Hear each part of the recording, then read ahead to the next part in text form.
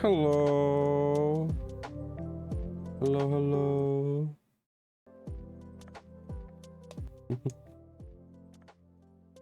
Hey, Cinnamon. Hey, Abby. Hey, Slothy. How you guys doing?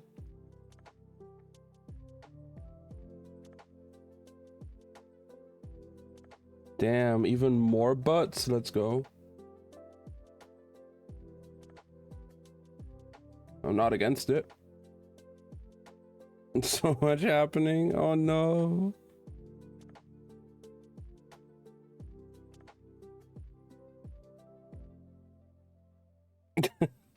Because a bowl of chips is not a real meal. Probably should get something proper to eat.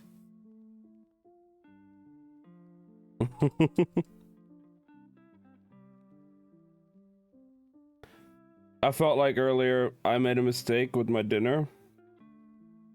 Because I had pizza and then my stomach hated me. But it seemed to be fine right now, so.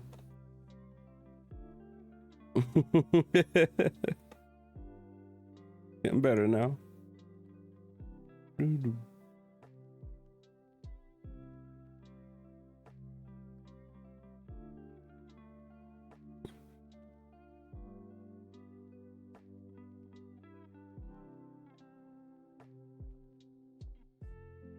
Frozen leftovers. Ooh.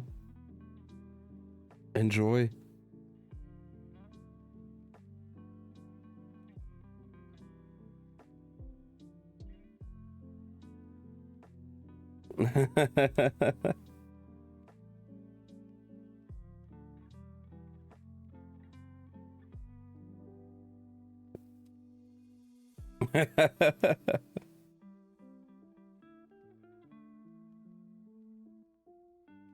That's one way to not start drugs, I guess. Just get addicted to Pokemon hunting.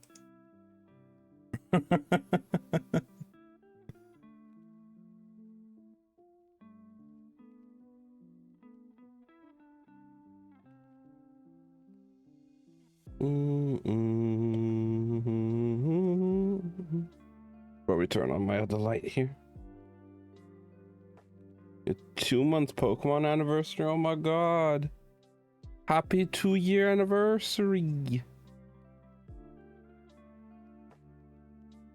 Hell yeah.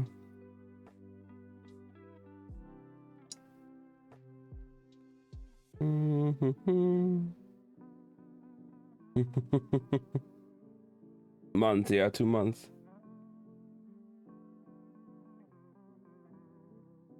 I'm a bit on the sleepy side right now. I couldn't really get much of a nap in, but we got this. I got energy drink. We good.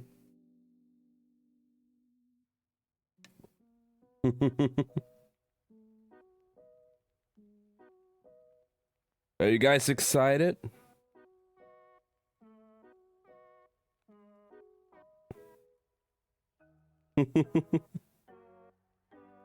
Just excited to see how this book ends.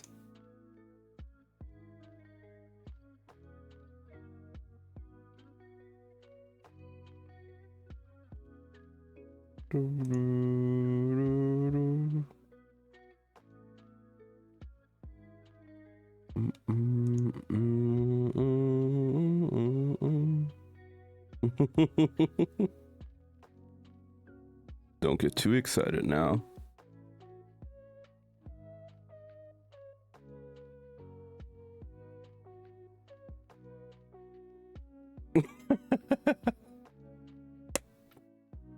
You got this, Slothy.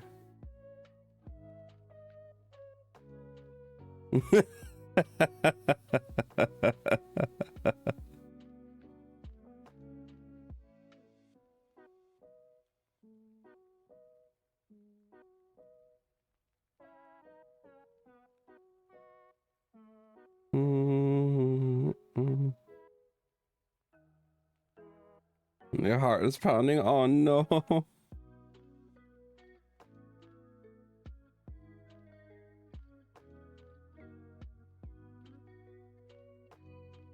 Gotta calm down there, Slothy. Come on.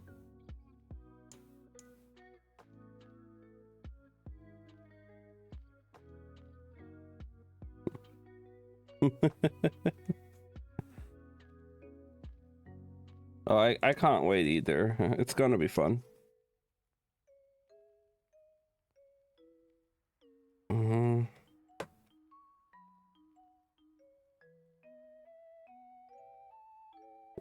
Hayato is so handsome.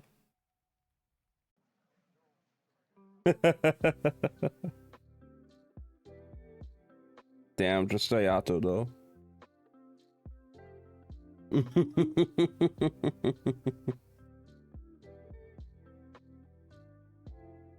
Look at yourself.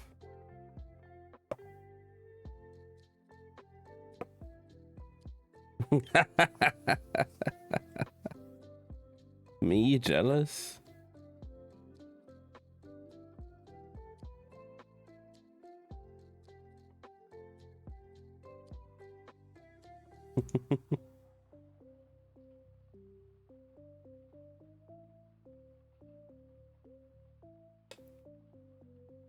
All right. Do,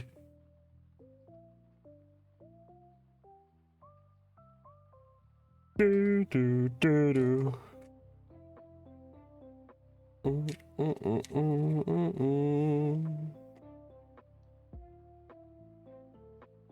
God, it's so weird. Like my phone just listens in on anything, like or like YouTube in general. Even on my PlayStation now, it's just been recommending me all those old songs I used to listen to. They're like a completely different genre from whatever I've listened to recently, but like I'm getting all of them recommended again. It's crazy.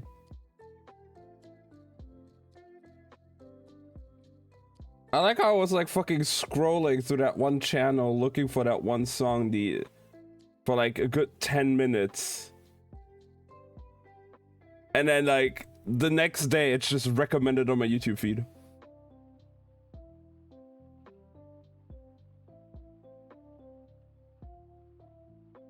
And I wasn't even logged in on the laptop before.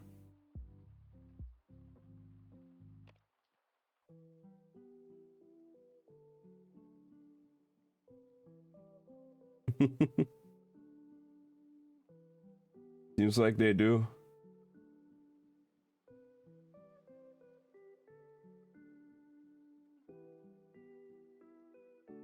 As long as I can make you guys happy, I'm happy.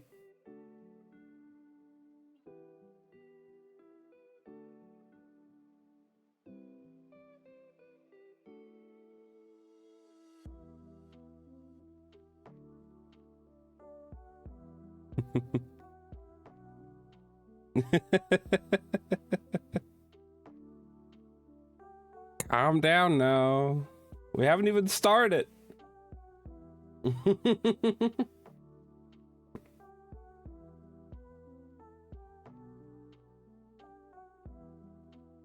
Yeah, wait, it's not yet. Be careful.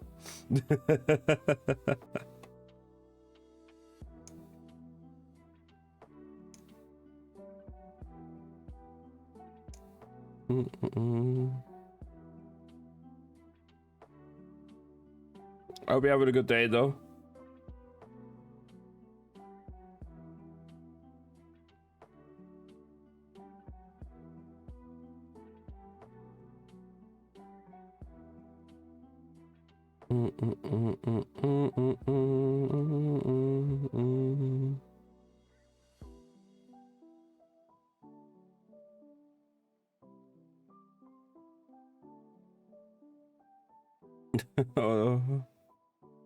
I feel that.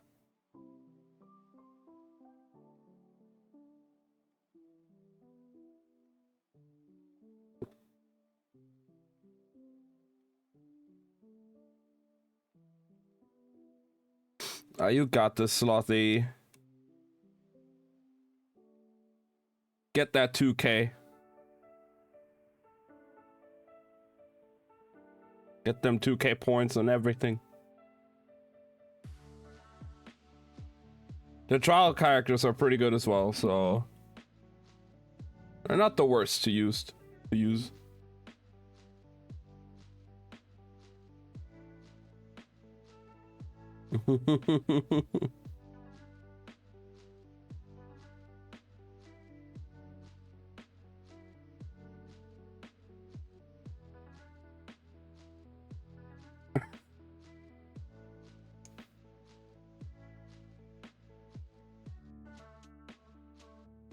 It's a learning process. You've never used some of those characters before, so I don't expect you to immediately know how they work.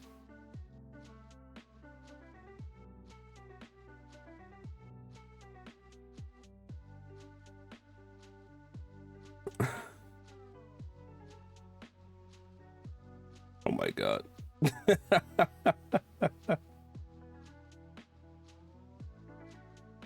Hey, yo, my bot is not going for it? What?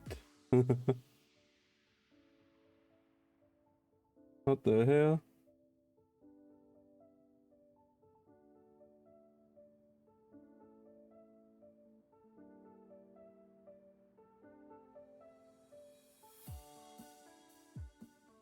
Hello, bot? Okay, why is my bot not?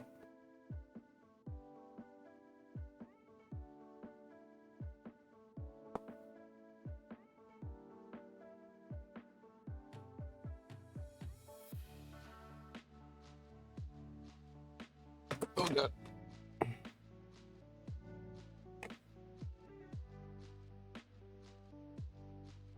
My bot even working? Okay, my bot is here. What the hell are you doing, bot? Your bot is sleeping on the job.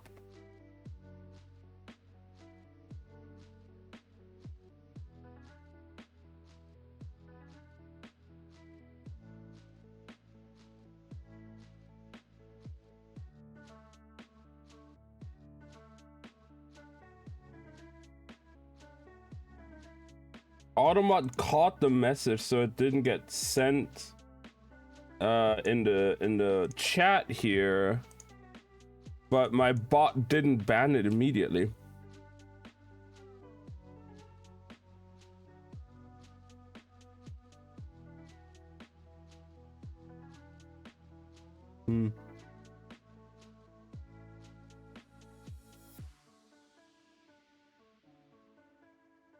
Give me a second.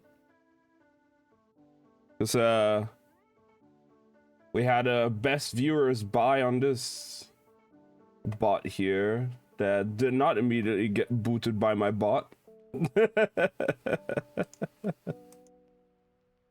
So I actually had to do work myself. Yeah, no, it was caught off by Twitch Automod. So it didn't get sent into the chat.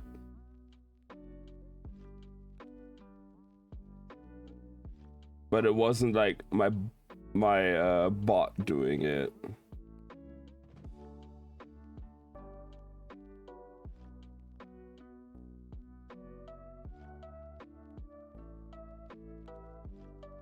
So I'm just checking things right now.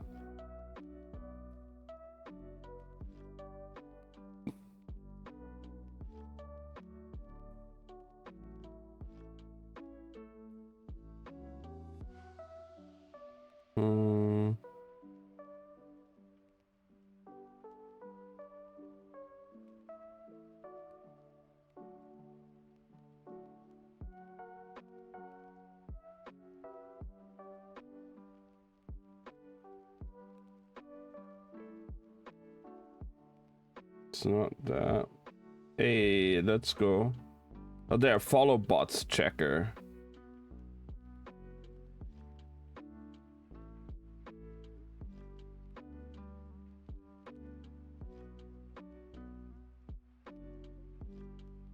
Huh.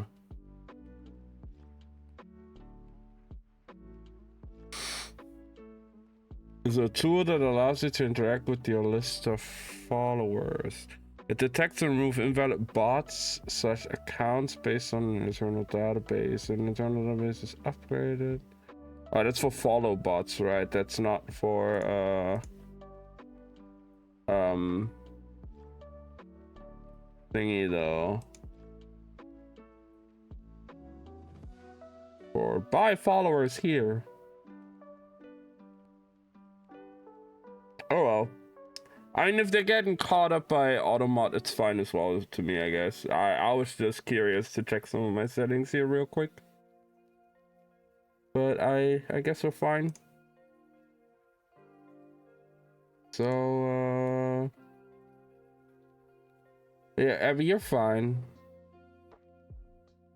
Got you here. And I hope you enjoyed the book.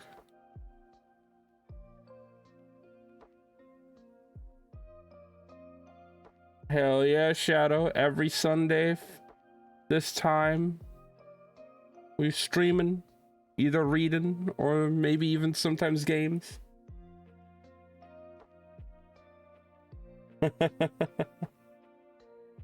Yeah, it's a regular thing now. Sunday, 11 p.m. our time. Shadow, I'm gonna go live. No matter what, like either I'm gonna play a game, maybe we do like a just chatting, we're reading, whatever. But Sunday will be, I'll try to make Sunday a regular thing and be more consistent with that. I'm just checking some settings on my bot right now, but I think we are good. So you broke. What happened?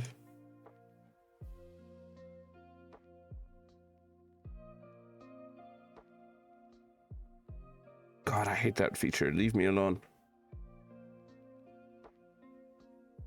I don't want anything to do with that. I don't know why they ever decided to make that.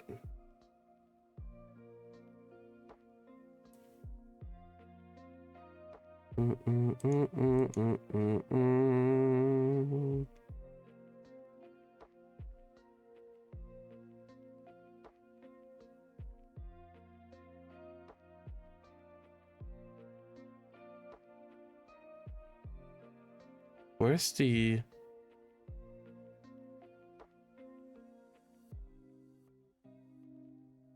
I thought there was like an auto queue mod, auto mod queue thing somewhere. There are people with their moving twice my age and they managed to screw up everything harder than everyone I ever helped with moving before them. Oh God, holy shit. And not the dry, oh God, not the dryer. Holy fuck.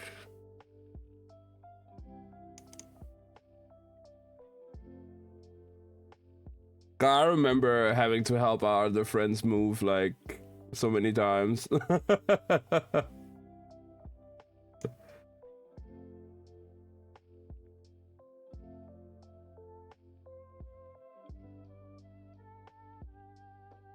Yeah, probably later.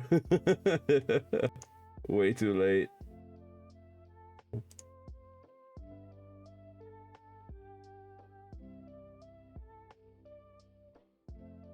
Yeah, I'm not so I would not be surprised.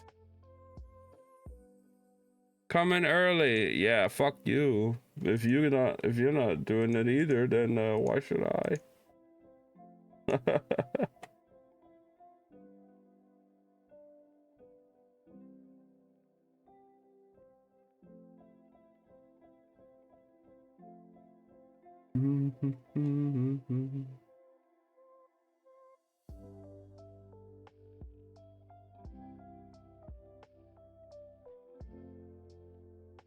Oh boy. That's even more fun. Hell yeah. Stay lost. Oh my god.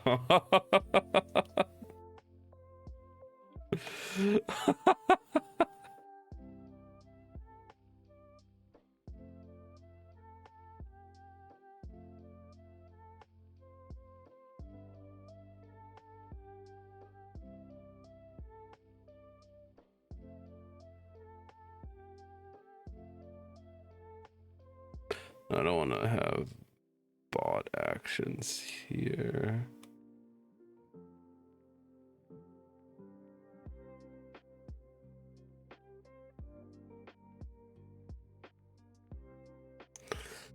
Oh my god. That's awful. That's just stupid.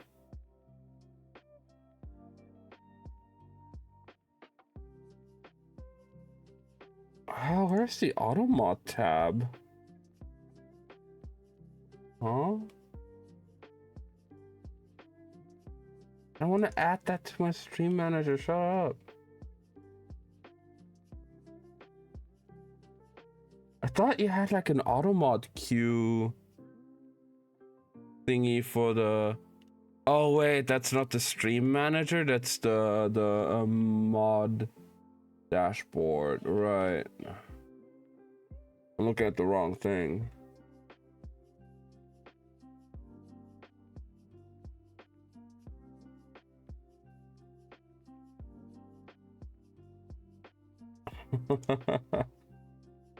I was looking at. I want to look at some other settings here real quick, and I just. Oh no! Oh wait! No! Stop it! Stop it! Don't play my stream here. Stop. We don't need echoes here.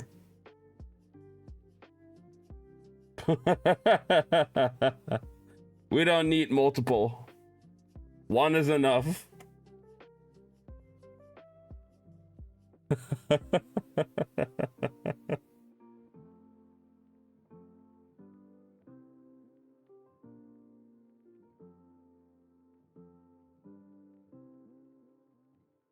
Yeah, what one of me is already enough. We don't need multiple.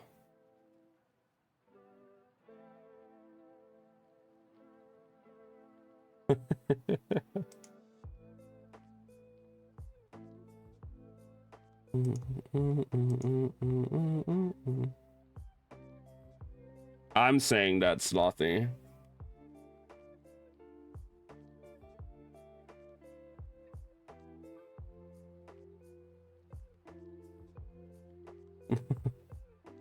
Is that so, huh?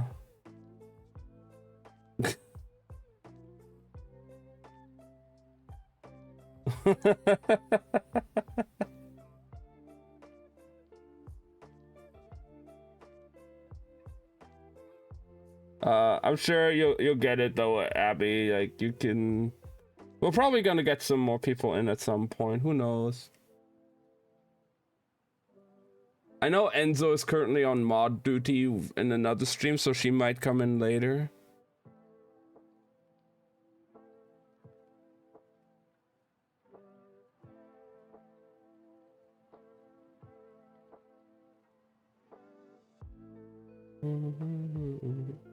Alright. I'm done with looking up at settings here, real. For real now. Okay. Okay, I almost just closed out my chat, I think, but we good. We have everything under control. I know what I'm doing, maybe. I think. Or at least I pretend to know.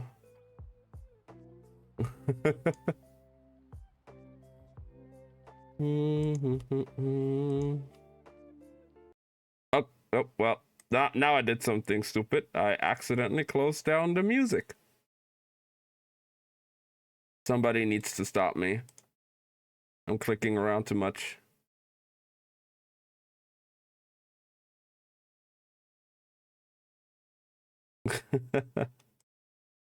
There it is. And we have an ad on it. Okay.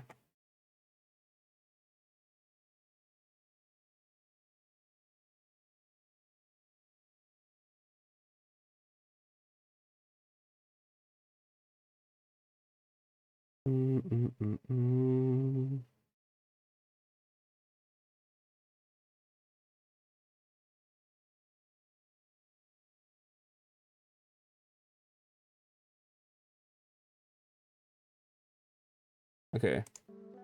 We have our music back. I'm just gonna skip somewhere in the video here.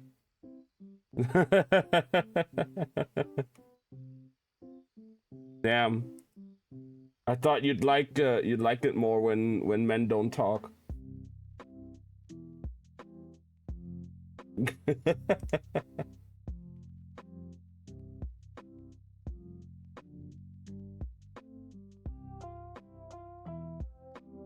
Wow. All right.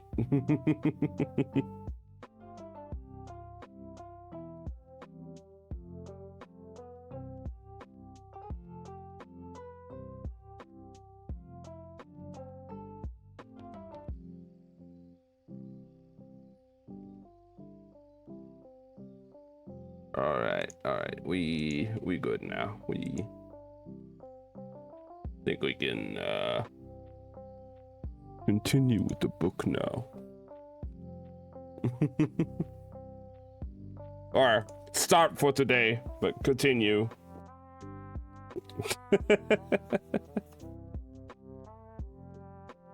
God. Another just half hour of yapping before we even start. It'd be like that.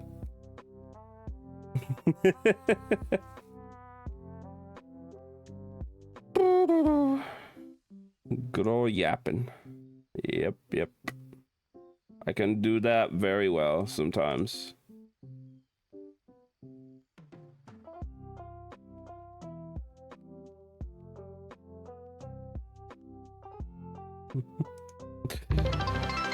Oh, I got Abby, thank you for the 5 bits. I appreciate it.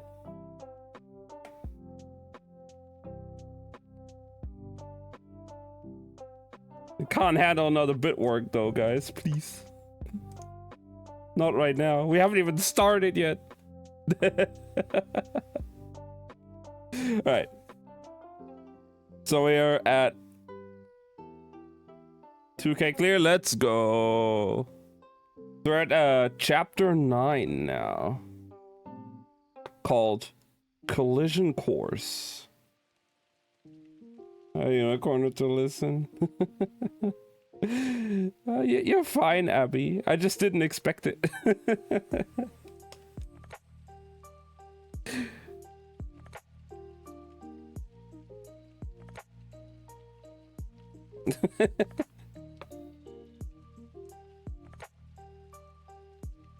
Wow, okay. Why everybody hiding in a corner now?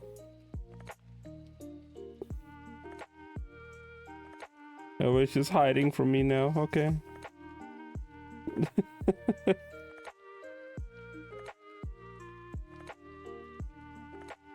Anyway, I think I should turn down the music just slightly more.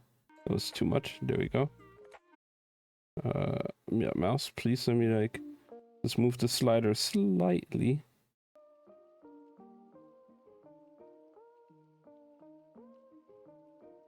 Oh my god. I just move it very slightly. There we go. I think that should be fine. Okay. Well, anyway. Let's finally fucking start. Chapter 9. Collision Course.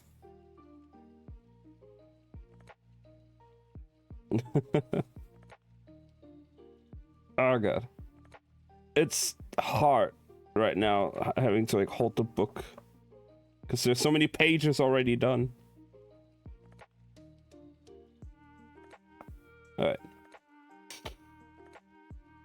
When Lila woke up the next day, hugging a pillow wrapped in my blanket, headset on, immersed in the music, waiting for the book. Aw, that sounds so cozy.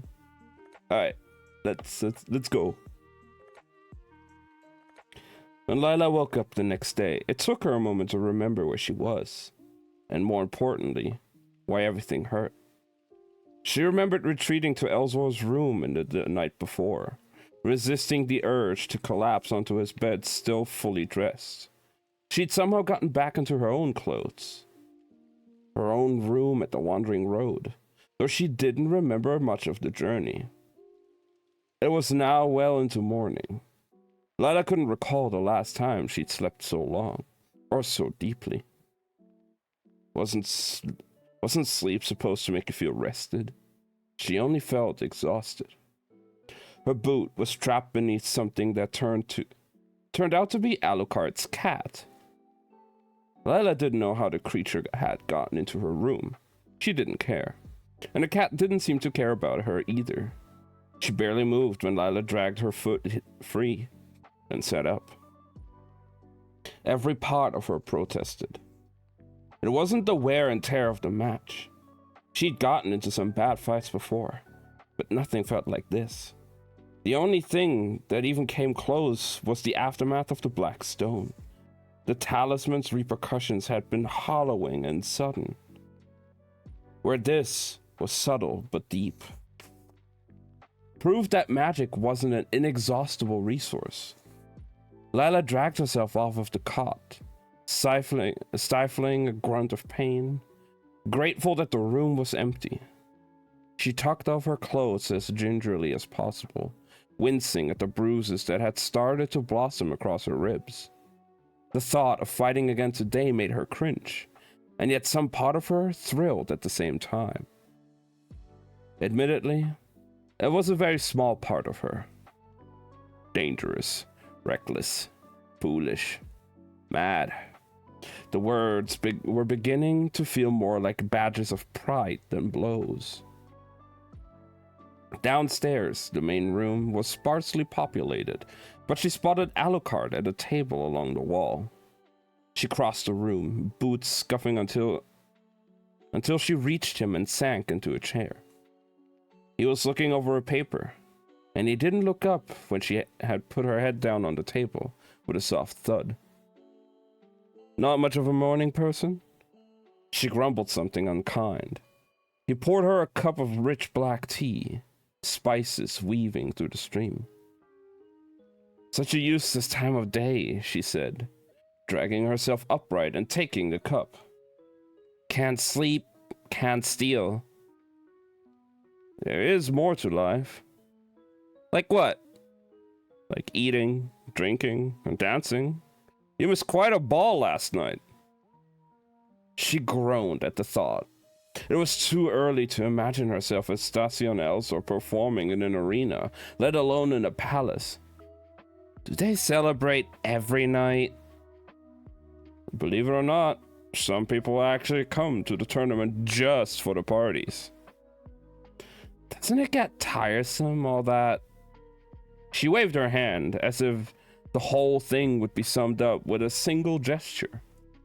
In truth, Lila had only been to one ball in her entire life, and that night had started with the demon's mask and the glorious new coat, and ended with both covered in a prince's blood and the stony remains of a foreign queen. Alucard shrugged, offering her some kind of pastry. I could think of less pleasant ways to pass a night. She took the bread thing and nibbed on the corner.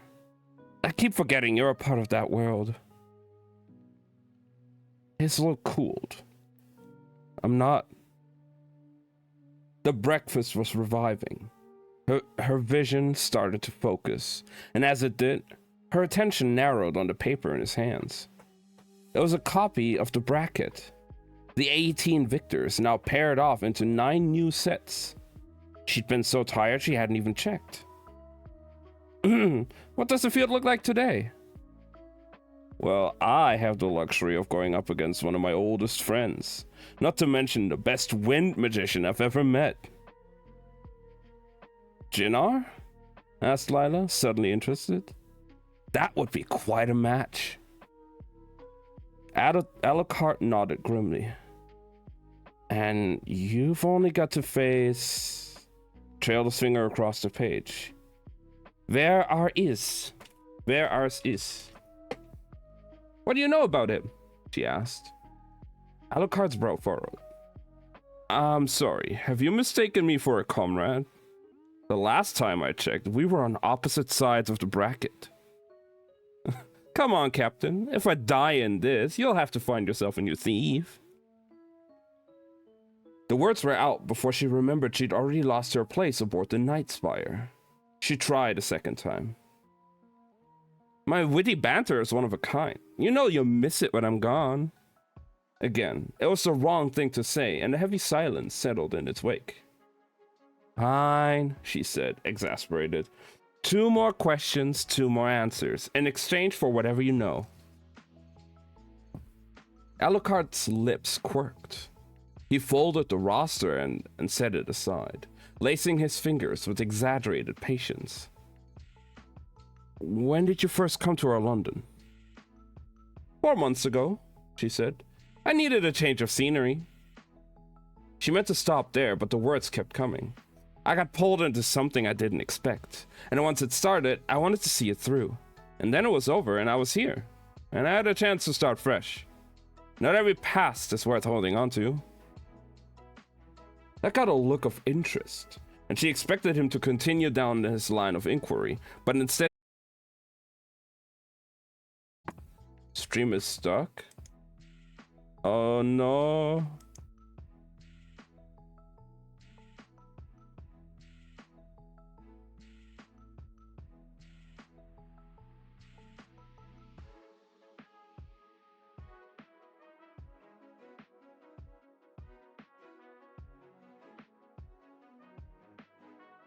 Uh-oh.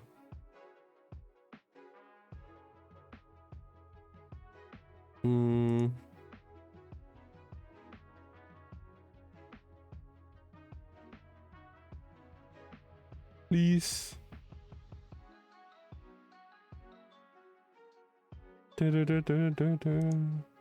Good now? Okay, okay. Hope everything's fine. Same. Nice, nice, nice.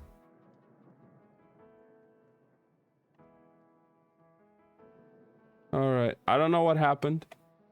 On my end, everything seemed fine. Bitrate is okay. Didn't see anything on Streamlabs popping up, but you never know what happens. But alright. Glad it's back.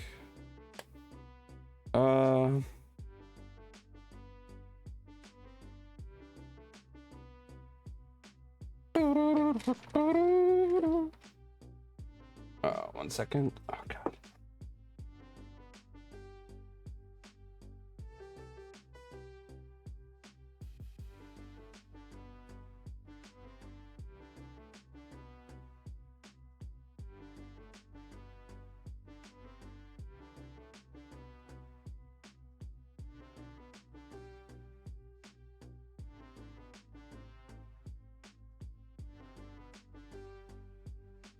Okay.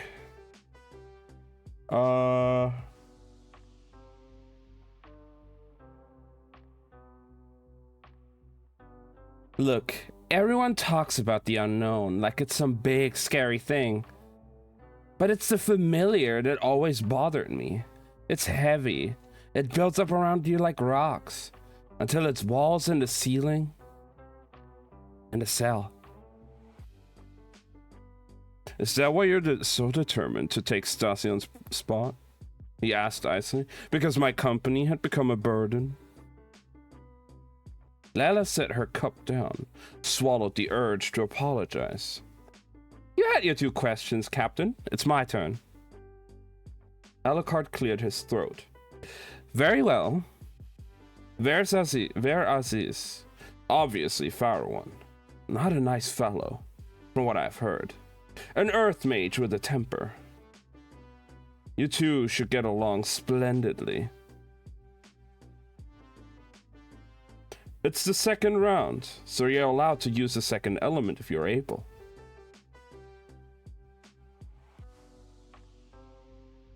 Hey, hope you're doing well. Lala wrapped her fingers on the table. Water! Fire and water? That's an unusual pairing. Most dual magicians pick adjacent elements. Fire and water on opposite sides of the spectrum. What can I say?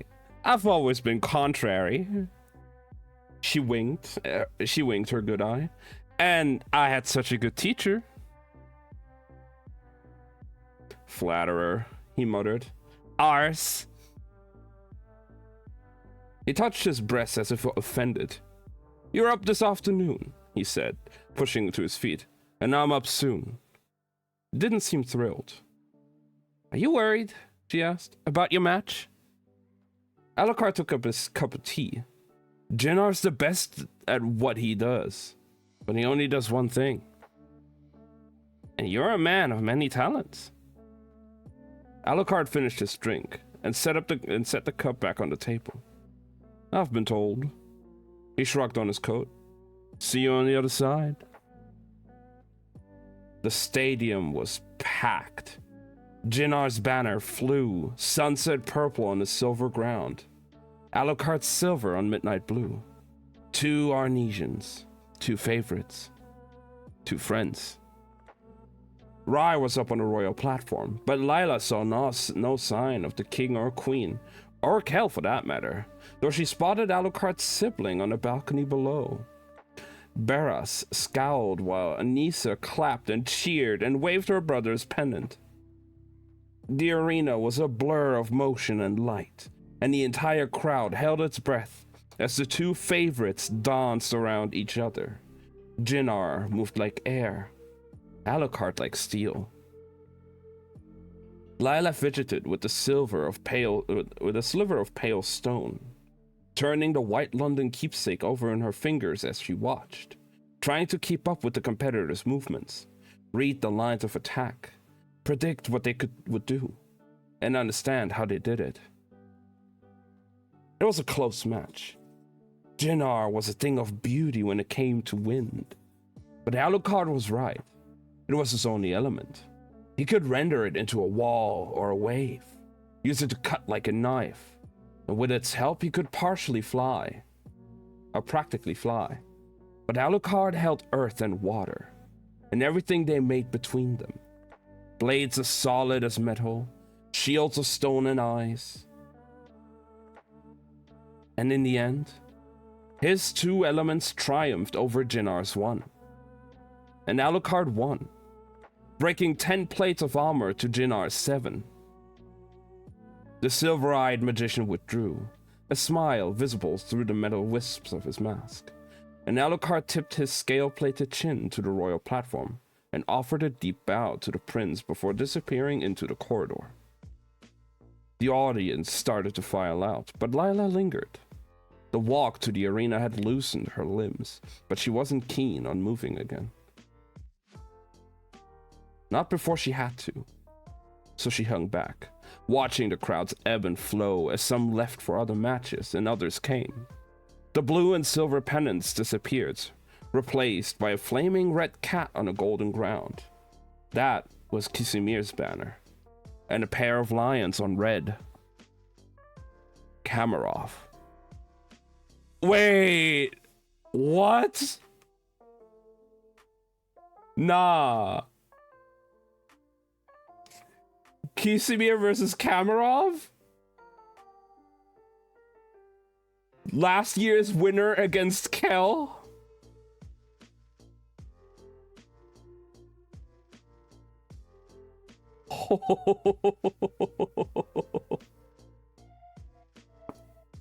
Lila pocketed the shard of white stone and settled in. This should be interesting. She had Kisimir pinned as a fireworker, but the Arnesian champion came out, proud. Really, that mane of black hair spilling out in ropes below her feline mask, holding spheres of water and earth. To the crowd's delight, Kamarov appeared with the same, an equal match then, at least as far as the elements went. It wasn't even Lila's fight, thank God it wasn't her fight, but she felt her pulse tick up in excitement. The orbs fell and the match crashed into motion. They were well paired. It took almost full 5 minutes for Kisimir to land a first hit. A glancing blow at Kamarov's thigh. It took another 8 for Kamarov to land a second. Lila's eyes narrowed as she watched, picking up on something even before she knew it was what it was.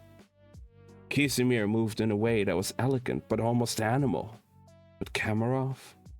There was something familiar about the fluid way he fought. It was graceful, almost effortless, the flourishes tacked on in a way that looked unnecessary. Before the tournament, she'd truly only seen a handful of fights using magic. It was like deja vu, watching him down there on the arena floor. Lila wrapped her fingers on the rail and leaned forward. Why did he seem so familiar? Kel ducked and rolled and dodged, trying to pace his speed to Kisimir's, which was hard because she was fast. Faster than his first opponent, and stronger than anyone he'd fought save Holland. The champion matched him measure for measure, point for point. The first blow had been a mistake. Clumsy, but saints, he felt good. Alive. Behind Kisimir's mask, Kel caught at the hint of a smile, and behind his own, he grinned back. Earth hovered in a disk above his right hand, water swirling around his left. He twisted out from behind the shelter of a pillar, but she was already gone, behind him. Kel spun, throwing the disc. Too slow. The two collided, attacked, and dove apart, as if they were fighting with swords instead of water and earth. Thrust, parry, strike. A spear of hardened earth passed inches from Kel's armored cheek as he rolled, came up onto one knee, and attacked with both elements at the same time. Both connected, blinding them in light. The crowd went wild, but Kisimir didn't even hesitate. Her water, tinted red, had been orbiting in her in a loop. Kel's attack had brought him close into her sphere, and now she pushed hard against part of the circle, and it shot forward, breaking the ring, freezing as it did into an icy spike. Kel jumped back, but not fast enough. The ice slammed into his shoulder, shattering the plate and piercing the flesh beneath. The crowd gasped. Kel hissed in pain and pressed his palm against the wound. When he drew his hand away from his shoulder, blood stained his fingers, jewel red. Magic whispered through him. As Travas, as Orense, as Osaro, as Hasari, Astino, Astaro. And his lips nearly formed a spell, but he caught himself just in time, wiped the blood on his sleeve instead, and attacked again.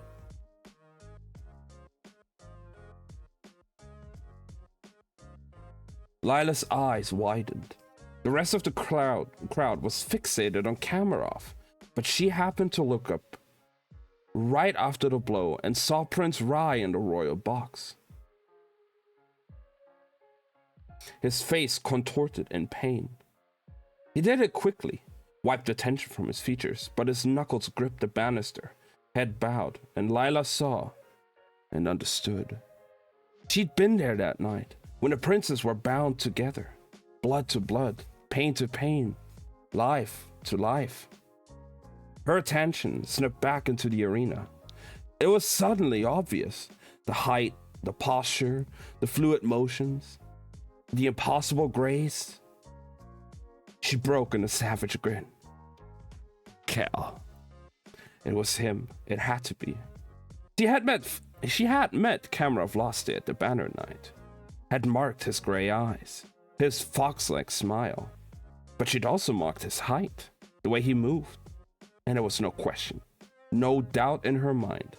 The man in the arena wasn't the one who'd wished her luck in the Rose Hall. It was the man she'd fought beside in 3 different Londons. The one she'd stolen from and threatened and saved. It was Kel. "What are you smiling about?" asked Tieran, appearing at her side. "Just enjoying the match," she said. The Avanescent made a small, skeptical hum. Tell me, she added, keeping her eyes on the fight. "Did you at least try to dissuade him from this madness? Or do you simply plan to feign ignorance with him too?" There was a pause, and when Tieran answered, his voice was even. "I don't know what you're talking about." "Sure you don't, Avanescent." She turned toward him. "I bet if Kamarov down there were to take off his helmet, he'd look like the man he was on the banner night, and not a certain black-eyed. This kind of talk makes me wish I'd turn you in," said the priest, cutting her off. "Rumors are dangerous things, Stassion, especially when they stem from someone guilty of her own crimes. So I'll ask you again," he said. "What are you smiling about?" Lila held his eyes, her features set. "Nothing," she said, turning back to the match. "Nothing at all."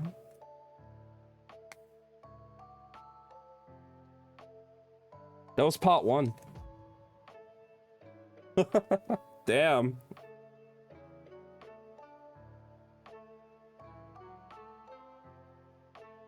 So Lila knows.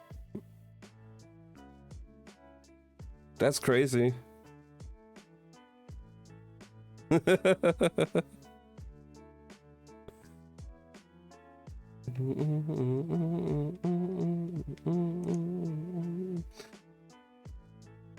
She really did.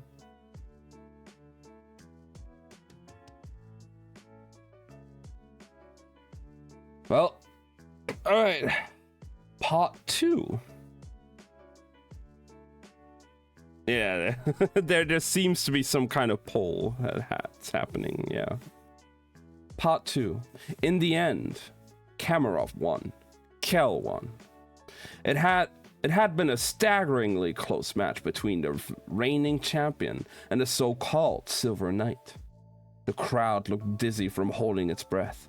The arena a mess of broken stone and black eyes, half the obstacles cracked or chipped or in ruins. The way he'd moved, the way he'd fought, even in their short time together, Lila had never seen him fight like that. Single point. He'd won by a single point. Unseated the champion. And all she could think of was, he's holding back. Even now, he's holding back. Station? Station! Lila dragged her thoughts away from Kel. She had her own, more pressing concerns.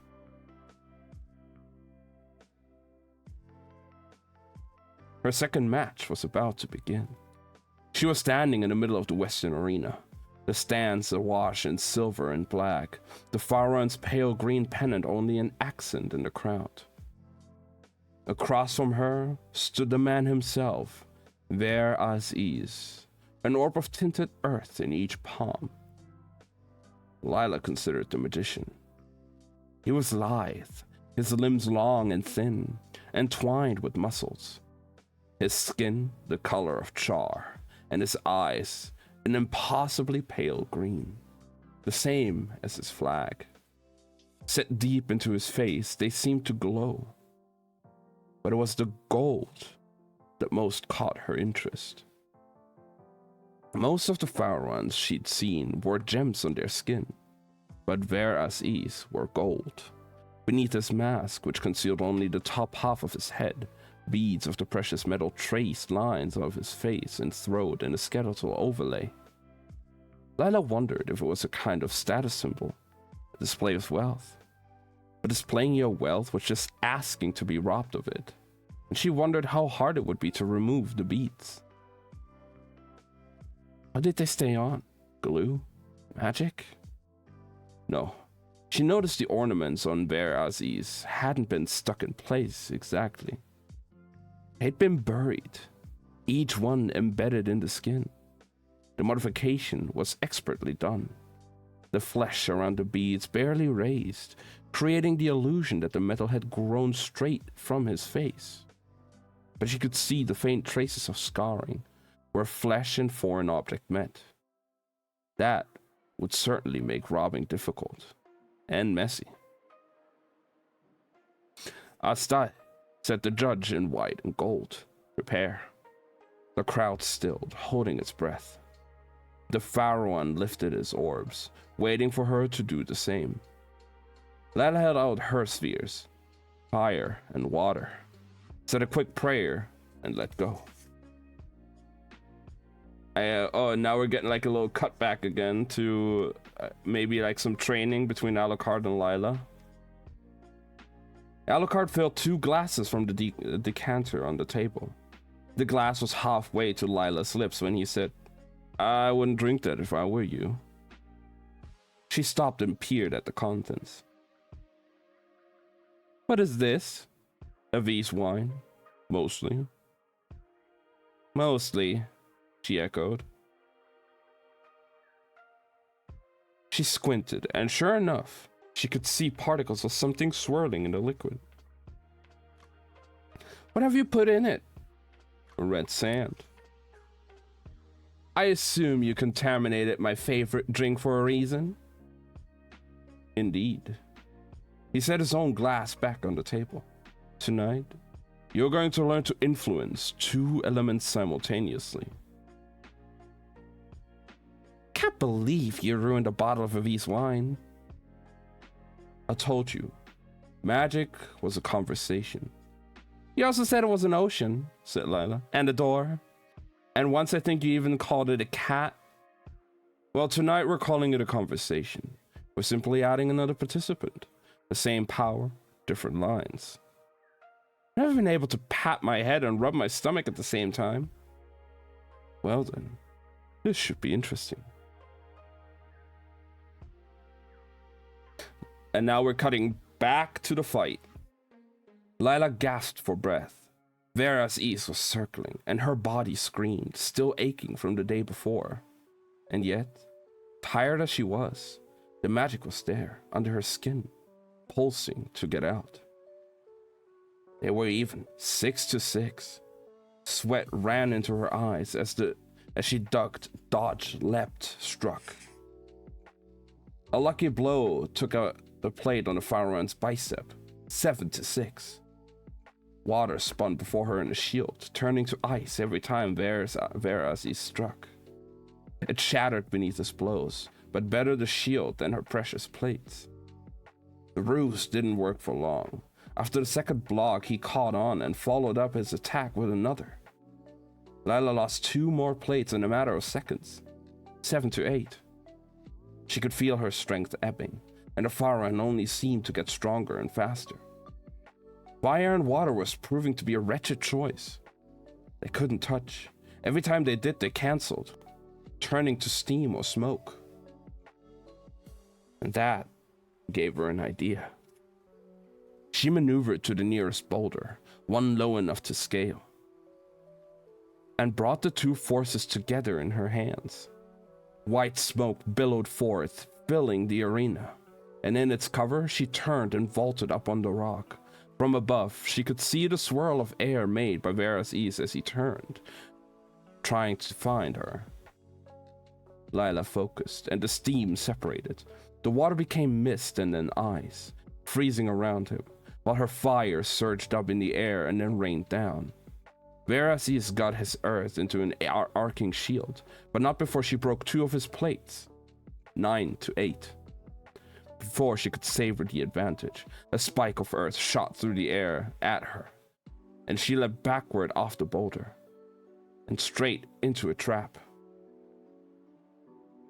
Verazes was there, inside her guard, 4 earthen spears hurtling toward her. There was no way to avoid the blows, no time. She was going to lose.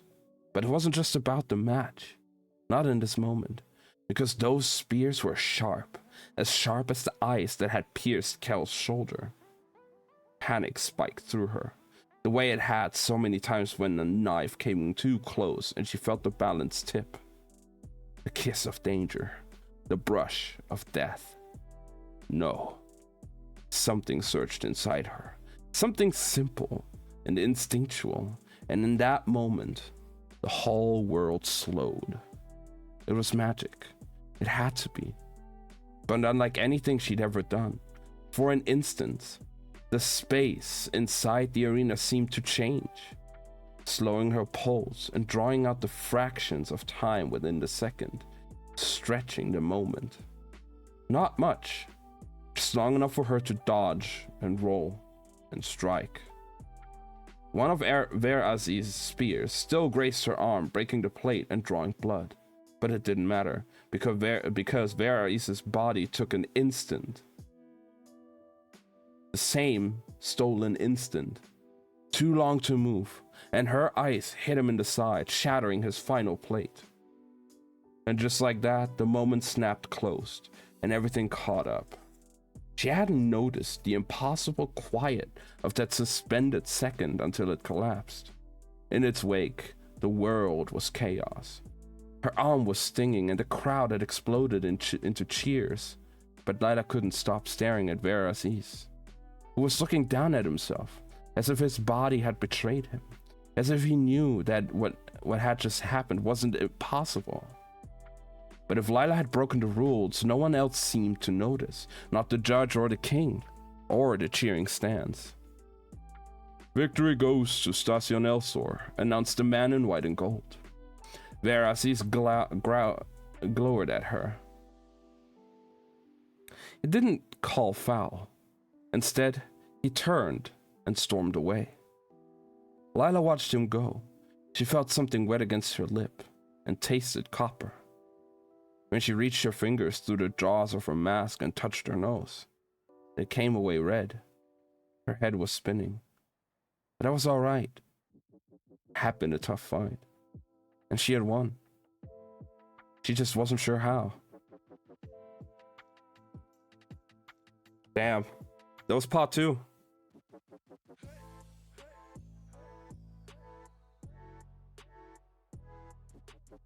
There's definitely something more to Lila than just going from oh yeah, Grey Londoner probably doesn't have magic to, oh, she can actually wield 2 elements.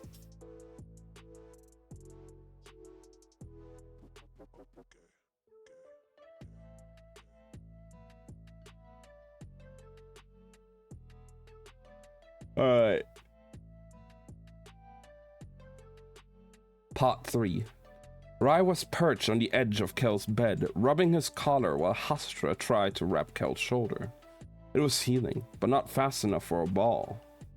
Suck it up, brother, he chided the prince. Tomorrow will be worse. He'd won. It had been close. So close. And not just because beating Kisimir by anything more than a hair would raise suspicion. No. She was good. She was excellent. Maybe even the best. But Kel wasn't ready to stop fighting yet.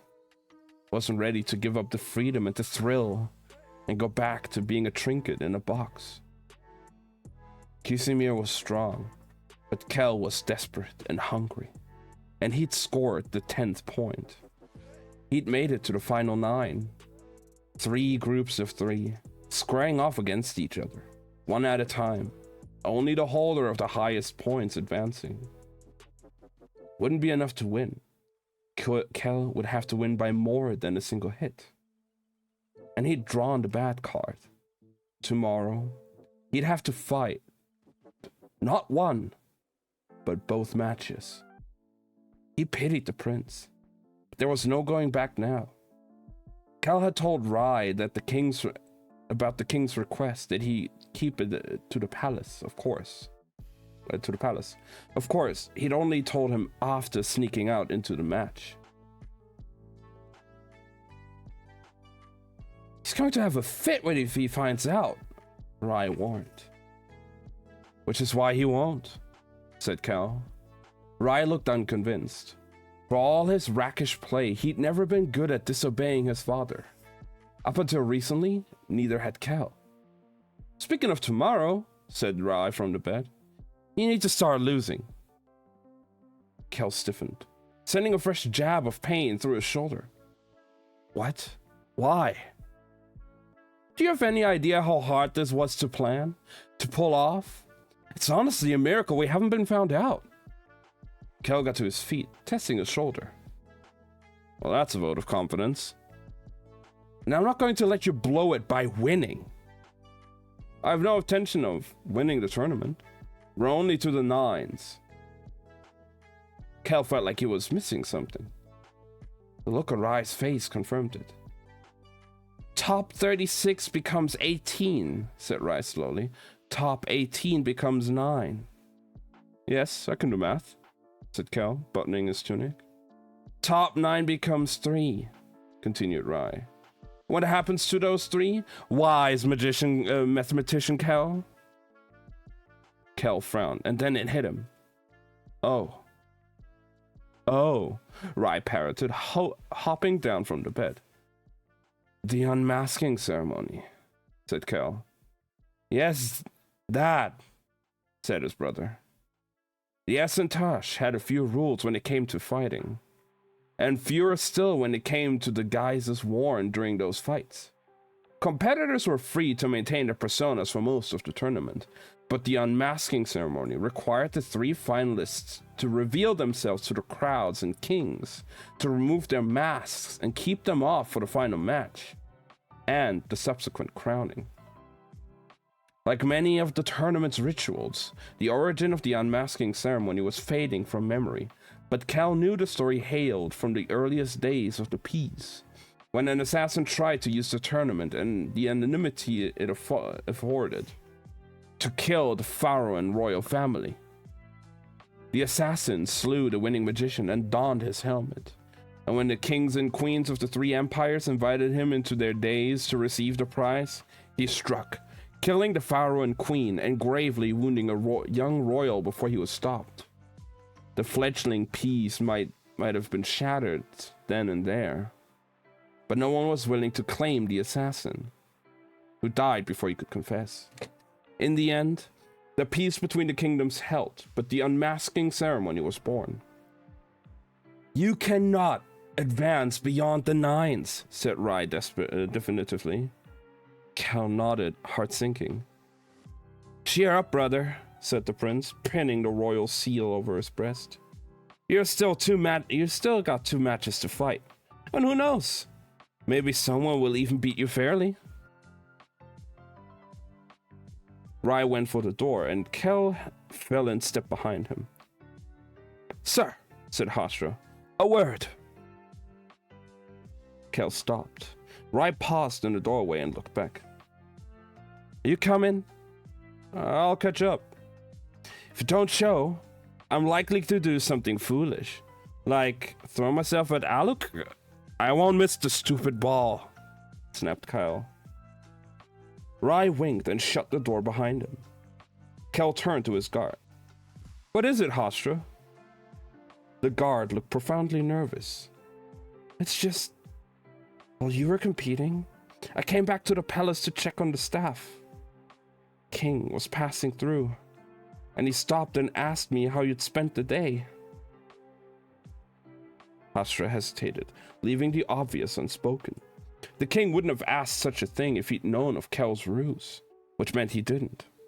Kel stiffened. "And what did you say?" he asked, bracing himself. Hashra's gaze went to the floor. "I told you that you hadn't left the palace." "You lied to the king?" asked Kel, his voice carefully even. "It wasn't really a lie," said Hashra slowly, looking up. "Not in the strictest sense." "How so?" "Well, I told him that Kel didn't leave the palace. I said nothing about Kamarov." Kel stared at the young man in amazement. "Thank you, Hashra. Rye and we shouldn't have put you in that position." "No," said Hashra with surprising firmness, and then quickly, "but I understand why you did." The bell started ringing. The ball had begun. Kel felt a sharp pain in the shoulder, and strongly suspected Rye of making a point. "Well," he said, heading for the door, "you won't have to lie much longer." That night, Lila had half a mind to go to the ball. Now that she knew the truth, she wanted to see Kel's face without the mask, as if she might be able to see the deception written in the lines of his frown. Instead, she ended up wandering the docks, watching the ships bob up and down, listening to the hush of water against their hulls. Her mask hung from her fingertips, its jaws wide. The docks themselves were strangely empty. Most of the sailors and dock workers must have ventured to the pubs and parties, or at least the night market. Men at sea loved land more than anyone on shore, and they knew how to make the best of it. "That was quite a match today," said a voice, and a moment later Alucard appeared, falling in step beside her. She thought of their words that morning, of the hurt in his voice when he asked why she'd done it, stolen Elzor's identity, put them all at risk. And there it was again, that treacherous desire to apologize, to ask for her place back on the ship, or at least in his graces. "Following me again?" she asked. "Shouldn't you be celebrating?" Alucard tipped his head back. "I had no taste for it tonight. Besides," he said, his gaze falling, "I wanted to see what you did that was so much better than balls." "You wanted to make sure I didn't get into trouble." "I'm not your father, Bard." "I should hope not. Fathers shouldn't try to seduce their daughters to learn their secrets." He shook his head ruefully. "It was one time." "When I was younger," she said absently, "I used to walk the docks back in London, my London, looking at all the ships that came in. Some days I imagined what mine would look like. Other days I just tried to imagine one that would take me away." Alucard was just staring at her. "What?" "That's the first time you've ever volunteered a piece of information." Lila smiled crookedly. "Don't get used to it." They walked in silence for a few moments, Lila's pockets jingling. The aisle shone red beside them, and in the distance the palace glowed. But Alucard had never been good with silence. "So this is what you do instead of dancing," he said. "Haunt the docks like some sailor's ghost?"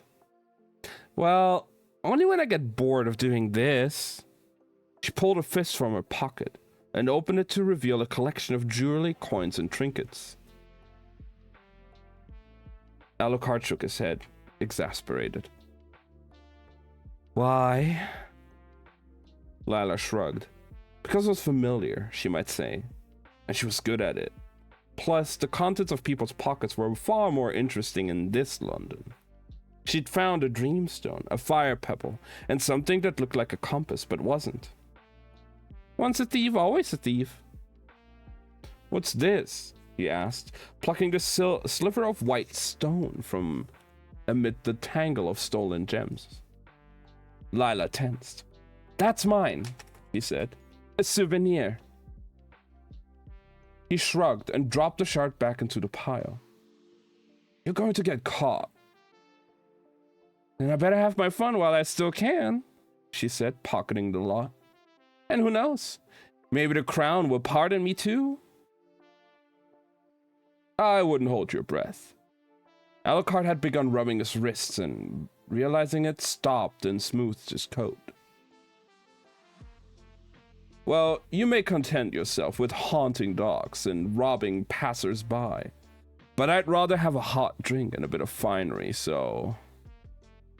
He gave a sweeping bow. Can I trust you to stay out of trouble? At least until tomorrow." Lila only smirked. "I'll try." Halfway back to the wandering road, Lila knew she was being followed. She could hear their steps, smell their magic on the air, feel her heart pick up that old familiar way. So when she glanced back and she saw in the narrow road, and saw someone in that narrow road, she wasn't surprised. She didn't run. She should have. Should have cut into a main road when she first noticed them, put herself in public view. Instead, Lila did the one thing she'd promised Alucard she'd try not to do. She found trouble. When she reached the next turn in the road, an alley, she took it. Something glinted at the far end. Lila took a step toward it before she realized what it was. A knife. She twisted out the way as it came sailing towards her. She was fast, but not quite fast enough. The blade grazed her side before clattering to the ground. Lila pressed her palm against her waist. The cut was shallow, barely bleeding. And when her gaze flicked back up, she saw a man, his edges blurring into the dark. Lila spun, but the entrance to the alley was being blocked by another shape. She shifted her stance, trying to keep her eyes on both at once. But as she stepped into the deeper shadow of the alley wall, a hand grasped her shoulder and lurched toward as a third figure stepped out of the dark. Nowhere to run, she took a step toward the shape of the alley's mouth, hoping for a drunken sailor or a thug. And then she saw the gold. Ver-as-Is wasn't wearing this helmet, and without it, she could see the rest of the pattern that traced up above his eyes and into his hairline. "Elzor," he hissed, his Faroan accent turning the name into a serpentine sound. "Shit," thought Lila. But all she said was, "You again?"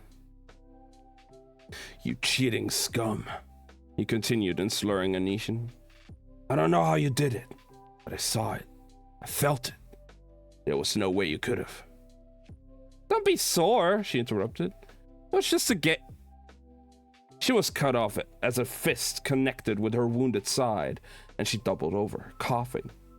The blow hadn't come from Ver-as-Is, but one of the others. Their gemmed faces masked by dark cloth. Lila's grip tightened on the metal-lined mask in her hand, and she struck, slamming the helmet into the nearest man's forehead. He cried out and staggered back, but before Lila could strike again, they were on her. 6 hands to her too, slamming her into the alley wall. She stumbled forward as one wrenched her arm behind her back. Lila dropped to one knee and on instinct and rolled, throwing the man over her shoulder. But before she could stand, a boot cracked across her jaw.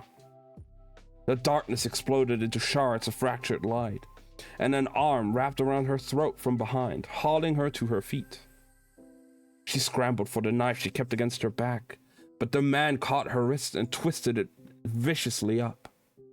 Lila was trapped. She waited for the surge of power she'd felt in the arena, waited for the world to slow and her strength to return, but nothing happened. So she did something unexpected. She laughed. She didn't feel like laughing. Pain roared through her shoulder and she could barely breathe, but she did it anyway. And was rewarded by confusion spreading like the stain across Vera Aziz's face. "You're pathetic," she spat. "You couldn't beat me in one-on-one, so you come at me with 3? All you do is prove how weak you really are." She reached for magic, for fire, for earth, even for a bone, but nothing came. Her head pounded, and blood continued to trickle from the wound at her side. "You think yours are the only people who can spell metal?" Verasis hissed, bringing the knife to her throat. Lila met his gaze. "You're really going to kill me? Just because you lost a match?" "No," he said. "Like for like. You cheated. So will I." "You've already lost," she snapped. "What's the fucking point?" "A country is not a man, but a man is a country," he said. And then to his men, "Get rid of him." The 2 others began to drag her toward the docks. "Can't even do it yourself," he chided. If the jab landed, he didn't let it show, just turned and began to walk away. "Vera Aziz," she called after him. "I'll give you a choice." "Oh?" He glanced back, pale green eyes widening with amusement. "You can let me go right now and walk away," she said. "Or I will kill you all." He smiled. "And if I let you go, I suppose we will part as friends?" "Oh no," she said, shaking her head. "I'm going to kill you either way. But if your men let me go now, I won't kill them as well." For a moment she thought she felt the arm at her throat loosen, but then it was back, twice as tight. Shit, she thought, as Vera Aziz came toward her, spinning the knife in his hand. "If only words were weapons," he said, bringing the blade down. The handle crashed against her temple, and everything went black. And that's the end of part 3.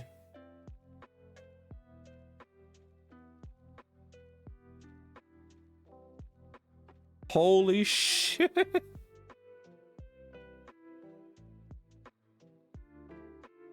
Book really getting intense now. Holy fuck.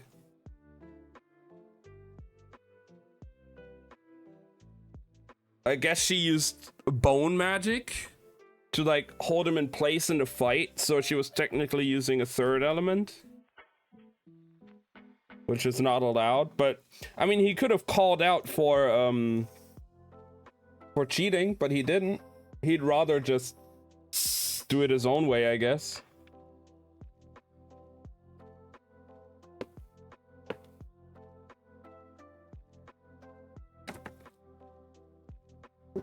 I don't know how to feel about that.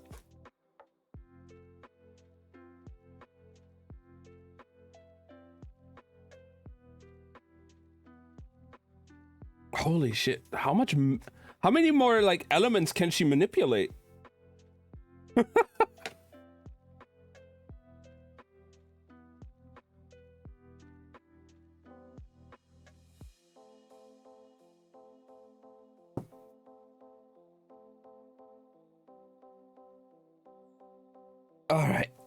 Part 4. Lila woke like a drowning person breaking the surface of water. Her eyes shot open, but the world stayed pitch black. She opened her mouth to shout and realized it was already open, a cloth gag muffling the sound. There was a throbbing ache in the side of her head that sharpened with every motion, and she thought she might be sick. She tried to sit up, and she quickly discovered that she couldn't. Panic flooded through her, the need to retch suddenly replaced by the need to breathe. She was in a box, a very small box. Okay, 1 second. I'm just gonna quickly take another sip on my water. Thank you for the hydrate, Appy.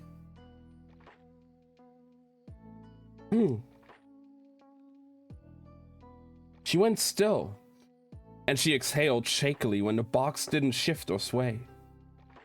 As far as she could tell, she was still on land, unless, of course, she was under it. The air felt suddenly thinner. She couldn't tell if the box was actually a coffin, because she couldn't see the dimensions.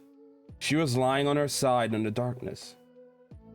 She tried again to move and realized why she couldn't. Her hands and feet had both been tied together, her arms wrenched behind her back. Her wrists ached from the coarse rope that circled them, her fingers numb, the knots tight enough that her skin was already rubbing raw. The slightest attempt to twist free caused a shudder of needle-sharp pain.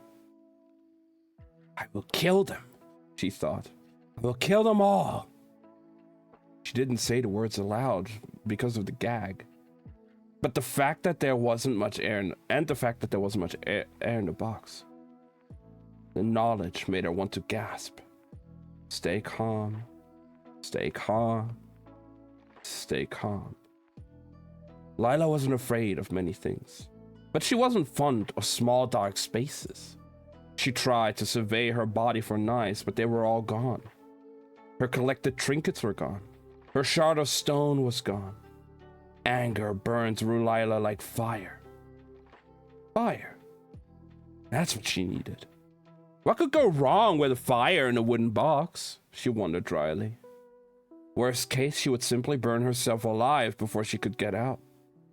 But if she was going to escape, and she was going to escape, only to kill Veraces and his men, then she needed to be free of the rope. And rope burned. So Lila tried to summon fire. Taiga Taiga burning bright. Nothing. Not even a spark. It couldn't be the knife wound that had dried, and the spell dried with it. That was how it worked. Is that how it worked? It seemed like it should work that way. Panic. More panic. Clawing panic. Closed her eyes and swallowed. Tried again. And again. And again. Now we're getting a small flashback again between Alucard and Lila. Focus, said Alucard. It's a little hard considering Lila was standing in the middle of this cabin, blindfolded. The last time she'd seen him, he was sitting in his chair, ankle on knee, sipping a dark liquor. Judging by the sound of a bottle being lifted, a drink being poured, he was still there. Eyes open, eyes shut, he said. It makes no difference. Lila strongly disagreed. With her eyes open, she could summon fire. And with her eyes shut, well, she couldn't. Plus, she felt like a fool. What exactly is the point? The point, Bard, is that magic is a sentence. Like sight, she snapped. Like sight, said Alucard. But not sight. You don't need to see it. Just feel it. Feeling is a sense too. Don't be flippant. Lila felt Issa twine around her leg and resisted the urge to kick the cat. I hate this. Alucard ignored her. Magic is all and none. It's sight and taste and scent and sound and touch. And it's also something else entirely. It is the power in all powers, and at the same time, it is its own. And once you know how to sense its presence, you will never be without it. Now stop whining and focus. And now we're snapping back to Lila being in the box.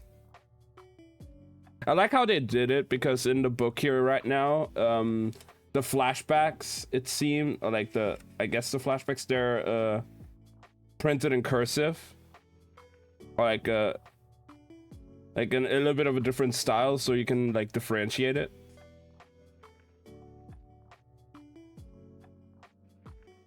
Focus, thought Lila, struggling to stay calm. She could feel the magic tangled in her pulse. She didn't need to see it. All she needed to do was reach it. 1 second.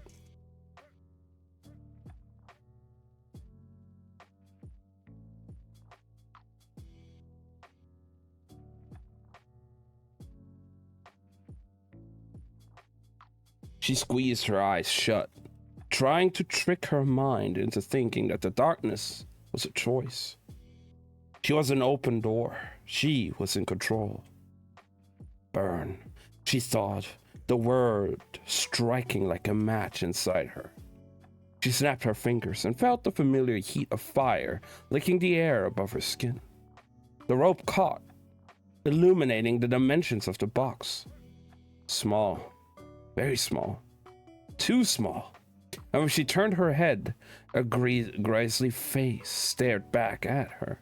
It resolved in the demon's mask right before Lila was thrown by searing pain. When the fire hovered above her fingers, it didn't hurt, but now, as it ate through the ropes, it burned. She bit back a scream as the flame licked her wrists before finally snapping the rope. As soon as her hands were free, she rolled over the fire, plunging herself back into darkness. She tugged the gag off and set up to reach her ankles, smacking her head against the top of the box and swearing roundly as she fell back. Maneuvering carefully, she managed to reach the ropes at her feet and unknot them. Limbs free, she pushed against the lid of the box. It didn't budge. She swore and brought her palms together, a tiny flame sparking between them. By its light, she should see that the box had no latches. It was a cargo crate, and it was nailed shut. Lila doused the light and let her aching head rest against the floor of the crate. She took a few steadying breaths.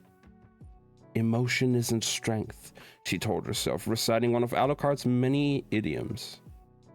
When she pressed her palms to the wooden walls of the crate and pushed. Not with her hands, but with her will. Will against wood. Will against nail. Will against air. The box shuddered and then exploded. Metal nails ground free, boards snapped, and the air within the box shoved everything out. She covered her head as debris rained back down on her, and then got to her feet, dragging in air. The flesh of her wrists was angry and raw, her hands shaking from pain and fury as she fought to get her bearings. She'd been wrong. She wasn't a cargo hold on a ship, but judging by the boat's steadiness, it was still docked. Lila stared down at the remains of the crate. The irony of the situation wasn't lost on her. After all, she tried to do the same thing to Stasio and Elsor, but she'd like to believe that if she'd actually put him in a crate, she would have given him air holes. The devil's mask winked at her from the wreckage, and she dug it free, pulling it down over her head. She knew where Vera Aziz was staying. She'd seen his crew at the Sunstreak. Lila's so powerful and chaotic. I guess she could also use air magic now? What can she not do at this point? An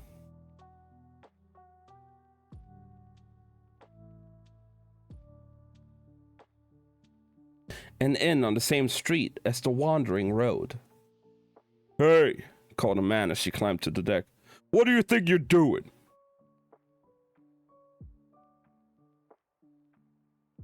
Lila didn't slow. She crossed the ship briskly and descended the plank to the dock, ignoring the shouts from the deck, ignoring the morning sun and the distant sound of cheers.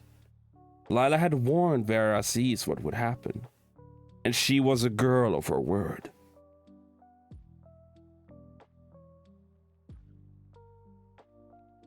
Now we're going back to Rye and Kel. What part of you need to lose don't you understand? Rye was pacing Kel's tent, looking furious.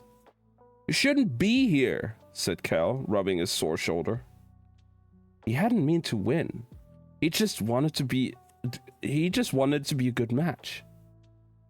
A close match. It wasn't his fault that Rule the Wolf had stumbled. It wasn't his fault that the Nines favored close combat. It wasn't his fault that the Veskin had clearly had a little too much fun last night. He'd seen a man fight, and he'd been brilliant. Why couldn't he have been brilliant today? Kel ran a hand through his sweat-slicked hair. The silver helmet sat, cast off on the cushions. This is not the kind of trouble we need, Kel. It was an accident. I don't want to hear it. Hostra stood against the wall, looking as if he wanted to disappear. Up in the central arena, they were still cheering Kamarov's name. Look at me, snapped Rye, pulling Kel's jaw up so their eyes meet.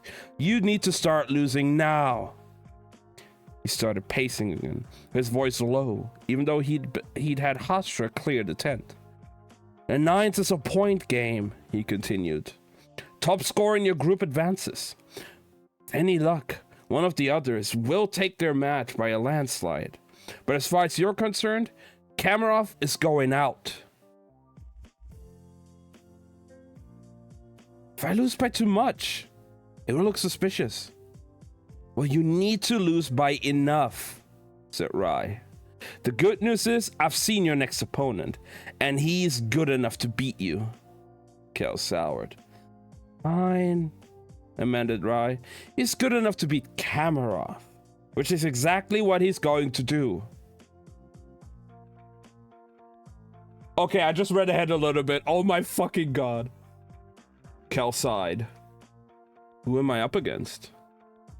Rye finally stopped pacing.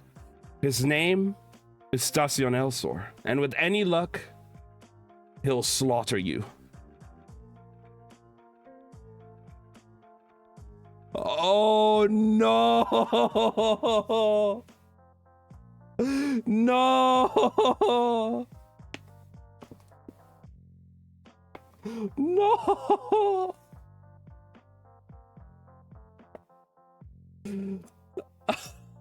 Kel and Rye are gonna, Lila and Rye are gonna, fucking names. Lila and Kel are gonna fucking fight. Lila locked the door behind her. She found her knives in the back at the foot of the bed, along with the trinkets and the shard of stone. The men themselves were still asleep. By the looks of it, the empty bottles, the tangled sheets, they'd had a late night. Lila chose her favorite knife, the one with the knuckled grip, and approached the beds, humming softly. How do you know when the sorrows is coming? She killed his two companions in their beds, but Vera Aziz, she woke, right before she slit his throat. She didn't want him to beg. She simply wanted him to see. A strange thing happened when the Faroans died. The gems that marked their dark skin lost their hold and tumbled free. The gold beads slid from Vera Aziz's face, hitting the floor like rain. Lila picked up the largest one and pocketed it as payment before she left. Back the way she'd come with a back the way she'd come with her payment, with her coat pulled tight and her head down, fetching the mask from the bin where she'd stashed it. Her wrists still burned and her head still ached, but she felt much better now. And as she made her way toward the wandering road, breathing in the cool air, letting sunlight warm her skin, a stillness washed over her. The calm that came from taking control, from making a threat and following through. Lila felt like herself again, but underneath it was all twinge, not of guilt or regret, but the nagging pinch that she was forgetting something. And when she heard the trumpets, it hit her. She craned her neck, scouring the sky for the sun, and finding only clouds. But she knew it was late, knew she was late. Her stomach dropped like a stone, and she slammed the helmet on and ran. Kel stood in the center of the arena, waiting. The trumpets rang out a second time. He squared his shoulders to the opposite tunnel, waiting for his opponent to emerge, but no one came. The day was cold, and his breath fogged in front of his mask. A minute passed, then two, and Kel found his attention flicking to the royal platform where I stood, watching, waiting. Behind him, Lord Solinar looked impressive. Princess Cora bored, and Queen Amira lost in thought. The crowd was growing restless, their attention slipping. Kel's excitement tensed, tightened, wavered. His banner, the mirrored lions on red, waved above the podium, and in the crowd, the other banner, crossed knives in black, snapped in the breeze. But Stasion Elzor was nowhere to be found. "You're very late," said Istar as Lila surged into the Arnesian tent. "I know," he snapped. "You'll never..." "Just help me, priest." Istar sent a messenger to the stadium and enlisted 2 more attendants, and the 3 rushed to get Lila into her armor, a flurry of straps and pads and plates. Christ, she didn't even know how she was set to fight. "Is that blood?" asked one attendant, pointing at her collar. "It's not mine," muttered Lila. "What happened to your wrists?" asked another. "Too many questions, not enough work." Istar appeared with a large tray, the surface of which was covered in weapons. No, not weapons exactly. Only the hilts and handles. "I think they're missing something." "This is the 9s, said Istar. "You have to supply the rest." She plucked up a hilt from the tray and curled her fingers around it. The priest's lips began to move, and Lila watched as a gust of wind whipped up and spun tightly around and above the hilt until it formed a kind of blade. Lila's eyes widened. The first 2 rounds had been fought at a distance.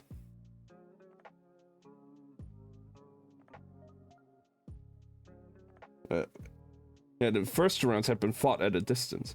Attacks lobbed across the arena like explosives. But weapons meant hand-to-hand combat, and close quarters were Lila's specialty. She swiped 2 dagger hilts from the tray and slid them underneath the plates of her forearms. "Fachas," said Istar, just before the trumpets blared in warning, and Lila singed the demon's jaw and took off, the final buckles on her mask still streaming behind her. Kel cocked his head at Rai, wondering what the prince would do. If Elzor didn't show up, he would be forced to forfeit. If he was forced to forfeit, Kel would have the points to advance. Kel couldn't advance. He watched the struggle play out across Rai's face, and then the king whispered something in his ear. Prince seemed to grow paler as he raised the gold ring to his mouth, ready to call the match. But before he could speak, an attendant appeared at the edge of the platform and spoke rapidly. Rai hesitated, and then, mercifully, the trumpets rang. Moments later, Stasion hurried into the stadium looking disheveled. When he saw Kel, he broke into a smile, his teeth shining white behind his devil's mask. There was no warmth in that look. It was a predator's grin. The crowds burst into excited applause as Kamarov, Loste, and Stasi and Elsor took their places at the center of the arena.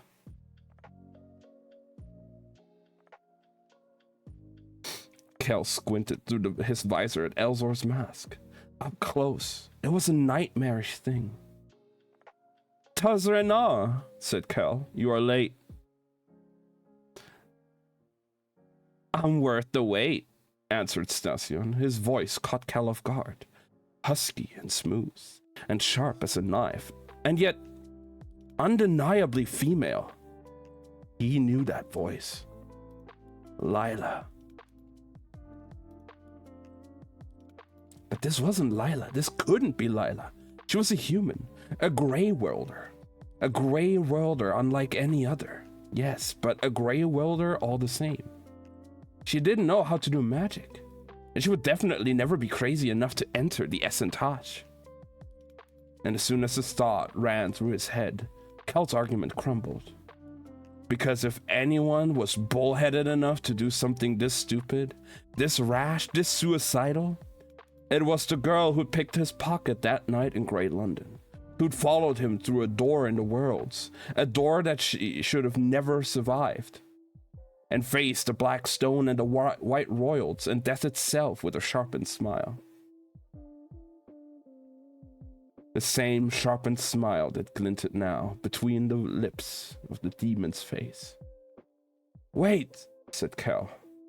The word was a whisper, but it was too late. The judge had already signaled, and Lila let go of her spheres. Kel dropped his own an instant later, but she was already on the attack. Kel hesitated, but she didn't. He was still trying to process her presence when she iced the ground beneath his feet, then struck out at close range with a dagger made of flame. Kel lunged away, but not far enough, and a moment later he was on his back, light bursting from the plate across his stomach, and Lila Bart kneeling over him. He stared up into her mismatched brown eyes. Did she know it was him behind the silver mask? Hello, she said, and at that one word, he knew that she did. Before she could say anything, Lila pushed herself off again. Kel quickly rolled backward, leveraging himself into a fighting crouch. Oh, fuck, they know. They fucking know. She had two knives now. Of course she had chosen the blades, one made of fire, one made of ice. She was twirling them casually. Kel had chosen nothing. It was a bold move, one Kamarov would make, and one designed to sink him. But not this fast. He lashed his water into a whip and struck, but Lila rolled out of reach and threw her icy blade. Kel dodged, and in that distracted moment she tried to strike again, but this time his earth caught hold to her boot and his whip lashed out. Lila got her fire knife up to block his blow, the water whip breaking around the blade, but the whip's end managed to find her forearm, shattering a plate. Lila was still pinned in place, but she was smirking, and an instant later her ice blade hit Kel from behind. He staggered forward as the second plate broke, and he lost his hold on her foot. And then the real fight began. They sparred, a blur of elements and limbs, hits marked only by a flare of light. They came together, lunged apart, matching each other blow for blow. Have you lost your mind? He growled as their elements crashed together. Nice to see you too, she answered, ducking and spinning behind him. You have to stop, he ordered, narrowly dodging a fireball. You first, she chided, diving behind a column. Water slashed and fire burned, and earth rumbled. This is madness. I'm not the only one in disguise. Lila drew near, and and he thought she'd go in for a strike, but at the last second, she changed her mind, touched the fire blade to her empty palm, and pushed. For an instant, the air around them faltered. Kel saw pain flash across Lila's face behind the mask, but then a wall of flame erupted toward him, and it was all he could do. To will his water up in a wave over his head. Steam poured forth as the two elements collided, and then Lila did something completely unexpected. She reached out and froze the water over Kel's head. His water. The audience gasped, and Kel swore as the sheet of ice cracked and splintered and came crashing down on top of him. It wasn't against the rules. They'd both chosen water. But it was a rare thing to claim your opponent's element for yourself and overpower them. A rarer thing still to be overpowered. Kel could have escaped, could have drawn the fight out another measure, maybe two, but he had to lose. So he held his ground and let the ceiling of ice fall, shattering the plates across his shoulders and back and sending up flares of light. And just like that, it was over. Delilah Bart had won. She came to a stop beside him, offered him her hand. "Well played, Masvarez," she whispered. Kel stood there, dazed. He knew he should bow to her, to the crowd, and go, but his feet wouldn't move. He watched as Lila tipped her mask up to the stands and the king, then watched as she gave one last devilish grin and slipped away.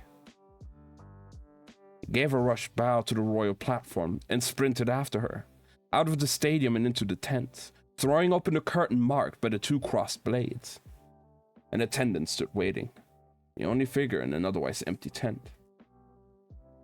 "Where is she?" he demanded, even though he knew the answer. The devil's mask sat on the cushions, discarded along with the rest of the armor. Lila was already gone. That was part 4.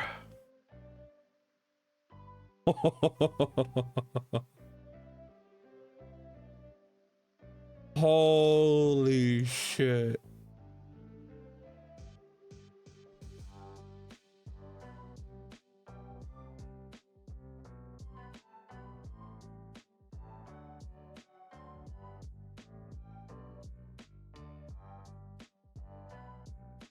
Well, I guess we know now at least that Lila, I guess, is going to be in the finals.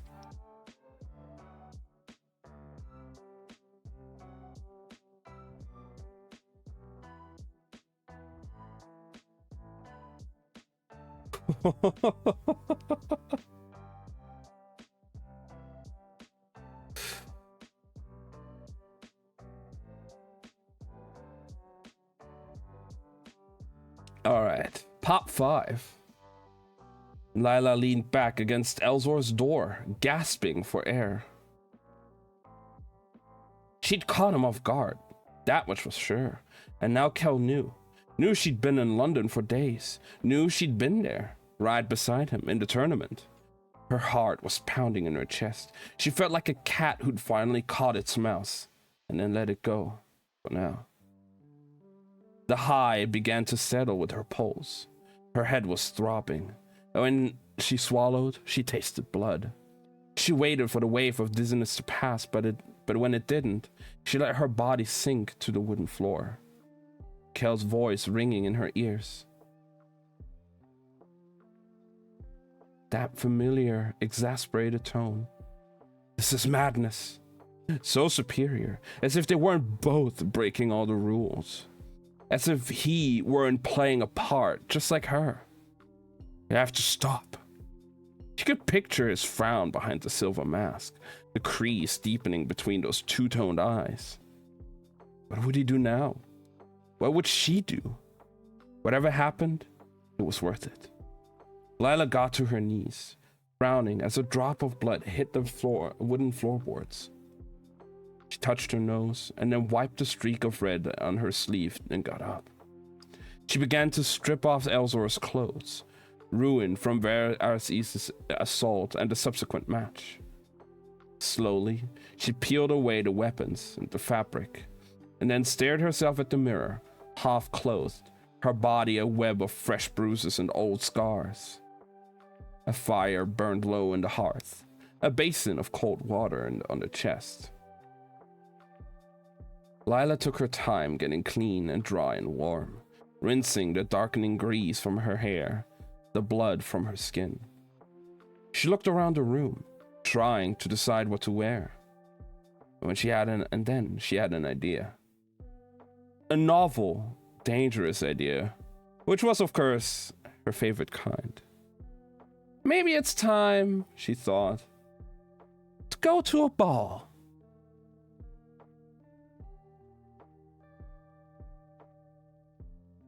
Right, called Kel, the crowd parting around him. He'd shed the helmet and switched to coat, but his hair was still slicked with sweat and he felt breathless. What are you doing here? Asked the prince. He was walking back to the palace surrounded by an entourage of guards. It was her, hissed Kel, falling in step beside him. All around them, people cheered and waved, hoping to get so much as a glance or a smile from the prince. Who was her? Rai asked, indulging the crowd. Stasio Elsor, he whispered. It was Lila. Rai's brow furrowed. I know it's been a long day, he said, patting Kel's shoulder, but obviously... I know what I saw, Rai. She spoke to me. Rai shook his head, the smile still fixed on his mouth. Makes no sense. Tieran selected the players weeks ago. Kel looked around, but Tieran was conveniently absent. Well, he didn't select me. No, but I did. They reached the palace steps, and the crowd hung back as they climbed. I don't know what to tell you. I don't know if she is Elzor, or if she's just posing as him, but the person I fought back there, it wasn't some magician from the countryside. That was Delilah Bard. Is that why you lost so easily? Asked the prince as they reached to the top of the steps. You told me to lose, snapped Kel as the guards held open the doors. His words echoed through the too quiet foyer, and Kel's stomach turned when he glanced up and saw the king standing in the center of the room.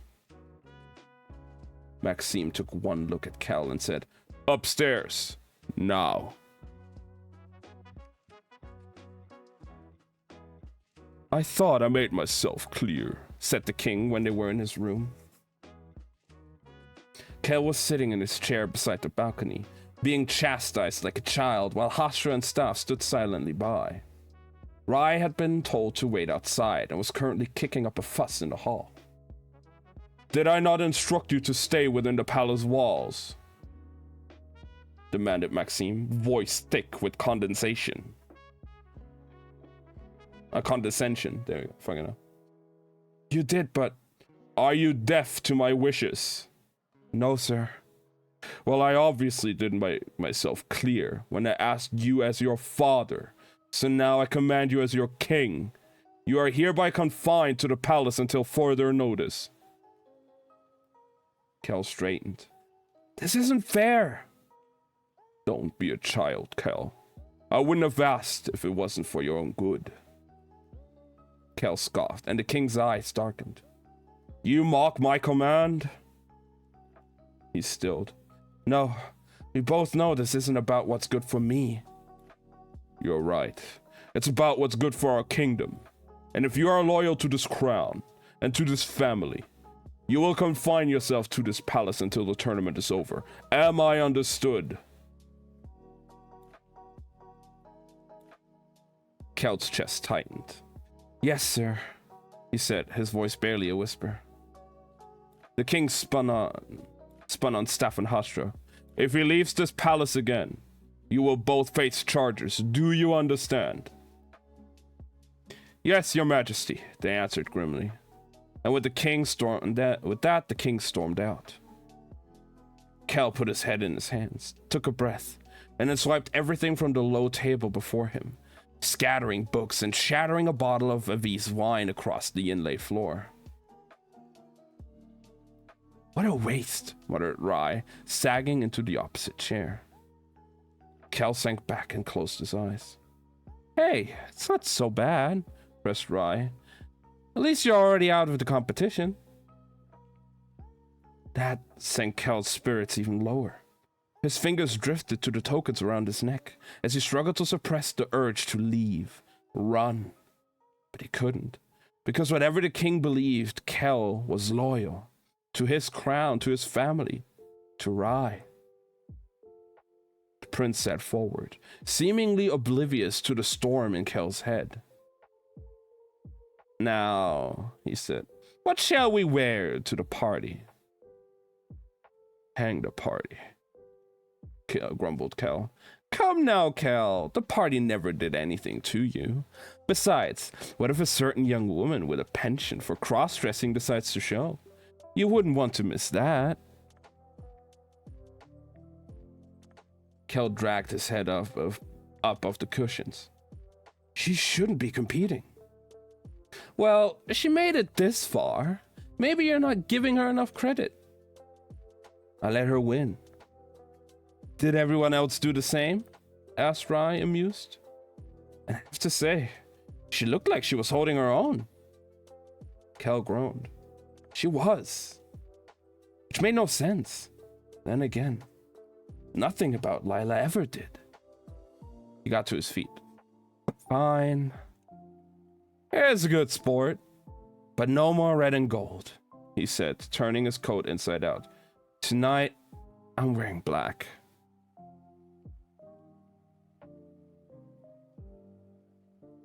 Kala was humming and fastening pins in the hem of his skirt when Lila came in. Lila, she said cheerfully. Avon, what can I help you with this night? A hat, some cuffs?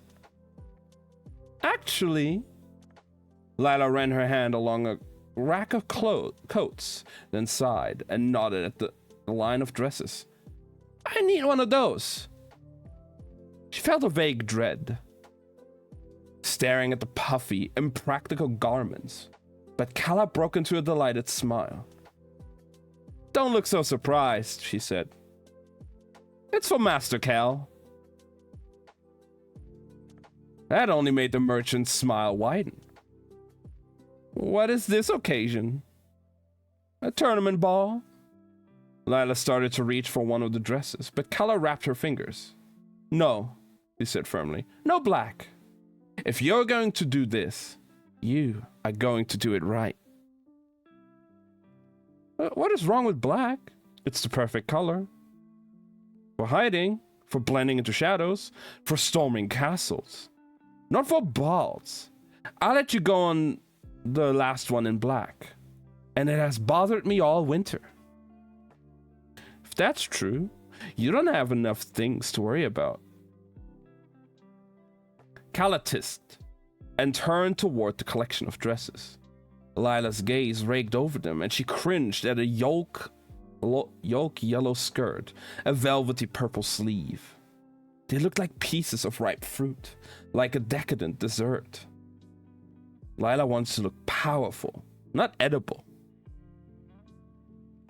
Ah, said Kala, and Lila braced herself as the woman drew a dress from the rack and presented it to her. How about this one? It wasn't black, but it wasn't confectionery either. The gown was a dark green and reminded Lila of the woods at night, of slivers of moonlight cutting through the leaves. The first time she had fled home, if it could be called that, she was 10. She headed into St. James Park and spent the whole night shivering in a low tree, looking up through the limbs at the moon, imagining she was somewhere else. In the morning, she dragged herself back and found her father passed out drunk in his room. He hadn't bothered looking at her for her. He hadn't even bothered looking for her. You're wearing dark green too? Let's go. Maybe you are just Lila, actually.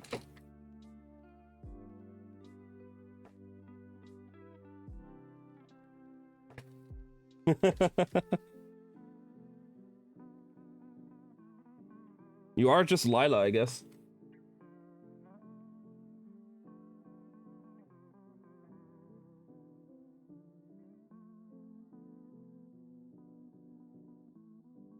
Probably.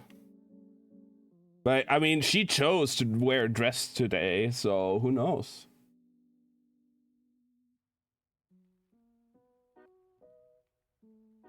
And Kala read the shadows in her face. You don't like it? It's pretty, said Lila, but it doesn't suit me. She struggled for the words. Maybe who I was once, but not who I am now. Kala nodded and put the dress back. Ah, here we go. She reached for another gown and pulled it from its rack. What about this? The dress was hard to describe. It was something between blue and gray, and studded with drops of silver. Thousands of them. The light danced across the bodice and down the skirts, causing the whole thing to shimmer darkly. It reminded her of the sea and the night sky. It reminded her of sharp knives and stars and freedom. That, breathed Lila, is perfect. She didn't realize how complicated the dress was until she tried to put it on. It had resembled a pile of nicely stitched fabric draped over Kala's arm. But in truth, it was the most intricate contraption Lila had ever faced. Apparently the style that winter was structure, hundreds of fasteners and buttons and clasps. Kala cinched and pulled and straightened and somehow got the dress onto Lila's body. Annette, said Kala when it was finally done. Lila cast a wary glance in the mirror, expecting to see herself at the center of an elaborate torture device. Instead, her eyes widened in surprise. That bodice transformed Lila's already narrow frame into something with curves, albeit modest ones. It supplied her with a waist. It couldn't help much when it came to the bosom, as Lila didn't have anything to work with. But thankfully, the winter trend was to emphasize shoulders, not bust. The dress came all the way up to her throat, ending in a collar that reminded Lila vaguely of her helmet's jawline. The thought of the demon's mask gave her strength. That's all this was, really. Another disguise. To Kala's dismay, Lila insisted on keeping her slim-cut pants on beneath the skirts, along with her boots, claiming no one would be able to tell. Please tell me this is easier to take off than it was to put on. Kala raised a brow. You do not think Master Kel knows how? Oh God. Lila felt her cheeks burning. She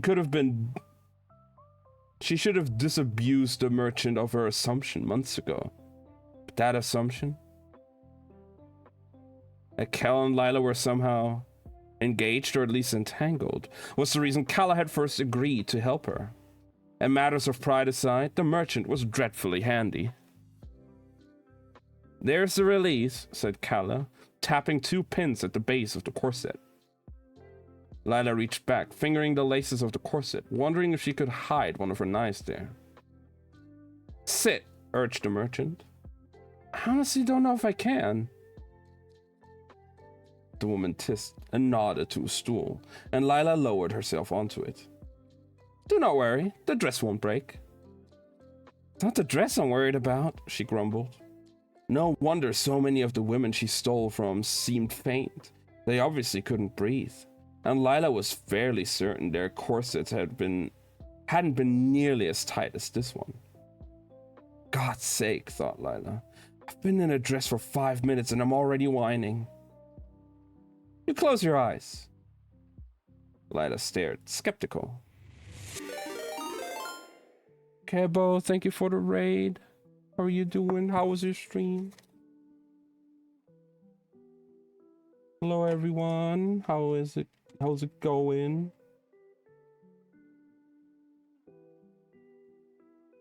What were you doing? I just Oh, you're reading something as well. Permeated Evermist Island, giving it its name. In the end, a peculiar voice spoke to their minds. The voice provided guidelines for the education of solstice warriors, and it stressed the importance of seeking out the Elder Mist once their training was complete. What were you guys reading over? Faint, the 3 vials disappeared. Since that day, the people of Moon Cradle have held the festival to welcome children of the solstice, taking it upon themselves to nurture them until they come of age. Solstice warriors would come and go, protecting the world while attempting to fulfill the prophecies bestowed upon them by the Elder Mist. As the battle continues, 2 different short stories I have to read for class. Figured I'd share them with the stream. Ooh, that sounds cool. Gods may Hell yeah! and bring about lasting peace. Yeah. I've been just we've been just doing this for not too long, to be fair. Like I usually am more of a gaming variety streamer, but we've been kind of just enjoying this book series right now. The book we're reading right now, A Gathering of Shadows, is the second one of a trilogy, and we are probably about to finish it today, which means that next Sunday we will probably start with the third one. And it's been an absolute journey. I've read the first 2 books years ago before. Honestly, I forgot how they ended. So I'm in there, and I've never finished the third one. So I'm going in blind for the ending with all of you guys here. But again, Kevo, thank you so much for the raid. I really appreciate it. I hope your chat enjoyed your little short stories that you had to read for class. And you had a fun, chill, cozy time.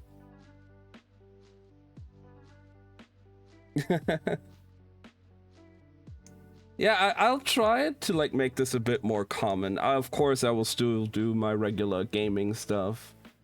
I'm trying to make Sunday in general a regular thing. It's either gonna be reading like we are doing now, or just gaming, just chatting, whatever I feel like doing. But I've been just so synced into this book series that I think we're just gonna wrap up the book series before we do any gaming on Sundays.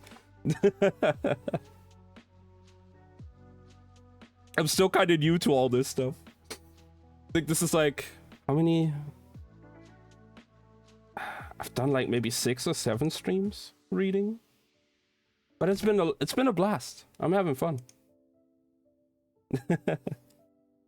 Yeah, we continue with the book now. Where were we? Oh, there. Lila stared, skeptical. Tuck, you must trust. Lila had never been good at trust.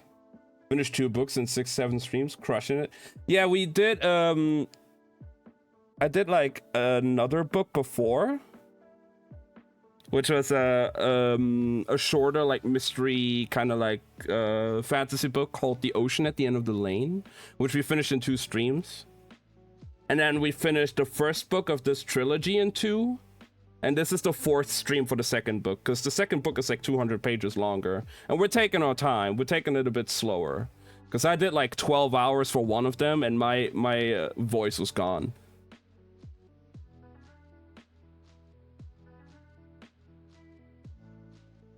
Neil Gaiman is your favorite author. This has been the first book I've read from him, and it was lovely. I've gotten this book as a raffle gift from some indie devs, and it was an illustrated copy of that book, and it looked so gorgeous. It's such a pretty book. The illustrations are amazing. I definitely have to check out some of his other works. Maybe we'll read them on stream as well. We shall we shall see. We shall find out.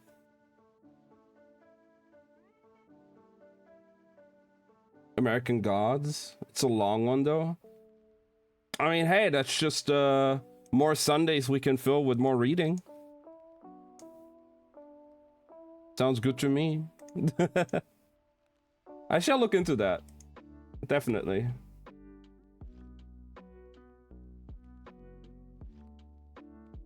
I gotta note it down somewhere if I can.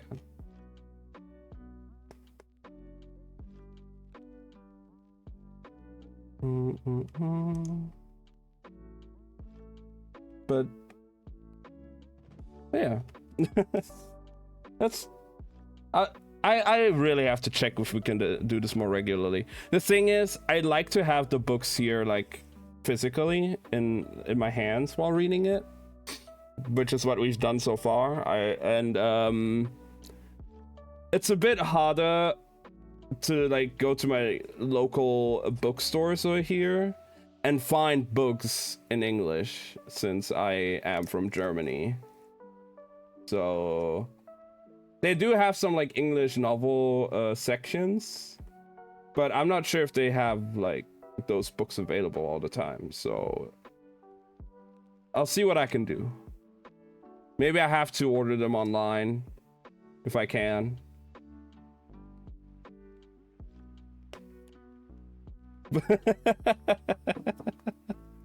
I still have not set up the Throne address. At least I have made a Throne account. But that could be a thing, right?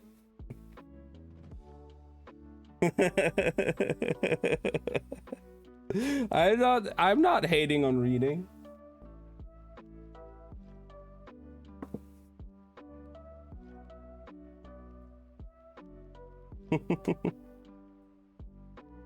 I will definitely have to add some books to Throne as well, and let you guys choose what you guys want to read next. What you guys want to hear next?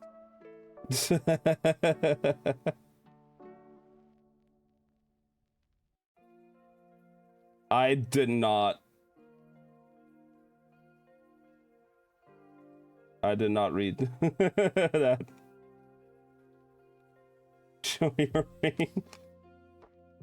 I mean, this book has some spicy parts as well, but like, I am not gonna read 50 Shades.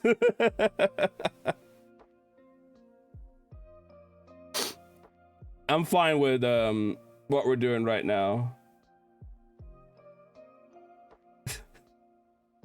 Then again, the only 50 Shades book we have here as well is in German. So that's a bit tough.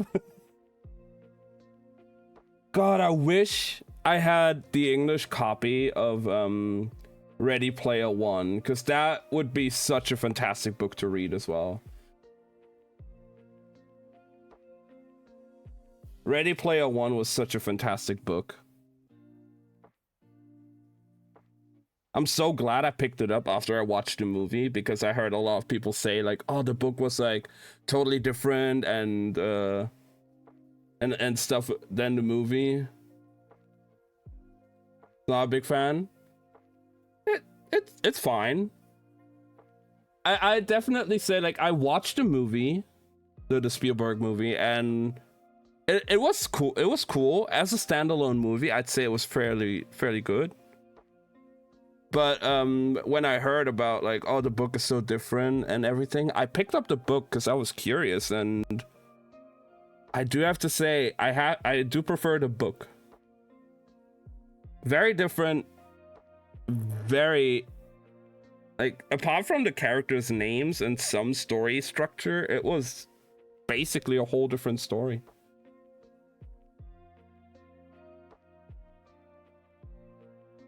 I mean, both have their audiences. That's totally fine. I would still say, like I said, I like the book. I like the movie. It's a good movie. I just feel like as a like adaptation, it definitely fell a bit flat. But it was good. I could definitely recommend both. book and movie.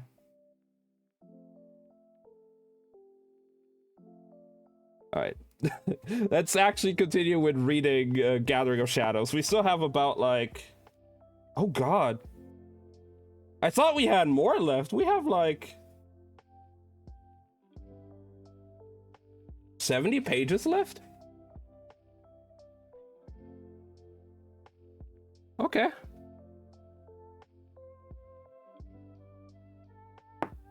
Huh? There's still an entire round of the tournament. And we have 70 pages left? Okay. Well.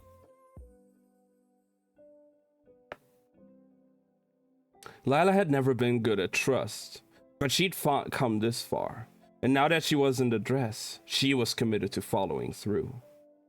So she closed her eyes and let the woman dab something between lash and brow, and then against her lips. Lila kept her eyes closed as she felt a brush running through her hair, fingers tussling the strands. Kala hummed as she worked, and Lila felt something in her sadden. Her mother had been dead a very long time. So long, she could barely remember the feeling of her hand smoothing her hair, the sound of her voice. Tiger, tiger burning bright. Lila felt her palms begin to burn and word that she'd accidentally set fire to her dress, pressed them together and opened her eyes, focusing on the rug of the tent and the faint pain of pins sliding against her scalp. Kala had set a handful of hairpins in Lila's lap. They were polished silver, and she recognized them from the chest she'd brought ashore. "These bring you back," said Kala as she finished. "I like them." These you bring back. I like them." Sorry. "I'll bring it all back," said Lila, getting to her feet. "I have no use for a dress like this beyond tonight."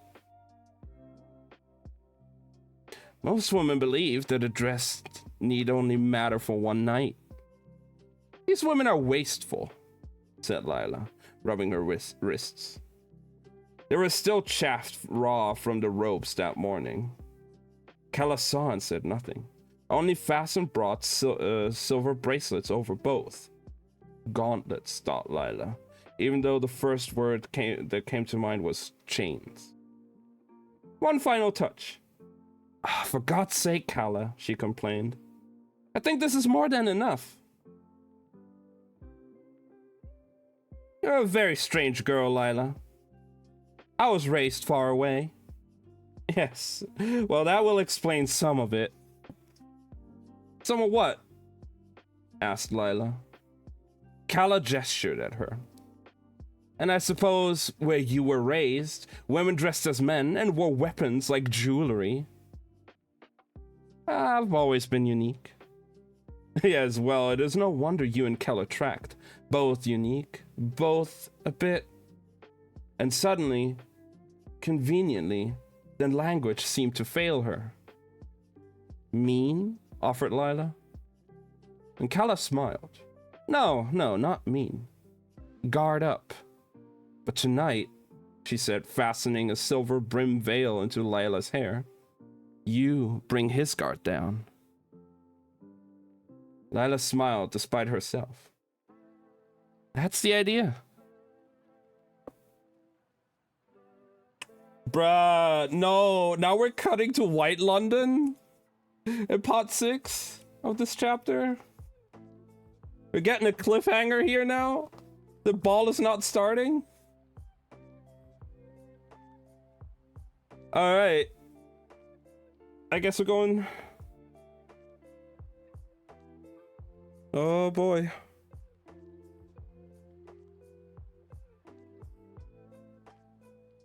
The knife glinted in Oika's hand. The king stood behind her, waiting. "Are you ready?" Her fingers tightened on the blade as fear hummed through her.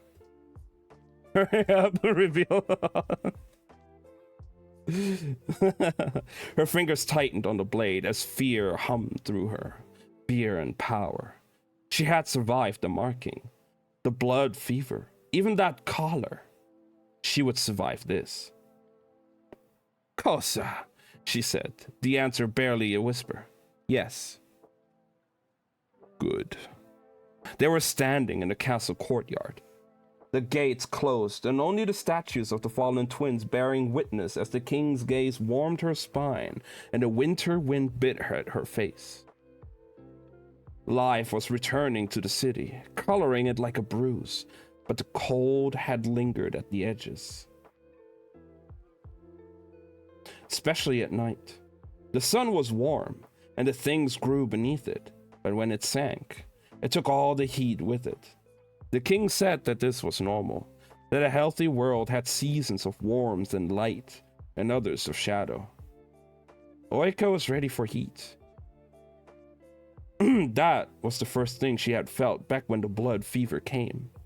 Glorious heat. She'd seen the burnt up shells of her failed predecessors, but she'd welcomed the fire.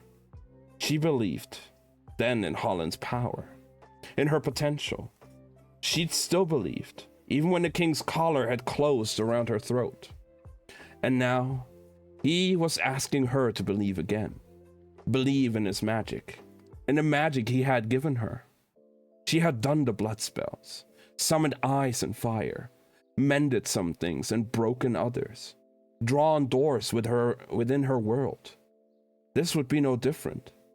It was still within her reach. She stared down at the knife, hilt against one palm, edge pressed to the other. She had her orders, and yet she hesitated.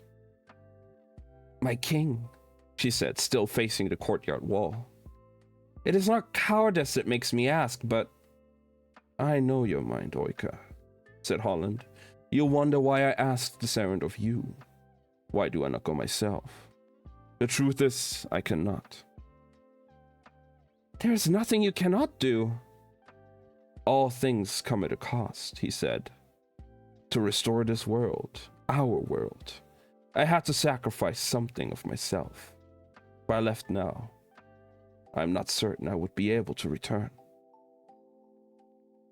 So that was where the power came from. A spell, a deal. She had heard the king speaking to himself as if to someone else, had seen what lurked in the shadow of his eye, even thought she'd seen his reflection move when he did not. How much had Holland sacrificed already? Besides, she felt his hands come to rest on her shoulders, heat and magic flaring through her with his touch. I gave you power so you could use it. Yes, my king, she whispered. Her right eye pulsed as he folded his broad frame around her narrower one, shaping his body to hers. His arms shadowed her own, tracing from shoulders to elbows to wrists, his hands coming to rest against hers. You will be fine, Oika, as long as you are strong enough. And if I'm not? She didn't think she'd say the words aloud, but the king heard her either way. Then you will be lost, and so will I. The words were cold, but not in the way he said them. His voice was as it always was, a stone worn smooth, with a weight that made her knees weaken. He brought his lips to her ear. But I believe in you. With that, he guided her knife hand with his own, dragging the blade against her skin. Blood welled, dark as ink, and he pressed something against her bloody palm. A coin, as red as her hair, with a golden star in the center. You know what I ask of you, he said, guiding her wounded hand and the coin within the cold stone wall. You know what you must do. I will not let you down, my king. I hope not, said Holland, withdrawing from her, taking the heat with him. Oika swallowed and focused on the place where her searing palm met the cold stones as she said the command, just as he taught her. Astravas. Her marked eye sang in her skull, her blood shuddering with the words. Where her hand met stone, shadow blossomed out into a door. She meant to step forward, step through, but she never had the choice. The darkness ripped her forward. The world tore, and so did she. A rending in her muscles, a breaking in her bones. Her skin burned and her blood froze, and everything was pain. It lasted forever in an instant. And then there was nothing. Oika crumpled to her knees, shuddering with the knowledge that somehow she had failed. She wasn't strong enough, wasn't worthy. And now she was gone, ripped away from her world, her purpose, her king. This calm, the settling feeling. This must be death. And yet, death was not supposed to have edges. And this did. She could feel them, even with her eyes closed. Could feel where her body ended and the world began. Could death be a world unto itself? Did it have music? Oika's eyes drifted open, and she drew in a breath when she saw the cobbled street beneath her. The night sky tinged with red. Her veins burned darkly across her skin. Her eye pulsed with power. The crimson coin still dug into her palm, and her knife glinted on the stones a few feet away. And the understanding hit her in a wave. She'd done it. A sound escaped her throat. Something tangled up in shock and triumph as she staggered to her feet. Everything hurt, but Oika relished the pain. It meant she was alive. She had survived. She had been tired, tested. She had been tried, tested, and found able. My king, she thought, reaching through the darkness of space and the walls between worlds. Worlds that she had crossed. For a long moment, there was no answer. And then, incredibly, she heard his voice, paired with the thrumming of her pulse in her head. My messenger. It was the most beautiful sound, a thread of light in the darkness. I'm here, she thought, wondering where exactly here was. Holland had told her about this world, the red glow that must be the river, and the beacon of light, the palace. She could hear the sounds of people, feel the energy as she readjusted her pale cloak and shifted her red hair in front of her marked eye. What now? There was another pause, and then the king's voice came again. It was smooth and even. Find him. That was a long chapter, but that was chapter 9.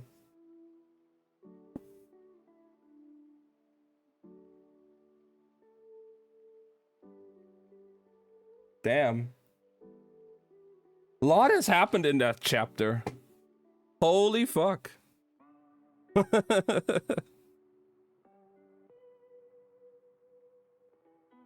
Well, I don't think Oika is gonna be there for the love triangle. She's probably gonna do some other things.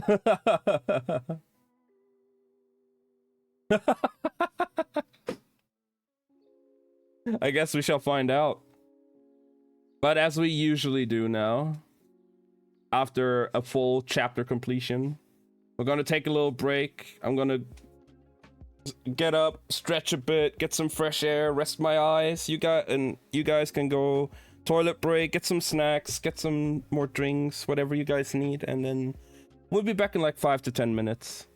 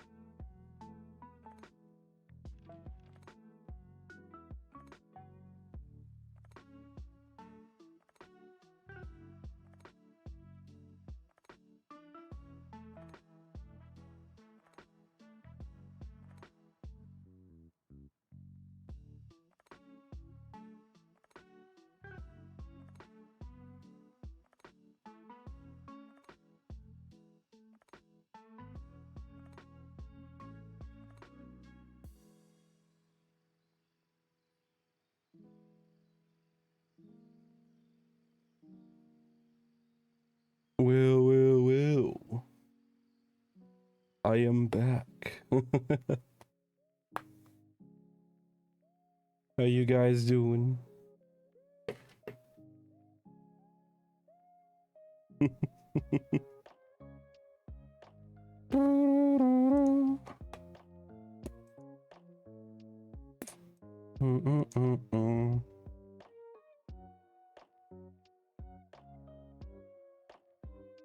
That chapter was long as well. Like, we had the entire second round of the tournament.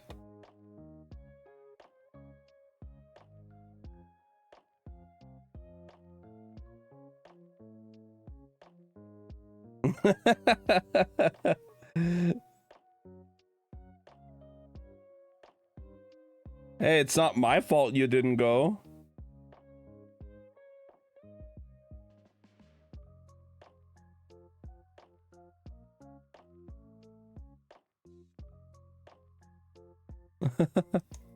Been 2 hours? Damn. Time flies by when you have fun, right? And we still have about like 60 pages to go through.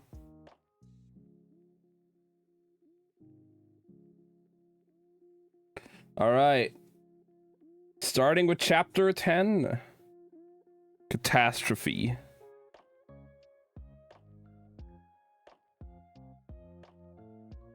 Starting in Red London. I mean, now with Oika being there as well. The city glittered from the palace steps, a stretch of frost and fog and magic.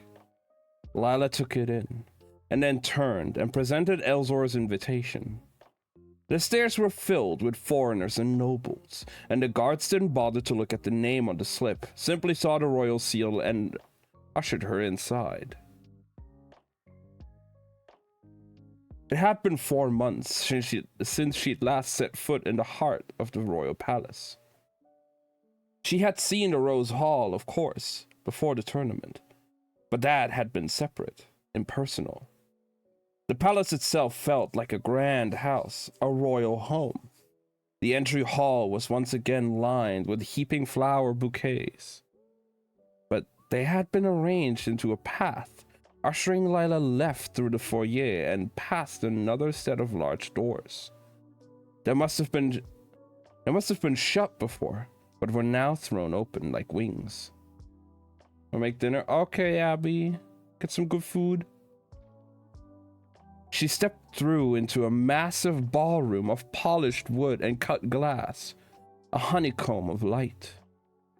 They called this one the Grand Hall. Lila had been in another ballroom, the night of the masquerade, the Gold Hall, and it was impressive, with its stonework and metal. But this had all the splendor, the opulence, and then something more. Dozens of chandeliers hung from the vaulted ceiling several stories up and lit the space up with refracted candlelight. Columns rose from the oak floor, adorned with spiral staircases that broke off into walkways and led to galleries and alcoves set into the walls overhead. In the center of the ballroom, raised on a dais, a quartet of musicians played. Their instruments varied, but they were all made from polished wood and strung with golden wire, and the players themselves were brushed with gold. They stood perfectly still, save for only the most necessary movements of their fingers. What had Jinar said about Prince Rai? A flair for drama?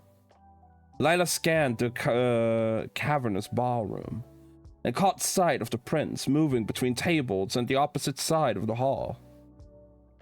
There, by the balcony doors, she saw Alucard, bowing to a lovely Pharaoh in purple silk.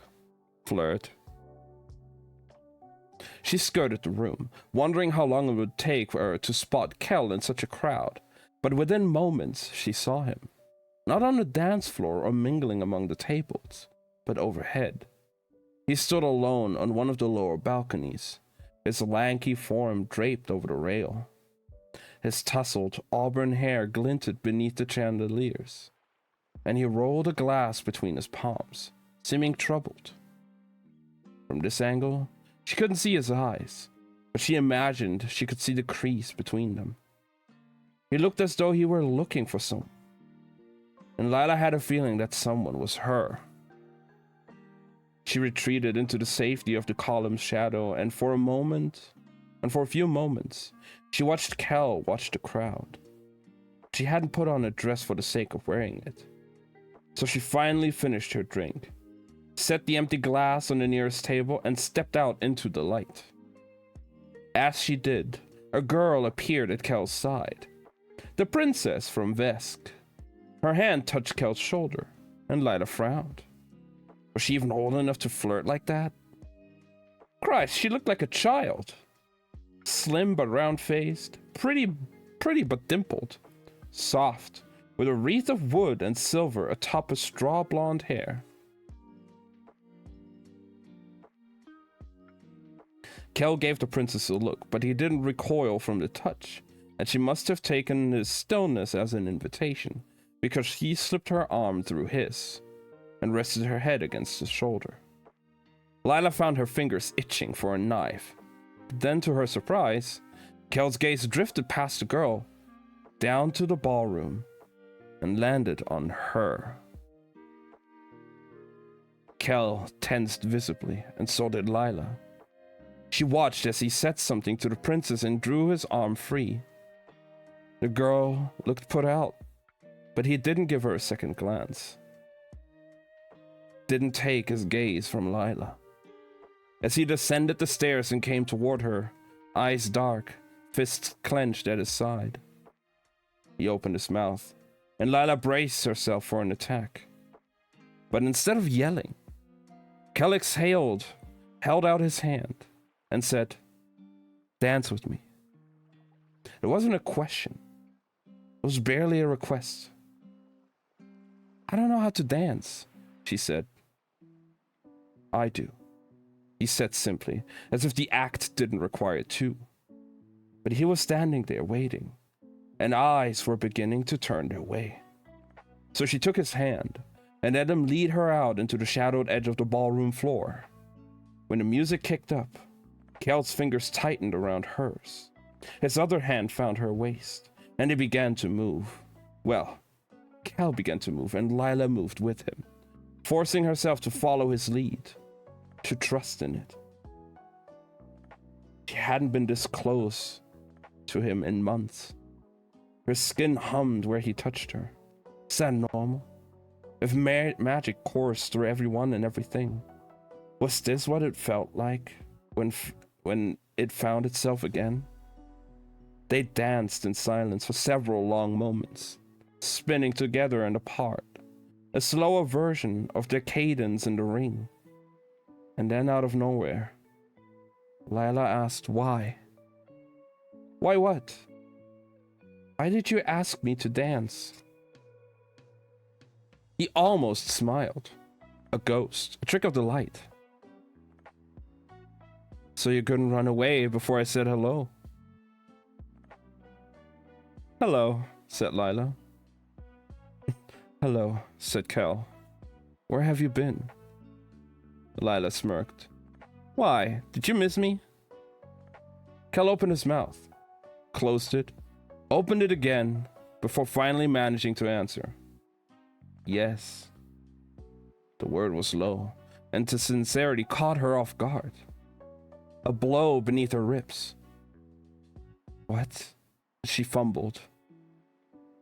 "The life of a royal no longer is to your taste?" But the truth was, she'd missed him too. Missed his stubbornness and his moods and his constant frown. Missed his eyes, one crisp blue, the other glossy black. "You look..." He started and then trailed off. "Ridiculous?" "Incredible." Lila frowned. "You don't..." she said, seeing the shadows under his eyes, the sadness in them. "What's wrong, Kel?" He tensed slightly, but he didn't let go. He took a breath as if formulating a lie, but when he exhaled, the truth came out. "Ever since that night, I I thought competing would help, but it only made it worse. I feel like I'm suffocating. I know you think it's madness, that I have everything I needed, but I watched the king wither and die inside a castle. He looked down, as if he could see the problem through his shirt. I don't know what's happening to me. Life, she said, as they spun around the floor. And death.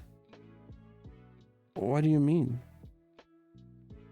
Everyone thinks that I have a death wish, you know. But I don't want to die. Dying is easy. No, I want to live. But getting close to death is the only way to feel alive. And once you do, it makes you realize that everything you were doing before wasn't actually living. It was just making do. Call me crazy, but I think we do the best living when the stakes are high. You're crazy, said Kel. She laughed softly. Who knows? Maybe the world's gone crooked. Maybe you're still possessed. Or maybe you just got a taste of what it really means to be alive. Take it from someone who's had their fair share of those calls. You almost died, Kel. So now you know what it feels like to live. To fear for that life. To fight for it. And once you know, well, it's no going back. His voice was unsteady. What do I do? I'm the wrong person to ask, she said. I just run away. Running sounds good. Then run, she said. He stifled a laugh, but she was serious. Thing about freedom, Cal, it doesn't come naturally. Almost no one has it handed to them. I'm free because I fought for it. You're supposed to be the most powerful magician in all the worlds. If you don't want to be here, then go. The music picked up, and they came together, drew apart.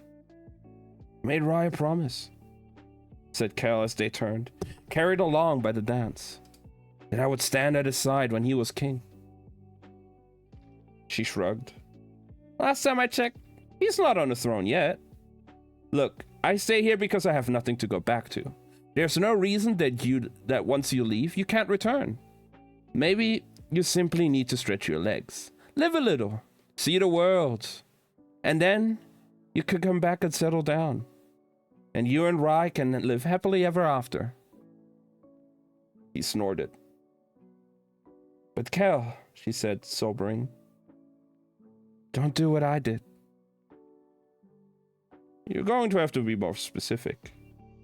She thought of Baron, the silver watch in the bottom of her coat. You decided to leave. When you decide to leave. Don't do it without saying goodbye. The music struck its final notes, and Kel spun Lila into his arms. Their bodies tangled, and both held their breath. The last time they'd embraced, they were bruised and bloody and about to be arrested. That had felt real. This felt like a fantasy. Over Kel's shoulder, Lila saw the Princess of Vesk at the edge of the room, surrounded by gentlemen and staring daggers at her. Lila flashed a smile and let Kel lead her off to the floor between a pair of columns. So, Kamarov, he said, as they found a quiet place to talk. His grip tightened on her. No one knows. They can't. She shot him a withering look. Do I really strike you as the telling type? She asked, and Kel said nothing, only examined her with that strange two-toned gaze, as if he was expected her to disappear. So, she said, plucking a glass of sparkling wine from a passing tray. Did you kill the real Kamarov? What? Of course not. He's a fiction. His brow furrowed. Did you kill the real Elzor? Lila shook her head. He's on a boat headed for Denolar. Or was it Delonar? Sniffed Kel, shaking his head. Saints, what were you thinking? I don't know, she said honestly. I don't understand what I am, how I am alive, what I can do. I guess I just wanted to see. You didn't have to enter the most visible tournament in the Three Empires to test your fledgling abilities. But it's been fun. Lila, he said softly, and for once his voice didn't sound angry. Tense, yes, but not mad. Had he ever said her name like that? It sounded almost like longing. Yes, she asked, her breath tight. You have to withdraw. And just like that, the warmth between them shattered, replaced by the Kel she remembered, stubborn and righteous. No, I don't, she said. You can't possibly continue. Made it this far, I'm not dropping out. Lila, what are you going to do, Kel? Have me arrested? I should. But I'm not Stasio Elzor, she said, gesturing down to the ball gown. I'm Delilah Bart. Truth really was the best disguise. His frown deepened. Come on, don't be a sore loser. I threw the match, he snapped. And even if I hadn't, you can't move on. I can and I will. It's too dangerous. If you defeat Rule, you'll be in the final three. You'll be unmasked. This ruse of yours might work from a distance, but do you honestly think no one will notice who you are and who you're not if you show your face? Besides, I saw you in the ring today. When I won? When you faltered? I've made it this far. I felt your power slip. I saw the pain written in your face. Am I allowed to speak? Sure, sir. How's it going? Hope you're having a good day.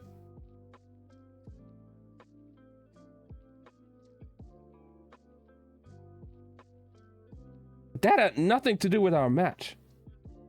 What happens if you lose control? I won't. Do you remember the cardinal rule of magic? He pressed.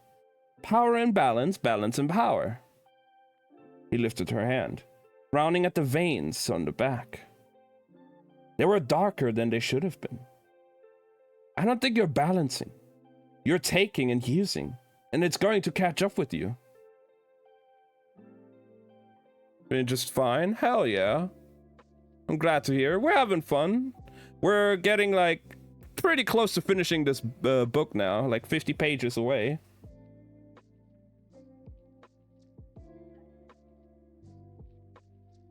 And it's going to catch up with you.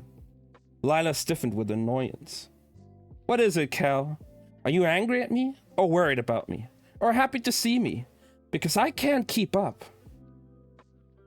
He sighed.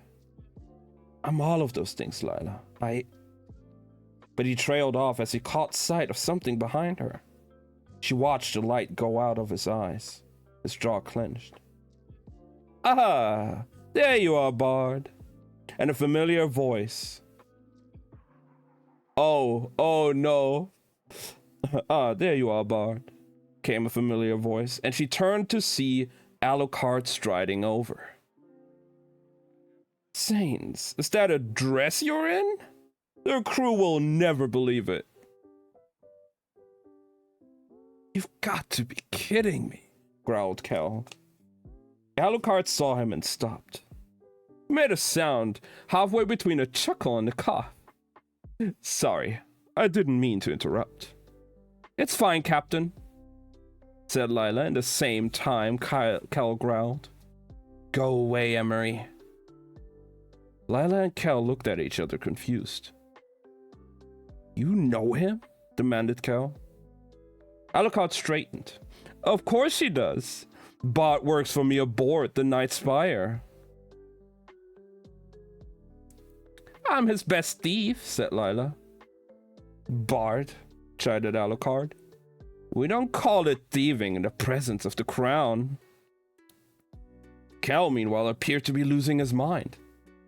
No, he muttered, running a hand through his copper hair. No, there are dozens.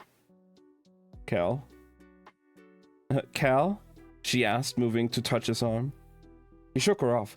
Dozens of ships, Lila, and you had to climb aboard his? I'm sorry, she shot back, bristling. I was under the impression that I was free to do as I pleased.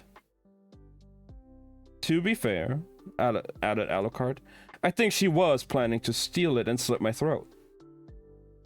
Then why didn't you? Snarled Kel, spinning on her. You're always so eager to slash and stab. Why couldn't you have just stabbed him? Alucard leaned in. I think she's growing fond of me.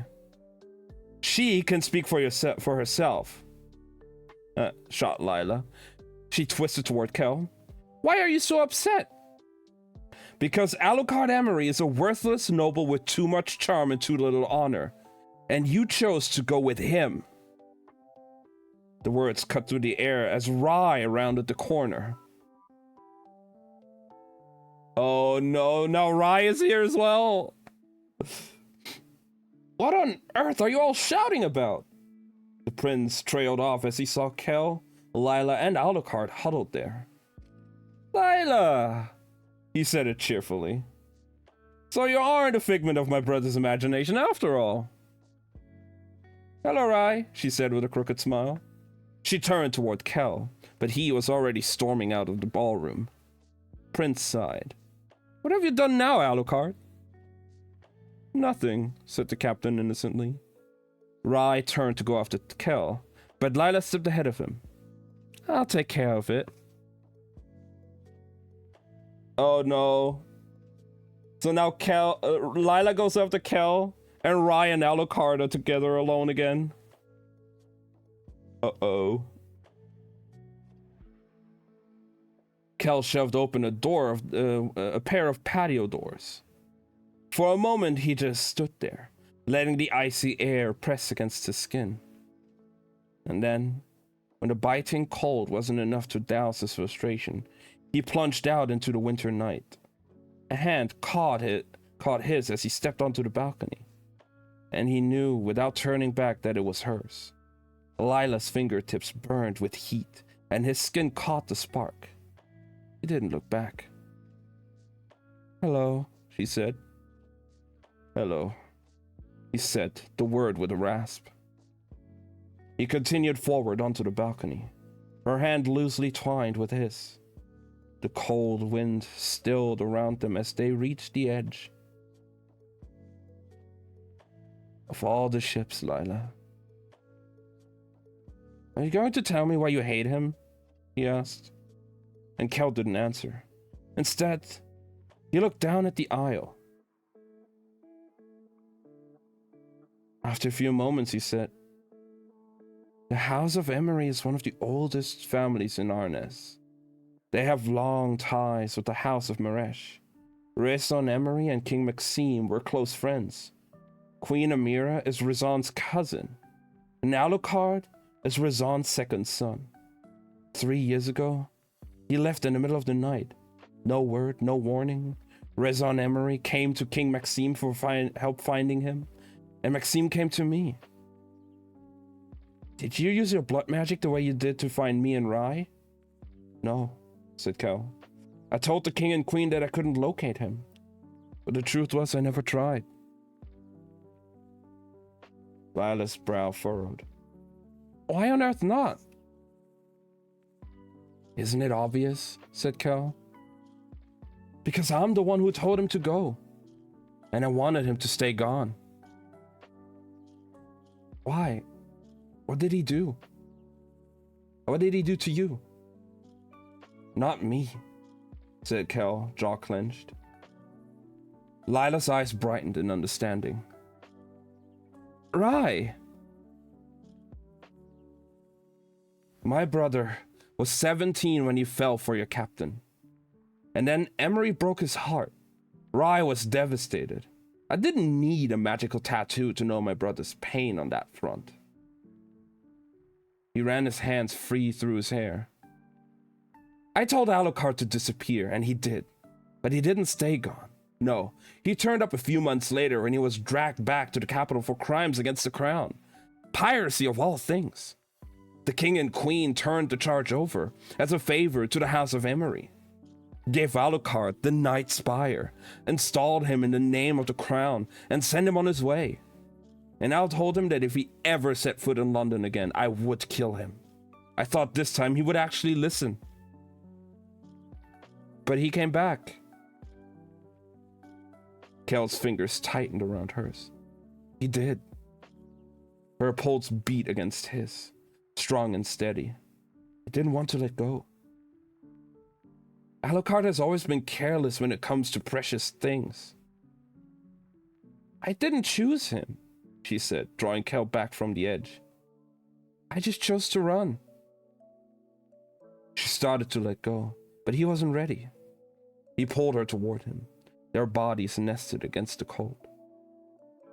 Do you think you'll ever stop running? She tensed up against him. I don't know how. Kel's free hand drifted up, bare arm to the nape of her neck. He tipped his head and rested his forehead against hers. You could just stay. Or you could go, she countered. With me. The words were a breath of fog against his lips, and Kel found himself leaning into her warmth, her words. Lila. He set the name aching in his chest. He wanted to kiss her, but she kissed him first. The last time. The only time it had been nothing but a ghost of lips against his. There and gone. So little to it. A kiss stolen for luck. This was different. They crashed into each other as if propelled by gravity. They didn't know which of them was the object and which the earth. Only that they were colliding. This kiss was Lila pressed into a single gesture. Her brazen pride and her stubborn resolve, her recklessness and her daring and her hunger for freedom. It was all of those things, and it took Kel's breath away, knocked the air from his lungs. Her mouth pressed hard against his, and her fingers wove through his hair as it sank down her spine, tangling the intricate folds of her dress. She forced him back against the railing, and he gasped, the shock of icy stone mixing with the heat of her body against him. He could feel her heart racing, feel the energy crackling through her, through him. They turned, caught up in another dance, and then he had her up against the frost-laced wall. Her breath hitched, and her nails dug into his skull. She sank her teeth into the bottom lip, drawing blood, and gave a wicked laugh. And still, he kissed her. Not out of desperation or hope for luck, but simply because he wanted to. Saints, he wanted to.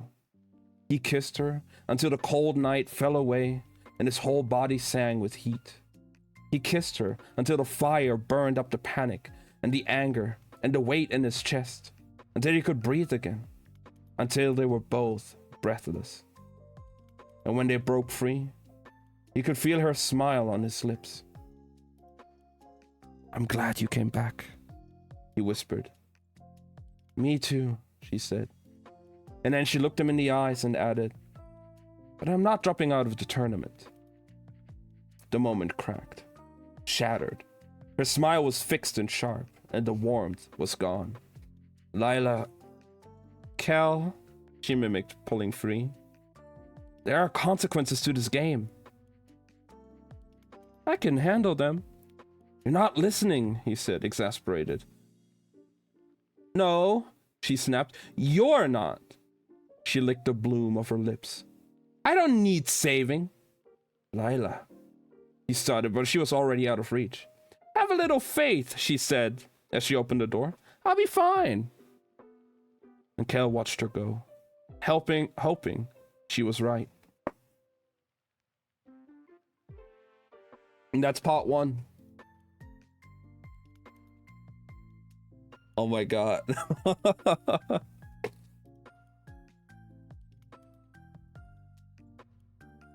I figured something like this will happen now.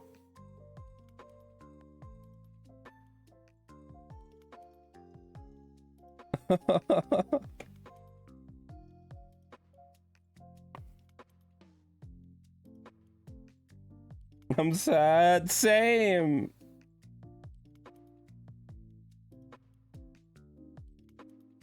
Well, we have to consider now that Oika from White London is here as well. Which we are starting now with in part 2. Oika crouched on the palace patio, tucked in the shadow where the balcony met the wall, her hood up to hide her crimson hair.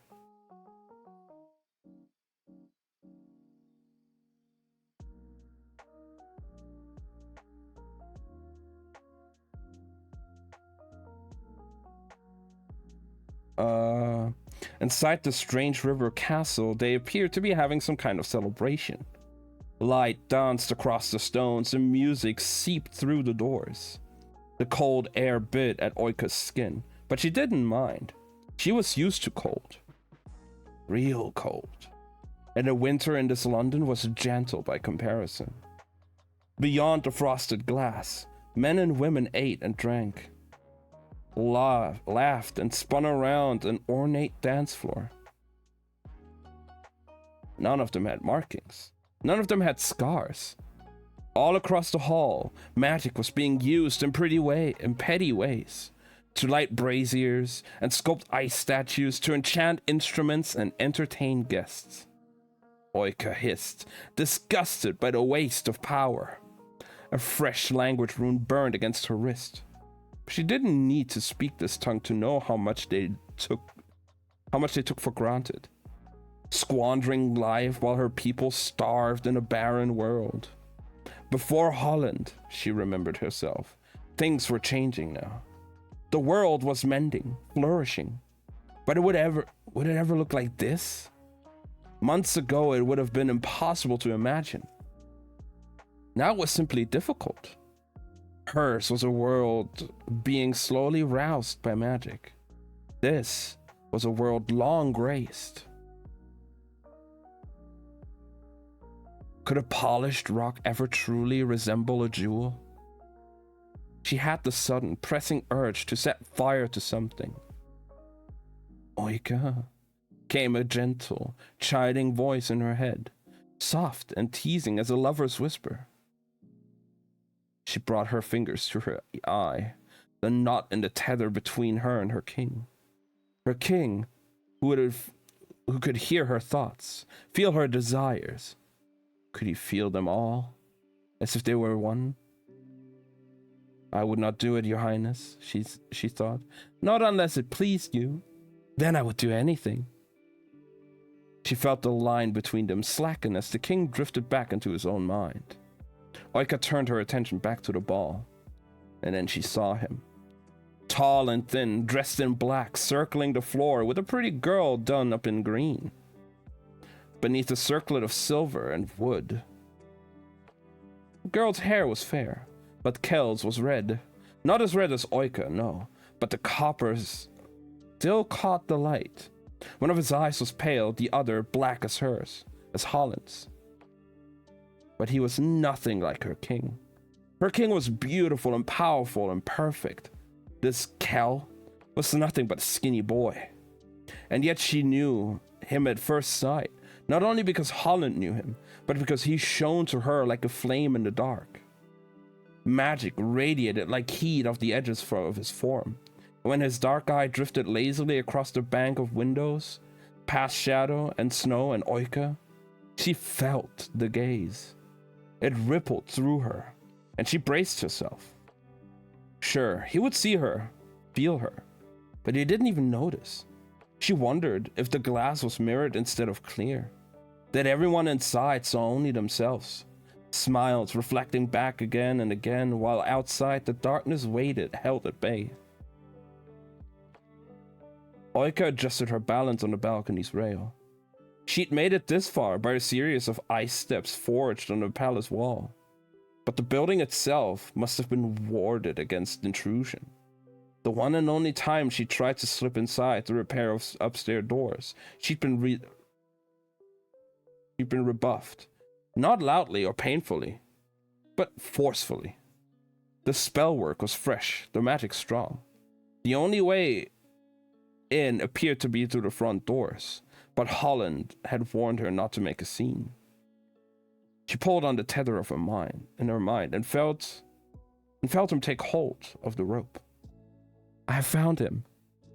She didn't bother explaining. She simply looked. She was the king's eye.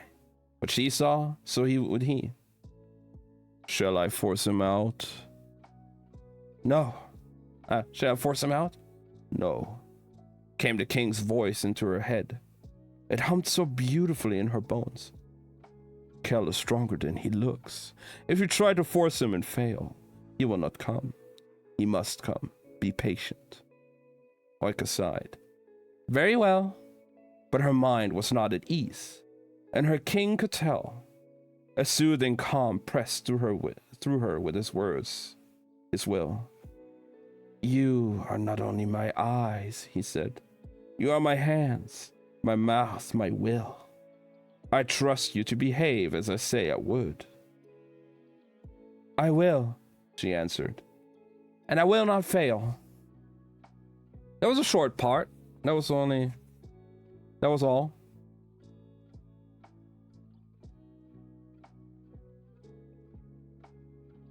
Now we're on to part 3.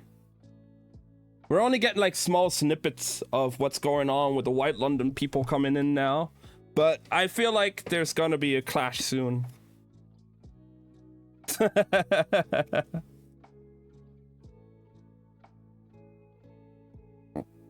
You look like hell. Alucard's word rang through her head, the only thing he'd said this morning when she wished him luck.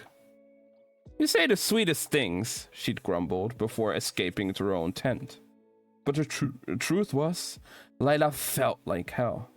She hadn't been able to find sleep in Elzor's room, so she'd gone back to the Wandering Road, while its cramped quarters and familiar faces.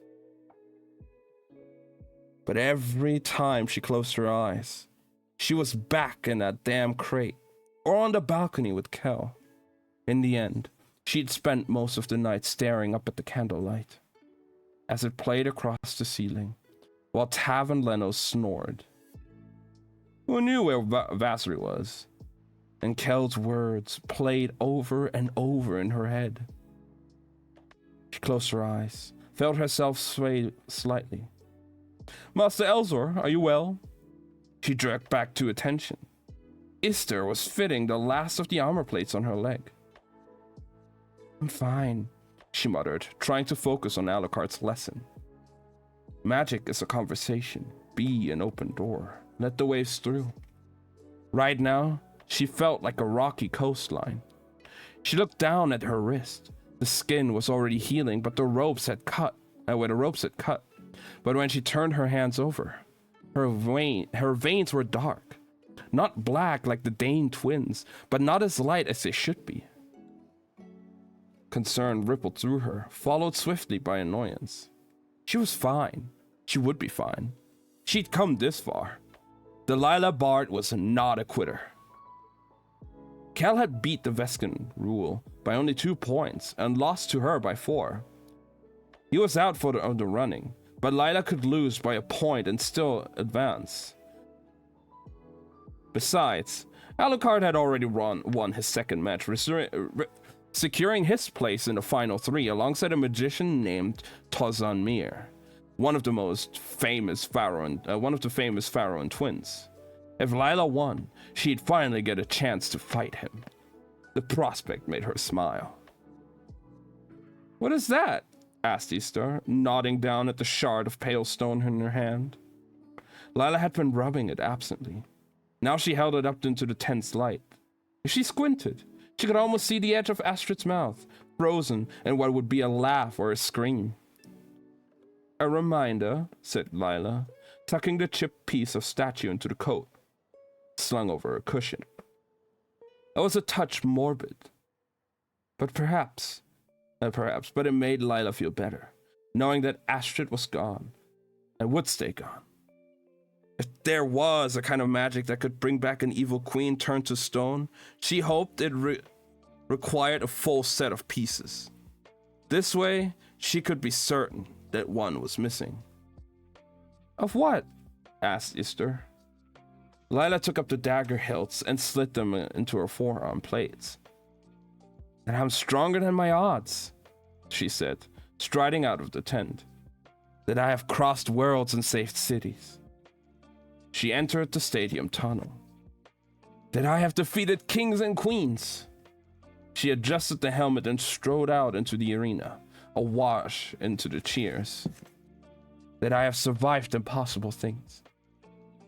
Rule stood in the center of the floor, a towering shape. "That I am Delilah Bard." She held out her spheres, her vision blurring for an instant before she let them go. "And I am unstoppable." Kel stood on the balcony of his room, the gold ring on the rail between his hands, the sounds of the stadium reverberating through the metal. The eastern arena floated just beside the palace, its ice dragons bobbing in the river around it, their bellies red.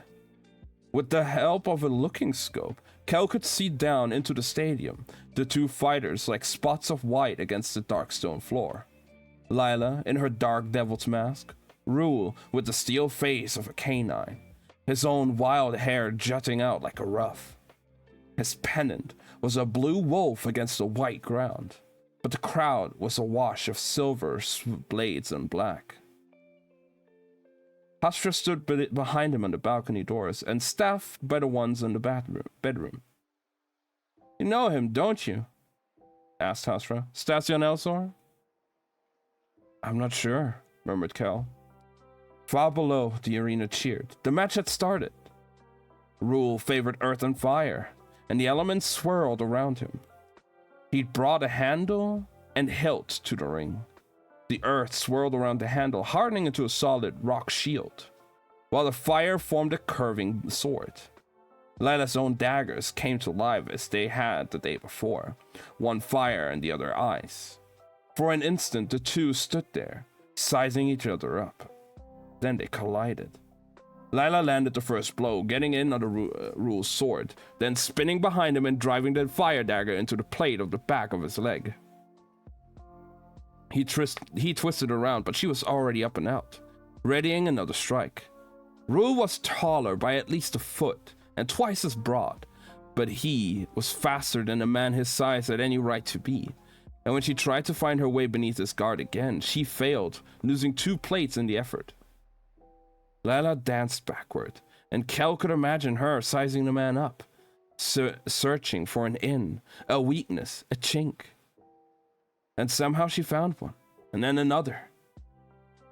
She didn't fight like Rule or Kisimir or Jannar. She didn't fight like anyone Kel had ever seen. It wasn't that she was better, though she was certainly fast and clever. It was just that she fought in the ring the way he imagined she did on the streets back in Grey London. Like everything was on the line. Like the other person was the only thing standing between her and freedom. Soon she was ahead, 6-5. And then suddenly Rule struck. She was rushing toward him mid-strike when he turned the rock shield and threw it like a disc.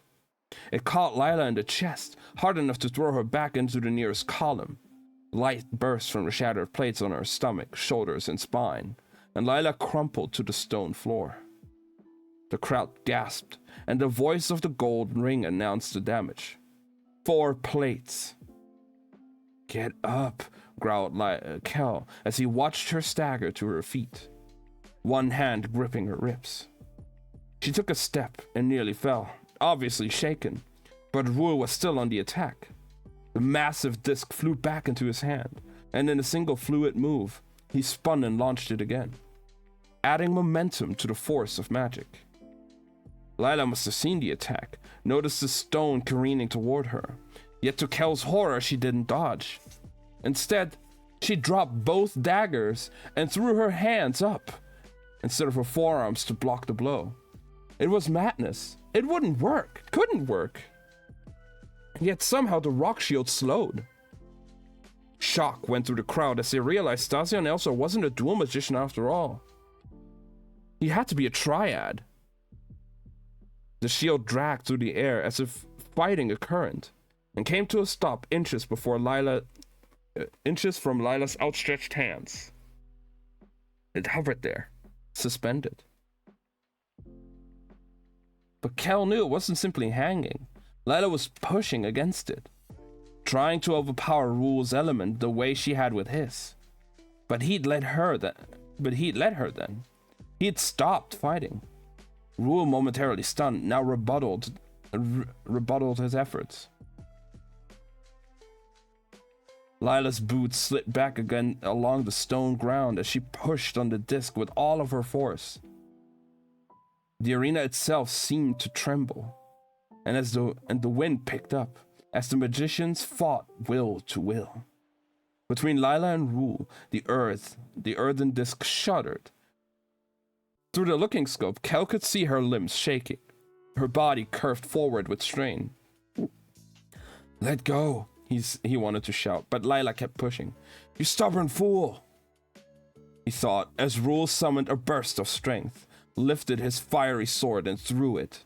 The blade went wide, but the flame must have snagged Lila's attention because she faltered, just enough that the still suspended rock shield stuttered forward and caught her in the leg. A glancing blow, but hard enough. The 10th plate shattered. The match was over. The crowd erupted and Rule let out a howl of victory. But Kel's attention was still on Lila, who stood there, arms at her side, head tipped back, looking strangely peaceful. Until the moment she swayed and collapsed. That was part 3.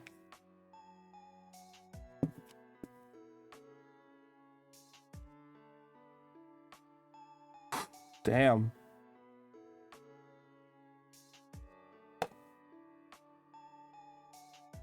Lila lost.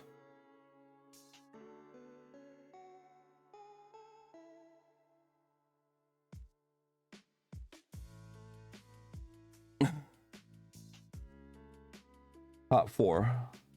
Kel was already moving through his room when the judge's voice spilled through the ring, calling for a medic. He'd warned her, over and over. He'd warned her. Kel had his knife in his hand before he reached the door to the second chamber. Hastra on his heels. Staff tried to block the way, but Kel was faster, stronger, and he was in the alcove before the guards could stop him. "Astaro," he said, sealing the door shut behind him, and drawing the symbol while stuff pounded on the wood. "Astasken." The palace fell away, replaced by the tournament tent. "The victory goes to Rule," announced the judge as Kel surged out of Kamral's quarters and into Lila's. He got there as 2 attendants lowered her into a sofa, a third working to undo her helmet. They started at the sight of him and went pale. "Out," said Kel. "All of you." The first 2 retreated instantly, but the third, a female priest, ignored him as she freed the hinged pieces of the demon's mask from Lila's head and set them aside. Beneath, her face was ghostly white, dark veins tracing her temples and twin streams of blackish red running through her nose. The priest rested a hand against her face, and a moment later, her eyes fluttered open. A dozen oaths bubbled up, but Kel held his tongue. He held it as she drew a stilted breath and dragged herself into a sitting position. Held it as she rolled her head and flexed her fingers and lifted a cloth to her nose. "You can go, Esther," she said, wiping away the blood. Kel held his tongue as long as he could, but the moment the priest was gone, he lost it. "I warned you!" he shouted. Lila winced, touching a hand to her temple. "I'm fine," she muttered. Kel made a stifled sound. "You collapsed in the ring!" "It was a hard match," she said, getting to her feet, trying and failing to hide her unsteadiness. "How could you be so stupid?" he snapped, his voice rising. "You're bleeding black. You play with magic as if it were a game. You don't even understand the rules. Or worse, You decide there are none. You go stomping through the world, doing whatever the hell you please. You're careless, senseless, reckless. Keep it down, you two, said Rye, striding in, Viz and Toners at his side. Kel, you shouldn't be here. Kel ignored him and addressed the guards. Lock her up. For what? Growled Lila. Calm down, Kel, said Rye. We're being an imposter. Lila scoffed. Oh, you're one to talk. Kel slammed her back into the tent pole, crushing her mouth with his hand. Don't you dare. Lila didn't fight back.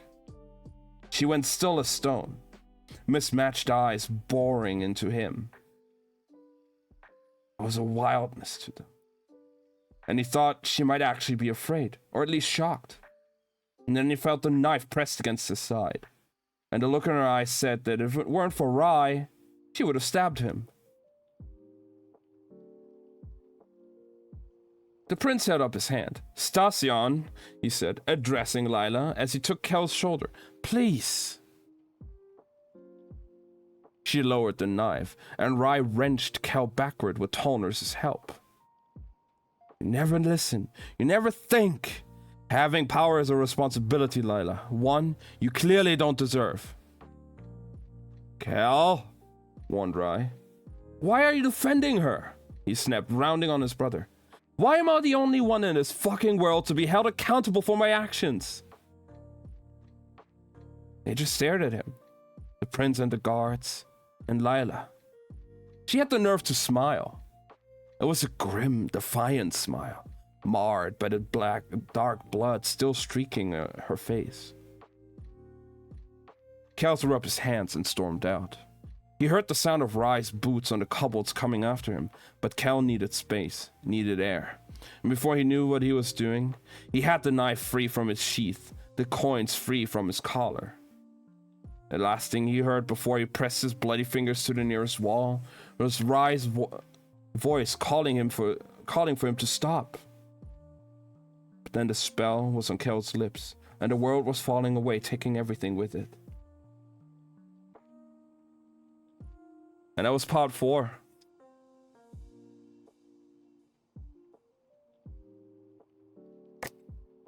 Oh my god, man. What the hell?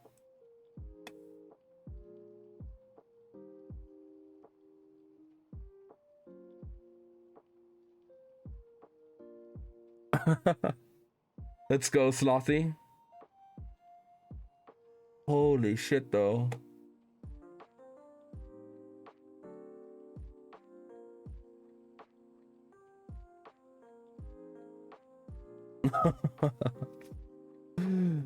Let's continue, though. Part 5. We're like, oh my god, we're like 20 pages? 30 pages? No, like, oh my god, we're getting so close. One moment Kel was there, and the next he was gone. Nothing but a dab of blood on the wall to mark his passing. Rye stood outside the tent, staring at the place where his brother had been. His chest aching, not from physical pain, but the sudden, horrible realization that Kel had purposefully gone where Rye couldn't follow. Toners and Viz appeared like shadows behind him.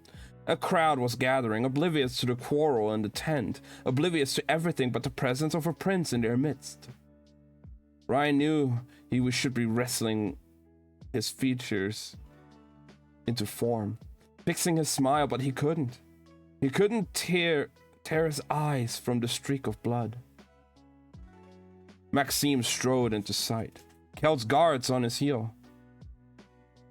The crowd parted around the king, who smiled and nodded and waved even as he took Rye's arm and guided him back toward the palace. Talking about the final round and the 3 champions in the evening events, filling the silence with useless chatter until the doors of the palace closed behind them. What happened? Snapped the king, dragging him into a private chamber. Where's Kel? Rye slumped into a chair. I don't know. He was in his room. When he saw where the match goes south, He went down to the tents. He was just worried, Father. About what? Not about what? Rai thought, who? But he couldn't exactly tell the king about the girl parading Estacion Elsor, the same girl who dragged the Black Knight across the city at Kel's side. Who saved the world too, of course, but that wouldn't matter. So instead, he simply said, we had a fight. Where is he now? I don't know. Rai put his head in his hands, fatigue folding over him. Get up, ordered his father. Go get ready.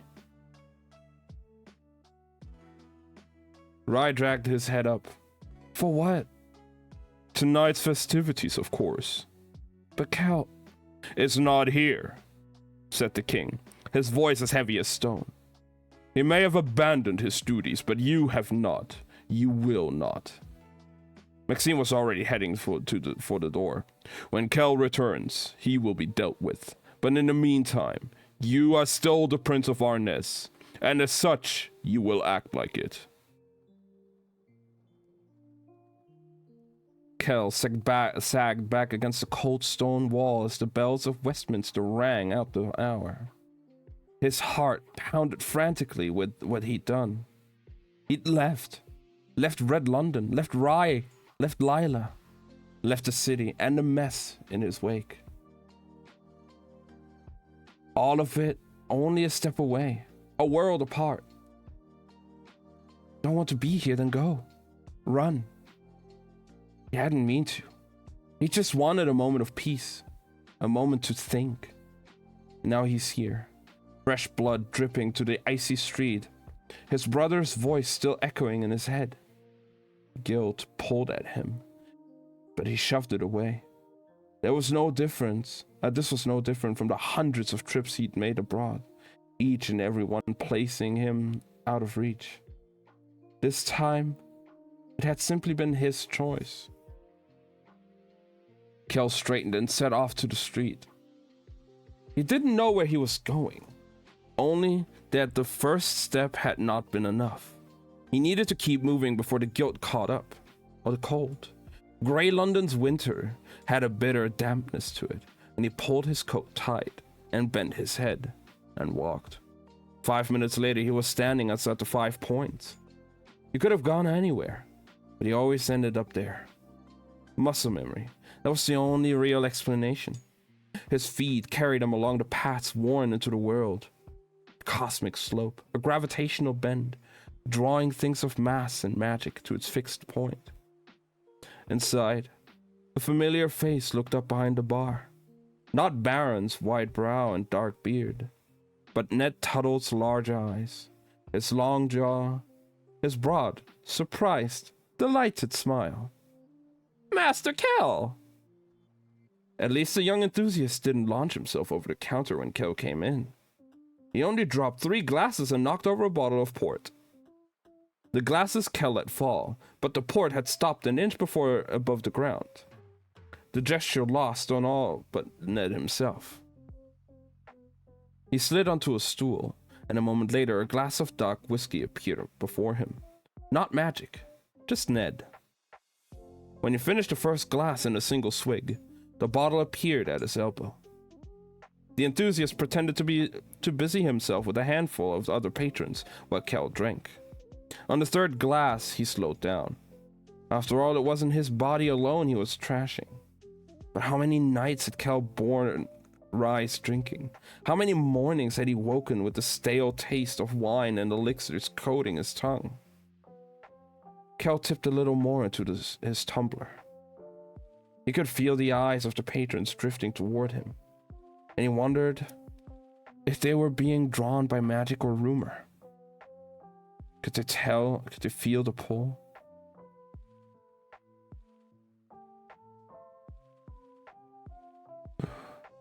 No, don't tell me it froze again. Oh. Still working. Might have to refresh.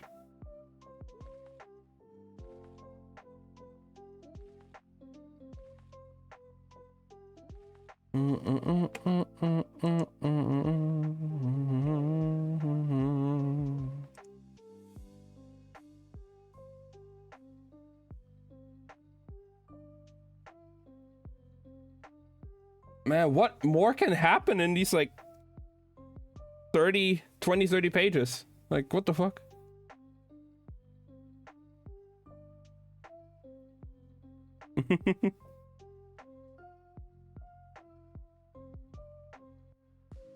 Well, at least I'm glad you're getting productive there, Slothy. Still skipping? Oh no. Is it on my end though, or is it? I don't know.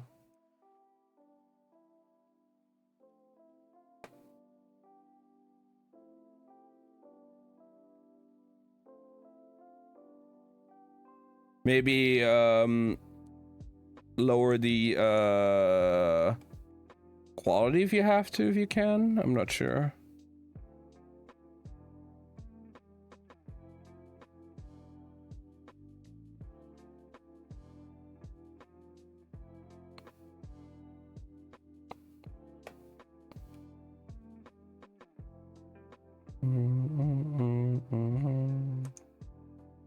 All right.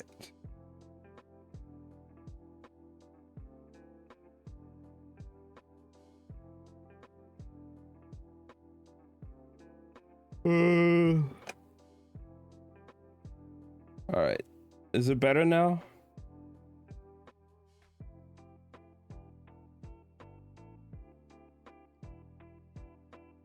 He could feel the eyes of the patrons drifting toward him as he wondered if they were being drawn by magic or rumor. Could they feel the pull, the tip of gravity, or was it simply word of mouth? What had Ned told them? Anything? Everything? Right then, Kel didn't care. He just wanted to smother the feelings before they could smother him. Better now? Okay, good. Blot out the image of Lila's bloody face before it ruined the memory of her mouth against his. It was only a matter of time before Ned reappeared. But when he did, it wasn't with questions or mindless chatter. Instead, the lanky young man poured himself a drink from the same bottle, folded his arms on the edge of the counter, and set something down in front of Kel. It glinted in the lamplight. A red London Lynn. The coin Kel had left behind on his last visit. I believe this is yours, he said. It is. It smells like tulips. Kel tilted his head. The room tilted with it. The King of England always said roses. Ned gaped. George IV said that? No, the third. Said Kel absently, adding, the fourth is an ass. Ned nearly choked on his drink, letting out a simple, startled laugh. Kel flicked his fingers, and the red London Lynn leapt up onto its side and began to spin in lazy circles. Ned's eyes widened. Will I ever be able to do that? I hope not, said Kel, glancing up. You shouldn't be able to do anything. The man's narrow features contorted. Why is that? A long time ago, this world, your world, had magic of its own. Ned leaned in. A child waiting for the monster in the story. What happened? Kel shook his head, the whiskey muddling his thoughts. A lot of very bad things. The coin made its slow revolutions. It's all about balance, Ned. Why couldn't Lila understand? Chaos needs order. Magic needs moderation. It's like a fire. It doesn't have self-control. It feeds off whatever you give it. And if you give it too much, it burns and burns until there's nothing left. Your world had fire once, said Kel. Not much. It was too far from the source, but enough to burn. We cut it off before it could. What was left began to dwindle. Eventually it went out. But how do you know we would have burned? Asked Ned, eyes fever bright. Kel knocked the coin over with a brush of his fingers. Because too little of something is just as dangerous as too much. He straightened on his stool. The point is, magic shouldn't exist here anymore. It shouldn't be possible. Impossibility is a thing that begs to be disproven, said Ned brightly. Perhaps it hasn't been possible for years. Perhaps it's not even possible right now, but that doesn't mean it can't be. It doesn't mean it won't be. You say the magic guttered, the flame went out. What if it simply needed to be stoked? Cal poured himself another drink. Maybe you're right. But I hope you're wrong, he thought, for all our sakes. Rye was not in the mood. Not in the mood to be at the ball, not in the mood to play host, not in the mood to smile and joke and pretend that everything was all right. His father cast warning looks his way, and his mother stole glances, as if she thought he would break. He wanted to yell at both of them for driving his brother away. Instead, he stood between the king and queen while the three champions cast off their masks. First came the Vescan, Rule, his rough hair trailing down his jaw, still preening from his victory over Elzor. Then, Tozan Mir, one half of the favorite Pharaoh twins, her gems tracing fiery patterns from the brow to chin. And of course, Alucard Emery, rogue, rake, royal, and renewed darling of the Anisian Empire. Rai congratulated Lord Solinar and Prince Cole on the excellent showing, marveled aloud at the balanced field, an Arnesian, a Pharaoh, and a Vescan in the finals. What were the odds? And then retreated to a pillar to drink in peace. Tonight's festivities were being held in the Jewel Hall, a ballroom made entirely of glass. For a place so open, it made Rai feel entombed. All around him, people drank, people danced, music played. Across the ballroom, Princess Cora flirted with half a dozen Arnesian nobles, all while casting glances in search of Cal. Rai closed his eyes and focused on his brother's pulse, the echo of his own. He tried to reach through the beat and convey what? That he was angry? That he was sorry? That he couldn't do anything to do anything of it? Couldn't do any of this without Kel? That they didn't blame him for leaving? That he did? Come home, he thought selfishly. Please. Refined applause rang through the glass chamber, and he dragged his eyes open and saw the three champions returning in fresh attire, their masks tucked under their arms, their faces on display. The wolfish Rule went straight for the nearest table of food, where his Vescan comrades were already deep into their cups. Tozan Mir maneuvered the crowd, trailed by her sister Tazon Mir, the first magician to fall to Kel. Rai could only tell them apart by the gems that set into their dark skin. Tozan Mir's a fiery orange, while Tazon Mir's were pearlescent blue. Alucard was at the center of his own private universe. Rai watched as a pretty Astra brought her painted lips to Alucard's ear to whisper something, and felt his grip tighten on his glass. Someone slouched against the pillar beside him, a slim figure dressed in black. Lila looked better than she had that afternoon, still drawn, with shadows like bruises beneath her eyes, and yet spry enough to swipe through fresh glasses from a passing tray. She offered one to Rai. He took it absently. You came back. Well, she said, tipping a drink toward her ballroom. You do know how to throw a party. To London, clarified Rai. Ah, he said. That. You alright? He asked, thinking of her match that afternoon. She swallowed, kept her eyes on the crowd. I don't know. A silence formed around them, a raft of quiet in the sea of sound. I'm sorry, she said at last, the words so soft Rai almost didn't hear. He rolled his shoulder toward her. For what? I don't really know. It seemed like the right thing to say. Rai took a long drink and considered the strange girl, her sharp edges, her guarded face. Kel only has two faces, he said. Lila raised a brow. Only two?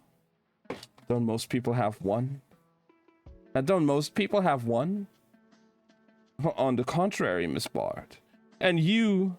And are you Bard again? And you are Bard again, judging by your clothes. I assume Stasion has been left somewhere to recuperate.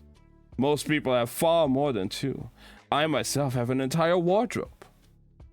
He didn't smile when he said it.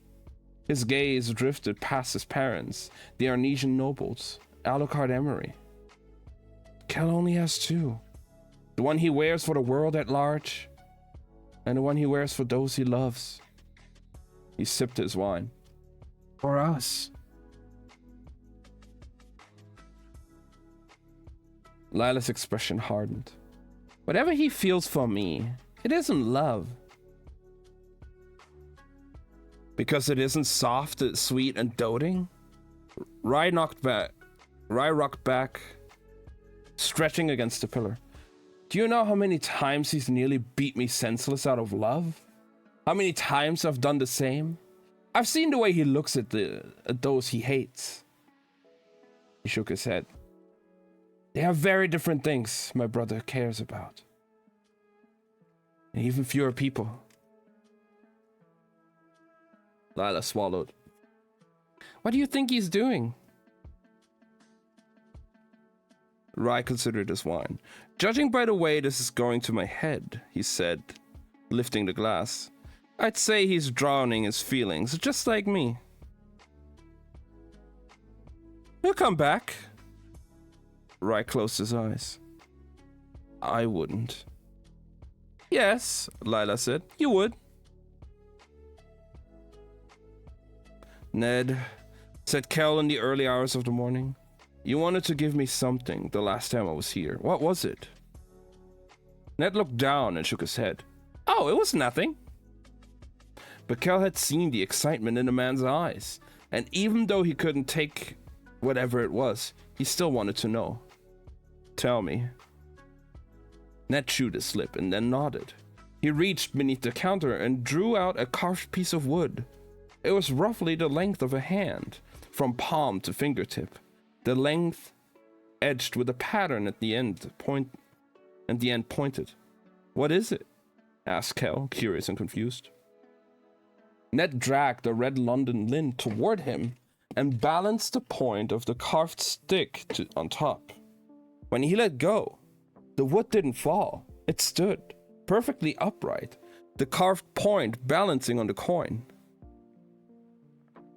Magic, said Ned with a tired smile. That's what I thought, anyway. I know now it's not really magic. A clever trick with magnets, that's all. He nudged the wood with his fingers, and it wavered, then righted. But when I was young, it made me believe. Even when I found out it was a trick, I still wanted to believe. After all, just because this wasn't magic didn't mean nothing was. He plucked the stick from its perch and let it sit on the counter, stifling a yawn. I should go, said Kel. You can stay. It was very late, or very early, and the 5 points had long since emptied. No, said Kel simply. I can't.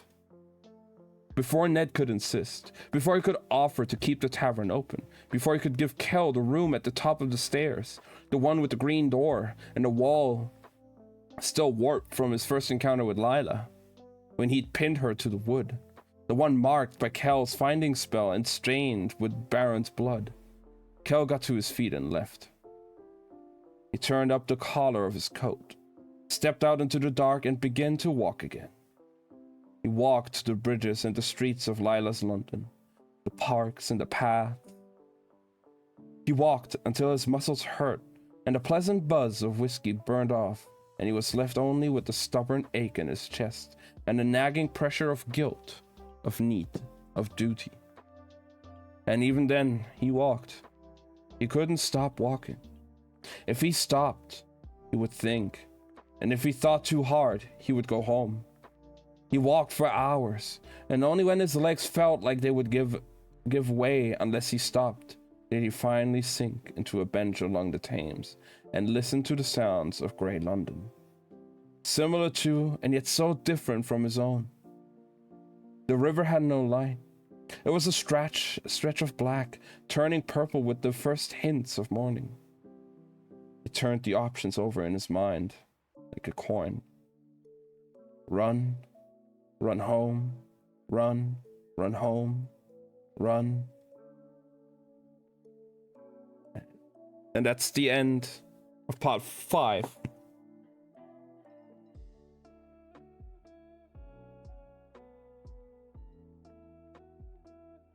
I did also just realize we are actually in the last chapter.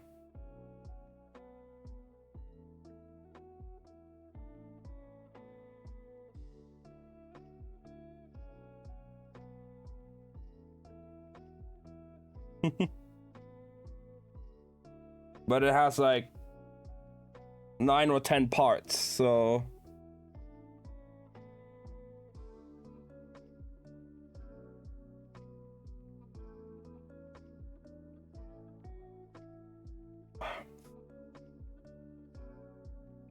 okay, now we're going back to Red London. Oika paced the palace shadows, furious with herself. She'd lost him. She didn't know how he'd gotten away, only that he had. She'd spent the day searching for him in the crowds, waiting for the night to fall, had returned to her post on the balcony, but the ballroom was dark, the celebration somewhere else. A steady stream of men and women poured up and down the steps, vanished and emerged, but none of them were Kel. In the thickest hours of the night, she saw a pair of guards, men in splendid red and gold, leaning into in the shadow of the palace steps, talking softly. Oika drew her blade. She couldn't decide if she should cut their throats and steal their armor, or torture them for information. Before she could do either, she heard a name pass between them. Kel! As she drew close, the language rune began to burn against her skin and the words took shape. Saying he's gone, continued one. What do you mean gone? As in taken? Run off. That too. Always gave me the creeps. Oika hissed, retreating from the banks. It wasn't gone. It couldn't be gone.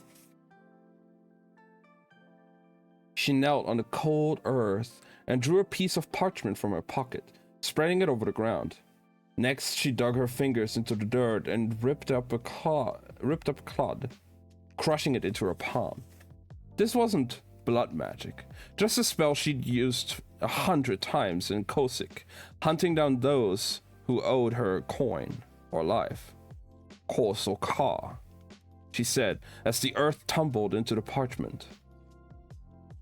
As it fell, it traced lines to the city, the river, the streets. Oika dusted off her hands. Kel, she said. But the map didn't change. The earth didn't stir. Wherever Kel was, he wasn't in London. Oika clenched her teeth and stood, dreading her king's reaction even as she drew upon the bond. He's gone, she said, as she thought, and a moment later, she was met by Holland. Not only his voice, but his displeasure. Explain. He's not in this world, she said. He's gone. A pause and then, did you go alone? Oika hesitated. I believe so. The royal family is still here. The silence that followed made her ill. She imagined Holland sitting on his throne, surrounded by the bodies that had failed him. She would not be one of those. At last the king spoke. You will come back. How do you know? You will always come home. Rai was a wreck. He'd stayed up through the night, through the darkness, through the memories, resisting the urge to take something to bring sleep without knowing where Kel was, and and what might happen to his brother if he did. Instead, the prince had tossed and turned for half the night before throwing the blankets off and pacing the room up until dawn finally broke over the city. The final match of the Essen Touch was mere hours away. I didn't care about the tournament. He didn't care about Faro and Vesk and politics. He only cared about his brother. And Kel was still gone. Still gone. Still gone. The darkness swarmed in Rye's head. The palace was coming to life around him. Soon, he'd have to don the crown, and a smile, and play prince. He ran his hands through his hair, wincing in pain as a dark curl snagged on one of his rings. Rye cursed, and then he stopped pacing. His eyes danced across the room, pillows and blankets and sofas, so many soft things, before landing on the royal pin.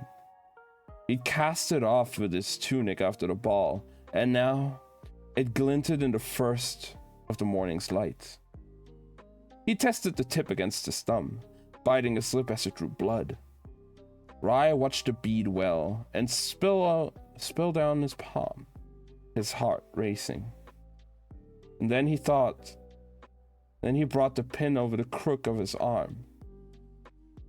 Maybe it was the lingering alcohol, or maybe it was the gnawing panic of knowing that he couldn't reach Kel, or the guilt of understanding just how much his brother had given up, or the selfish need for him to give up more, to come back, to come home, to make Rye press the point of the pin into the smooth flesh on the inside of his forearm and begin to write.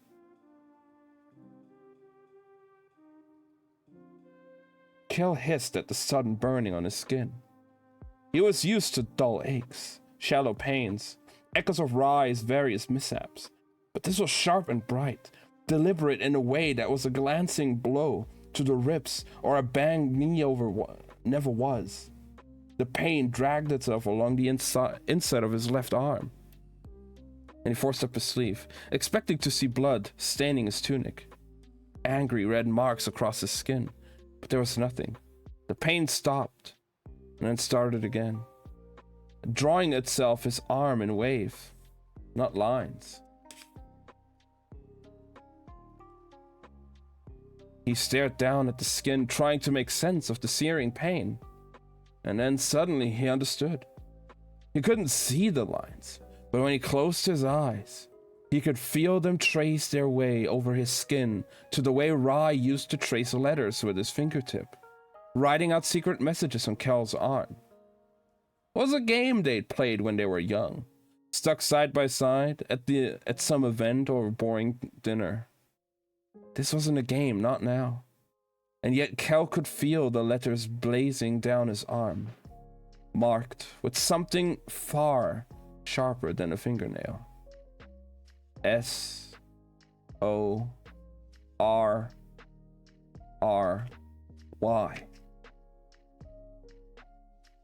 Kel was on his feet by the second R, cursing at himself for leaving as he drew the coins from around his throat and abandoned the ashen dawn of one London for the vibrant morning of another.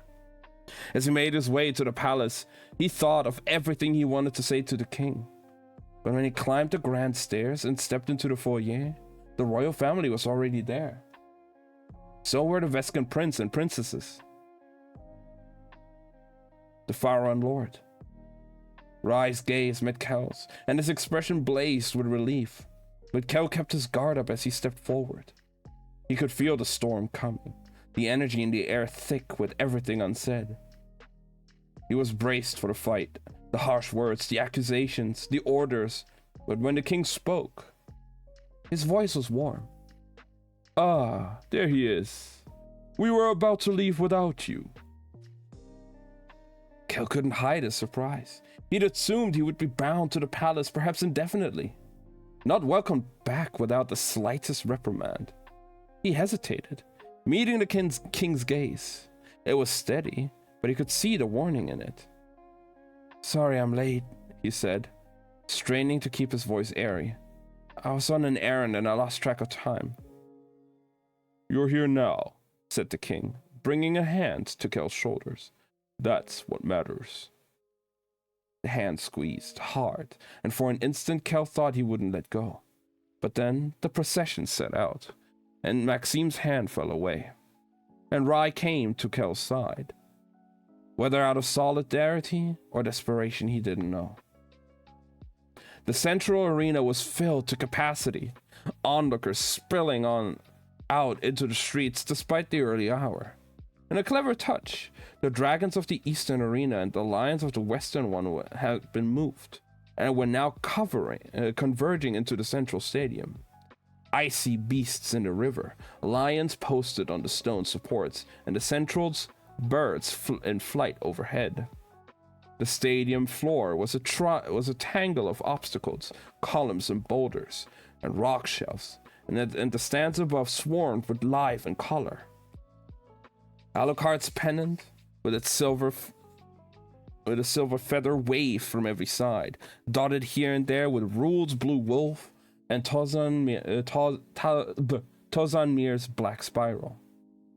When the three magicians finally emerged from the respective tunnels and took their place in the center of the floor, the roar was deafening. Kel and Rai both cringed at the noise. In the broad light of morning, the prince looked terrible. Kel could only assume he looked the same. Dark circles stood out beneath Rai's pale eyes, and he held his arm gingerly, shielding the letters freshly scarred into the skin. To every side, the stadium was alive with energy and noise, but the royal box was perilously quiet, the air heavy with things unsaid. The king kept his eyes on the arena floor. The queen finally shot a glance at Kel, but it was laced with scorn. Prince Call seemed to sense the tension and watched it all with hawkish blue eyes, while Cora seemed oblivious to the dangerous mood, still sulking from Kel's subtle rebuff. Only Lord Solinar appeared immune to the atmosphere of descent. If anything, his mood had improved. Kel scanned the messes below. He didn't realize he was searching for Lila, not until he found her in the crowd. It should have been impossible in such a massive space, but he could feel the shift of gravity, the pull of her presence, and his eyes found her across the stadium. From here, he couldn't see her features, couldn't tell if her lips were moving, but he imagined them forming the word hello. And then Rai stepped forward, managing to muster a shadow of his usual charm as he brought the gold amplifier to his lips. "Welcome," he called out. "Gladadach Sasors. What a tournament it has been. It is only fitting that our three great empires find themselves here, represented equally by three great champions. From Faro, a twin by birth, without equal in the ring, the fiery Tozanmir." Whistles filled the air as the Faron bowed, her gold mask winking in the light. "From Vesk, a beast of a fighter, a wolf of a man, Rule." In the arena, Rule himself let out a howl, and the Veskans in the crowd took up the call. And, of course, from our own Arnes, the captain of the sea, the prince of power, Alucard. The applause was thunderous, and even Kel brought his hands together, albeit slowly and without much noise. "The rules of this final round are simple," continued Rai, "because there are few. This is no longer a game of points. A magician's armor is composed of 28 plates. Some broad targets are the small and hard to hit. Today, the last one with plates unbroken wins the crown. So cheer your three magicians, because only one will leave this ring the champion." The trumpets blared, the orbs fell, and Rai retreated into the platform's shadow as the match began. Below, the magicians became a blur of elements. Rule's earth and fire, Tozanmir's fire and air, Alucard's earth, air, and wind and water. Of course he's a triad, thought Kel grimly. It took less than a minute for Alucard to land the first blow on Rule's shoulder. It took more than 5 for Rule to land the second on Alucard's shin. Tozanmir seemed content to let the two men strike each other from the books, until Alucard landed an icy blow to the back of her knees, and then she joined the fray. The air in the royal booth was suffocating. Rai was silent, slumped tiredly in the shadow of the balcony's awning, while Kel stood vigilantly beside the king, whose gaze never wavered from the match. Below, Tozanmir moved like a gold-masked shadow dancing on the air, while Rule loped and lunged in his predatory lupine way. Alucard still moved with a noble's poise, even as his elements arced and crashed around him in the storm. The sounds of the fight were lost beneath the swell of cheers, but every point was marked by an explosion of light, a burst of brightness that only drove the crowd to a higher pitch. And then, mercifully, the tension in the royal booth began to ease. The mood lightened, like the air after a storm, and Kel felt dizzy with relief. Attendants brought tea. Prince Cole made a joke, and Maxime laughed. The queen complimented Lord Solinar's magician. By the end of the hour, Rule was out of plates, sitting on the stone floor looking dazed, while Alucard and Tozanmir danced around each other, crashing together like swords before breaking apart. And then, slowly but surely, Alucard and Miri began to lose. Kel felt his spirits lift, though Rai knocked his shoulder when he went so far as to cheer for one of Tozanmir's hits. He rallied, closing the gap, and they fell into a stalemate. At last, she got behind Alucard and under his guard. She moved to shatter the last of his plates with a knife-like gust, but at the last instant he twisted out of its path, and a lash of water split her final piece of armor. And just like that, it was over. Alucard Emery had officially won. Kel let out a groan as the stadium erupted with noise, raining down cheers and roses and silver pennants, and filling the air with a name. Alucard. Even though Rai had the good taste not to whoop and shout like the rest of the crowd, Kel could see him beaming proudly as he stepped forward to formally announce the victor of the Essentage. Sanct, thought Kel. Emery was about to become even more insufferable. Lord Solinar addressed Tozanmir and the crowd in Farwan.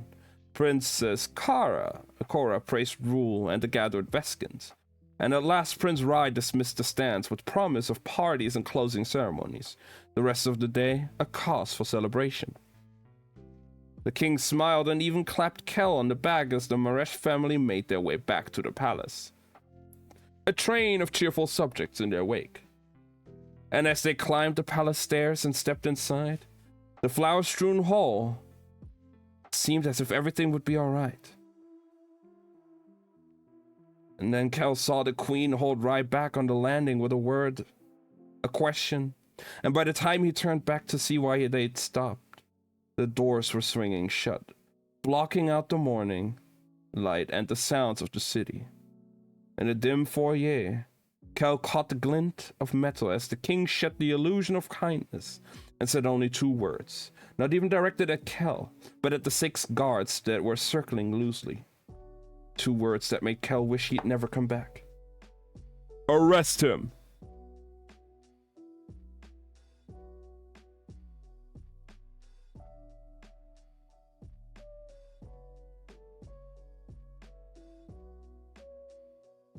And that's the end of part 6.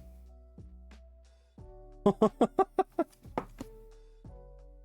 we got like 20 pages left.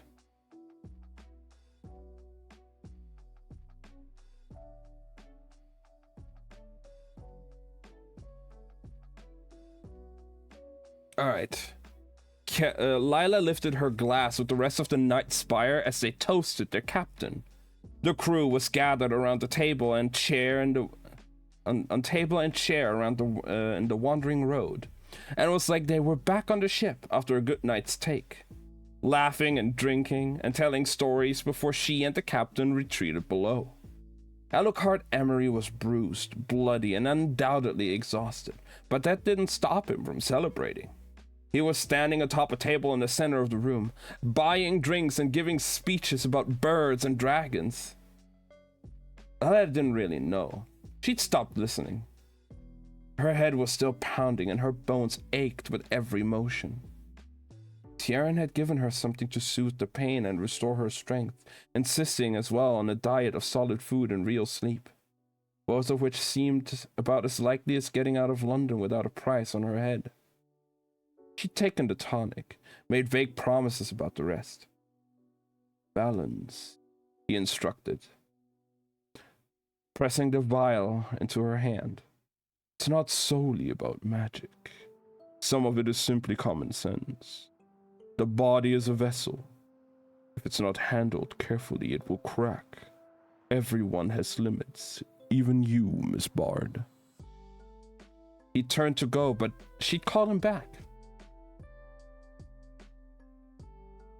Tieran, she had to know, before she gave up another life. You told me once that you saw something in me. Power.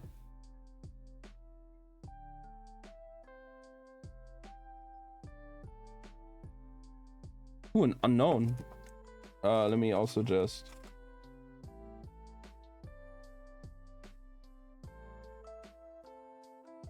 Oh my god, I can't type.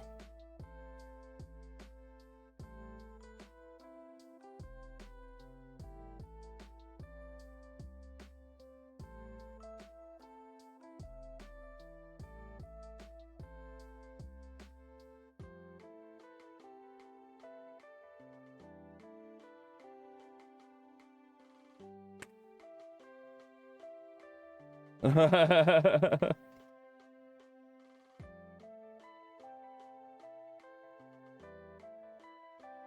lost the pages. Okay, here we go. We're in 486 out of like 508 or something. Like, we're really close. Tieran, she had to know before she had given up another life. You told me once that you saw something in me. How? I did. What is it? She'd ask. What am I? Tieran had given her one of his long, level looks. You are asking whether or not I believe you to be an Antari. Lila had nodded. That I cannot answer, said Tieran simply. I do not know. I thought you were supposed to be wise, she'd grumbled. Whoever told you that? But then his face turned sober. You are something, Delilah Bard. As to what I cannot say, but one way or another I imagine we'll find out. Somewhere glass shattered, and Lila's attention snapped back into the tavern, and Alucard up on the table. Hey, Captain, called out Vasri. I have a question. What are you planning to do with all these winnings? Buy a better crew, said Alucard, the sapphire winking at his brow. Taft swung an arm around Lila's shoulder. Where you been, Bart? Hardly seen you. I got enough of you about the spire, she grumbled. You talk tough, said Vasri, ice glassy from drink. But you're soft at heart. Soft as a knife. You know, a knife's only a bad thing if you're on the wrong side. Good thing you're one of us. Her chest tightened. They didn't know about her ruse, about the real Stasia and Elsor somewhere on the sea, about the fact that Alucard had cut her from the crew. Her eyes found Leno's across the table, and there was something in that look of his that made her think he knew. Knew she was leaving. Knew she was leaving at least, even if he didn't know the why of it. Lila got to her feet. I need some air, she muttered. But when she made it out the door, she didn't stop. She was halfway to the palace before she realized it. And then she kept going until she climbed the steps and found Master Tieran on the landing and saw in his eyes that something was wrong. What is it? She asked. The Evanescence swallowed. It's Kel. The royal prison was reserved for special cases. At the moment, Kel appeared to be the only one. His cell was bare except for a cot and a pair of iron rings set onto the wall. The rings were clearly meant to hold chains, but at present there were none. Only the cuffs clamped around his wrists, the bindings cold and cut with magic. Every piece of metal in the cell was incised with marks, enchanted to dull and dampen power. He should know. He'd helped to spell them. Cal sat on the cot, ankles crossed, his head tipped back against the cold stone wall. The prison was housed in the base of the palace, one pillar over from the basin where he was trained. But unlike the basin, the walls were reinforced, and none of the river's red light seeped through. Only the winter chill. Kel shivered slightly. They'd taken his coat, along with the traveling tokens around his neck, hung them on the wall beyond the cell. He hadn't fought the men off. He'd been too stunned to move as the guards closed in, slamming the iron cuffs around his wrists. By the time he believed what was happening, it was too late. In the hours since, Kel's anger had cooled and hardened. 2 guards stood outside the cell, watching him with a mixture of fear and wonder, as if he might perform a trick. Closed his eyes and tried to sleep. Footsteps sounded on the stairs. Who could it be? Tieran had already come. Kel had only one question for the old man. Did you know about Lila? The look in Tieran's eyes told him all he needed to know. The footsteps drew closer, and Kel looked up, expecting the king, or I. But instead Kel beheld the queen. Emira stood on the opposite side of the bars, resplendent in her royal red and gold, her face a careful mask, as she was glad to see him caged, or saddened at all by the sight. Didn't show. He tried to meet her eyes, but they escaped to the wall behind his head. You have everything you need? She asked, as if he were a guest in a plush palace wing. Not in a cell. A laugh tried to claw its way up Kyle's throat. He swallowed it and said nothing. Emira brought a hand to the bars as if testing their strength. Shouldn't have come to this. She turned to go, but Kel stepped forward. Do you hate me, my queen? Cal, she said softly. How could I? Something in him softened. Her dark eyes finally found his. And then she said, You gave me back my son. The words cut. There had been a time when she insisted that she had 2 sons, not one. And she had not lost all her love. He had lost that.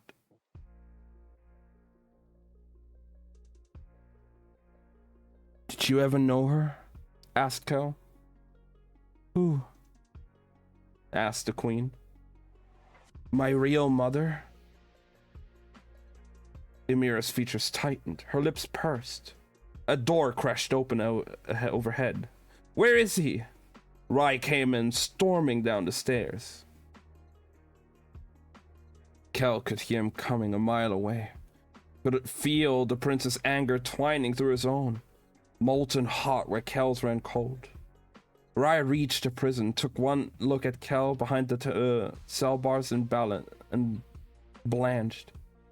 Let him out now, demanded the prince. The guards bowed their heads, but held their places, gauntleted hands at their sides.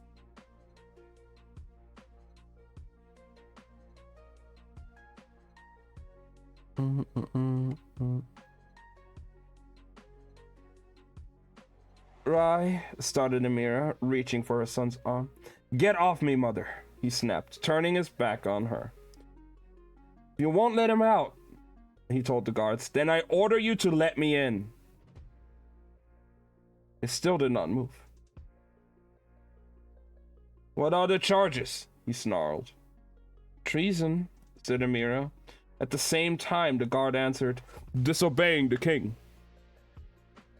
"I disobey the king all the time," said Rai. "You haven't arrested me." He offered up his hands. Kel watched them bicker, focusing on the cold, letting it spread like frost, overtaking everything. He was so tired of caring. "This will not stand." Rai gripped the bar, exposing his gold sleeve. Blood had soaked through, dotting the fabric where he'd carved the word. Amira paled. "Rai, you're hurt." Her eyes immediately went to Kel, so full of accusation. "What?" More boots sounded on the stairs, and a moment later the king was there, his frame filling the doorway. Maxime took one look at his wife and son and said, "Get out." "How could you do this?" demanded Rai. "He broke the law," said the queen. "He's my brother." "He's not." "Go!" bellowed the king. The queen fell silent, and Rai's hand slumped back to his side as he looked to Kel, who nodded grimly. "Go." Rai shook his head and went. Amira, a silent specter in his wake, and Kel was left to face the king alone.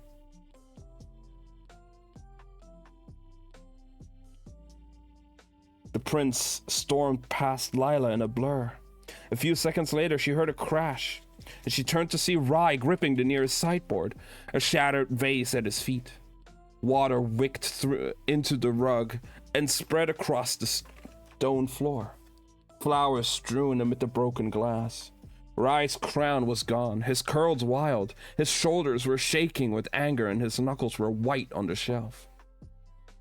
Lila knew she should probably go, slip away before Rai noticed her, but her feet were already carrying her toward the prince. She stepped over the mess of petals and shards of glass. "What did that vase ever do to you?" she asked, tipping her shoulder against the wall. Rai looked up, his amber eyes rimmed with red. "An innocent bystander, I'm afraid," he said. The words came out hollow, humorless. He dug his head and let out a shuddering sigh. Lila hesitated. She knew she should probably bow, kiss his hand, or swoon, at the very least explain what she was doing here, in the private palace halls, as close to the prison as anyone would let her. But instead, she flicked her fingers, producing a small blade. "Who do I need to kill?"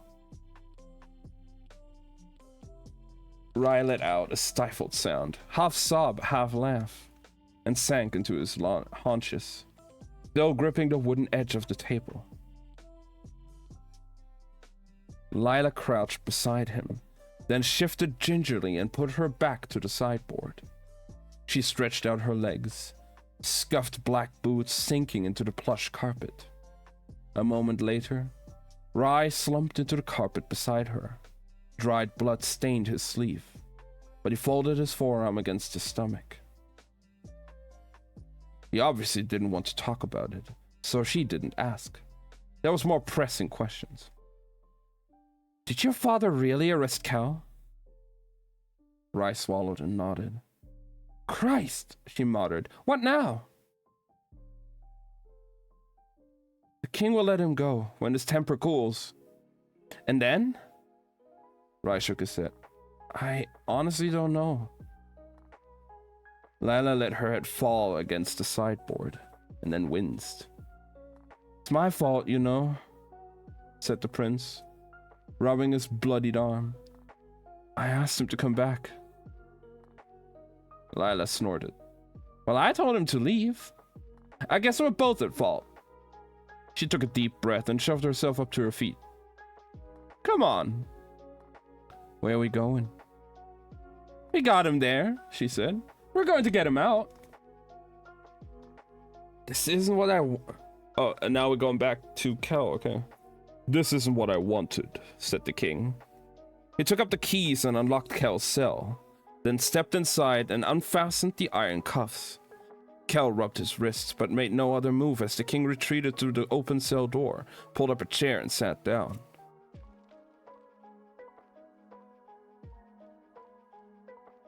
Maxime looked tired. Wisps of silver had appeared at his temples, and they shone in the lantern light. Kel crossed his arms and waited for the monarch to meet his eye. "Thank you," said the king. "For what?"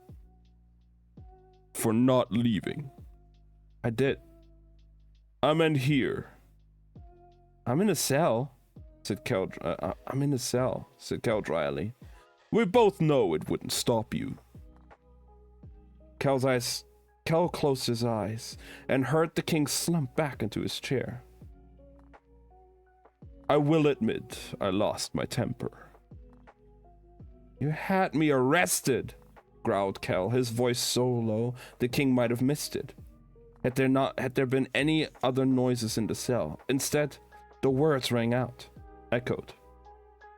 "You disobeyed me." "I did." Kel forced his eyes open. "I have been loyal to this crown, to this family my entire life. I have given everything I have, everything I am. And you treat me like..." His voice faltered. "I can't keep doing this. At least when you treated me like a son, I could pretend, but now..." He shook his head. "The queen treats me as a traitor, and you treat me as a prisoner." The king's look darkened. "You made this prison, Kel, when you tied your life to Rise." "Would you have had him die?" snapped Kel. "I saved his life. And before you go blaming me for putting it in danger, we both know he managed that much himself. When will you stop punishing me alone for a family's worth of fault?" "You both put this whole kingdom in danger with your folly. But at least Rai is trying to atone, to prove that he deserves my trust. All you've done..." "I brought your son back from the dead," shouted Kel, lunging to his feet. "I did it knowing it would bring our lives, knowing that it would mean for me what I would become, knowing that the resurrection of his life would mean the end of mine. And I did it anyway, because he is my brother and your son, and the future king of Arnes." Kel gasped for breath, tears streaming down his face. "What more could I possibly do?" They were both on their feet now. Maxime caught his elbow and forced him close. Kel tried to pull free, but Maxime was built like a tree, and his massive hand gripped the back of Kel's neck. "I can't keep atoning," Kel whispered into the king's shoulder. "I gave him my life, but you cannot ask me to stop living." "Kel," he said, voice softening, "I am sorry, but I cannot let you go." The air lodged in Kel's chest. The king's grip loosened, and he tore free. "This is bigger than you and Rai. Faro and Vesk. I do not care about their superstitions." "You should. People act on them, Kel. Our enemies scour the world for another Antari. Our allies would have you for themselves. The Veskans are convinced that you are the key to our kingdom's power. Solinar thinks you are a weapon, an edge to be turned against foes." "Little do these people know I'm just a pawn," spat Kel, retreating from the king's grip.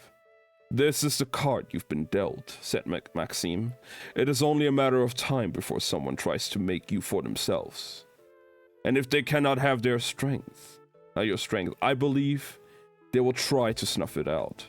The Veskans are right, Kel. If you die, so does Arnes." "I'm not the key to this kingdom." "But you are the key to my son, my heir." Kel felt ill. "Please," begged Maxime, "hear reason." But Kel was sick of reason, sick of excuses. "We all must sacrifice." "No," snarled Kel. "I am done making sacrifices. When this is over, and the lords and ladies and royals are all gone, I am leaving." "I cannot let you go." "You said it yourself, your majesty. You do not have the power to stop me."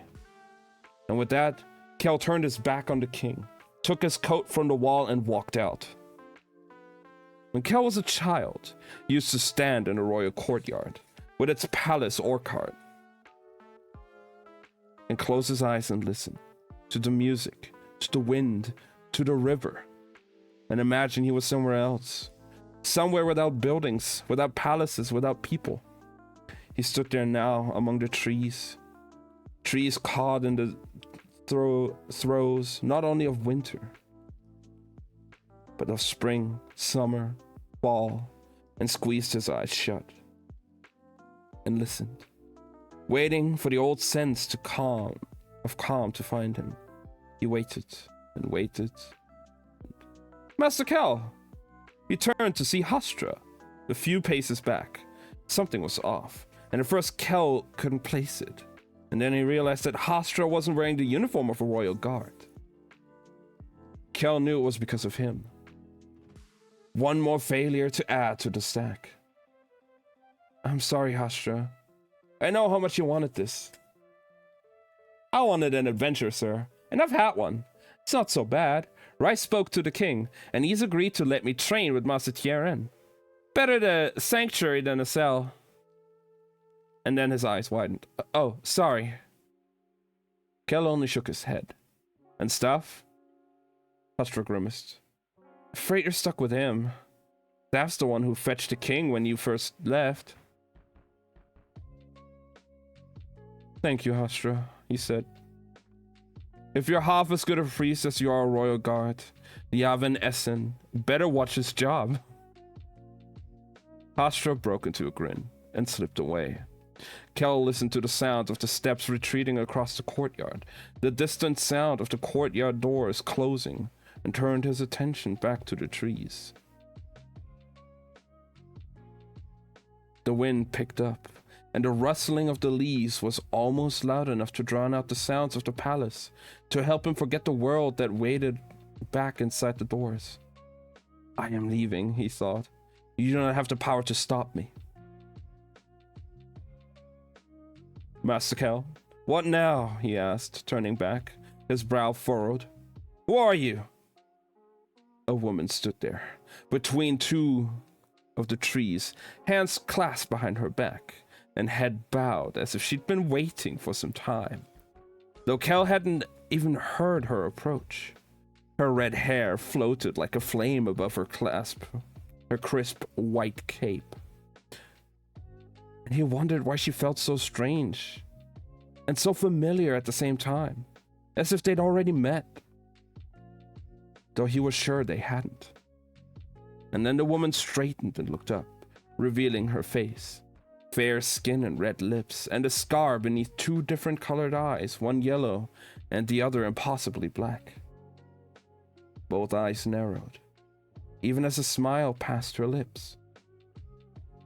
I've been looking everywhere for you.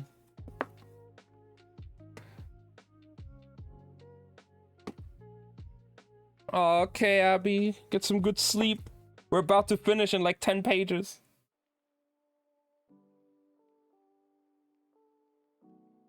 Hope you can get some good sleep. You can always listen to the end later. I'll make it available for everybody again.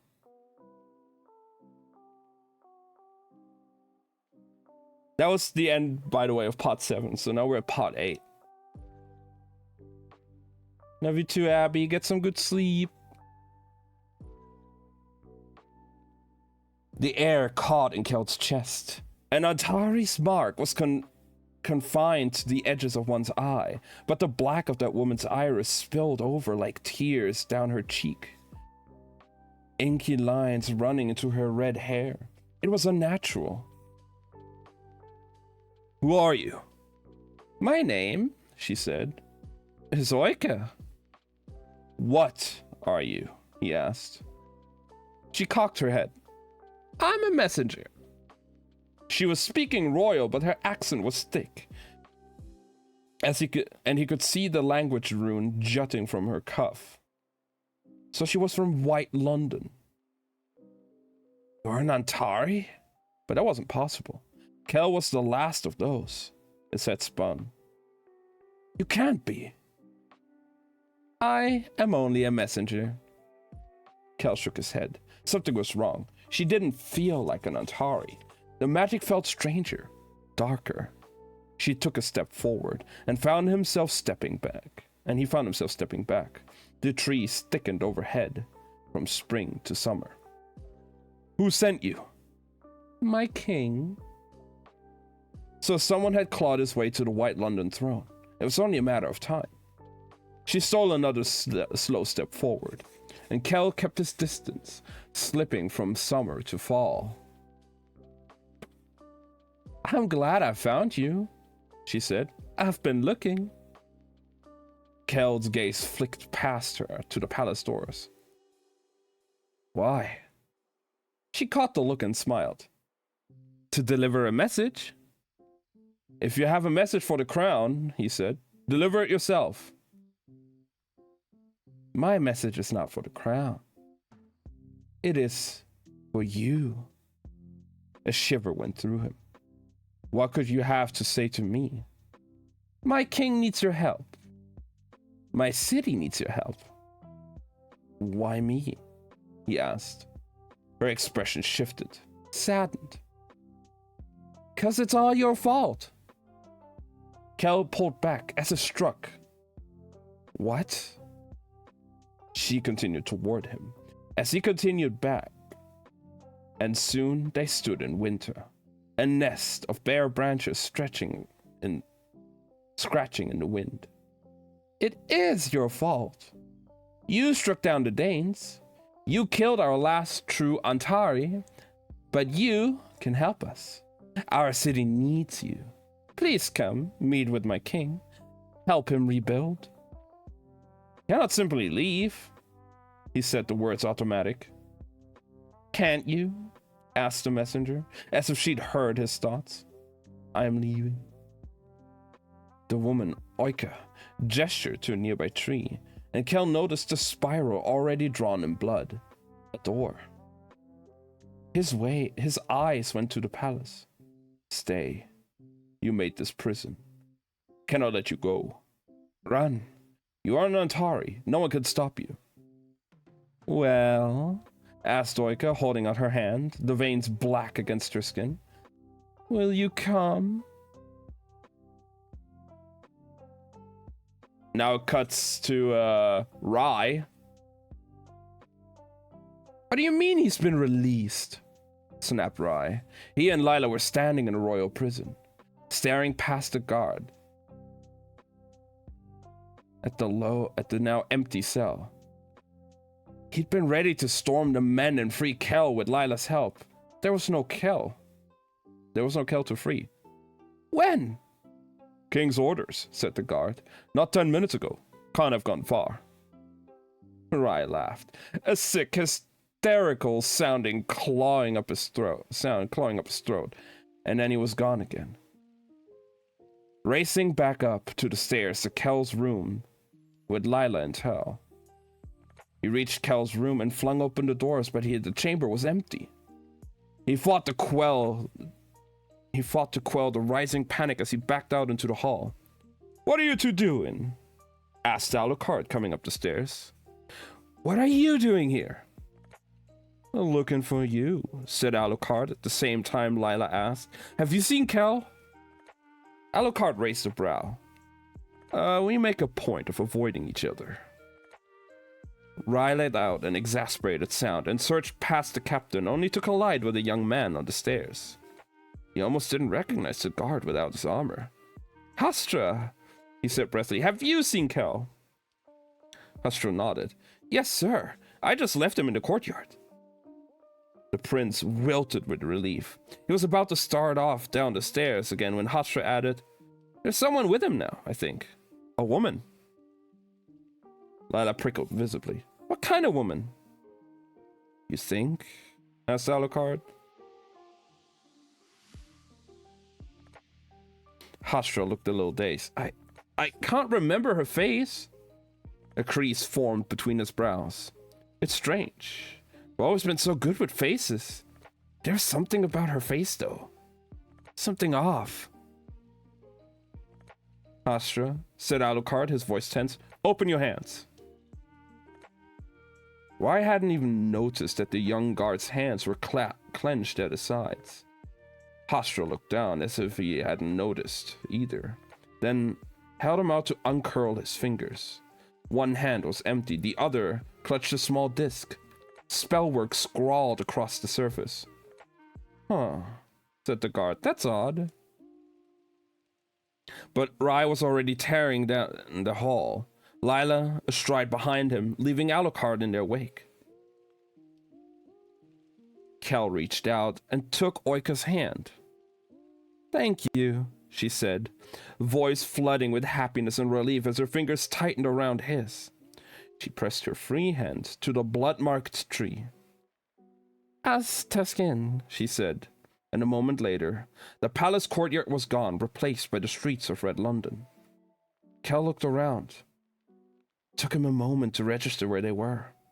But it wasn't where they were that mattered, but where they would be. In this London, it was only a narrow road, flanked by a tavern and a garden wall. But in White London, it was the castle gate. Oika pulled a trinket from beneath her white cloak, then pressed her still bloody hand to the winter ivy clinging to the wall stones. She paused and looked to Kel, waiting for his permission, and Kel found himself glancing back through the streets, the royal palace still visible in the distance. Something rippled through him, guilt, panic, hesitation. But before he could pull back, Oika said the words, and the world folded in around them. Red London disappeared, and Kel felt himself stepping forward, out of the street, and into the stone forest that stood before the castle. Only it wasn't a stone forest, but anymore. It was just an ordinary one, filled with trees, bare winter branches giving way to crisp blue sky. Kel started. Since when did White London have such a color? This wasn't the world he remembered, wasn't the world he'd spoken of, one damaged and dying. This world wasn't broken at all. Oika stood near the gate, steadying herself against the wall.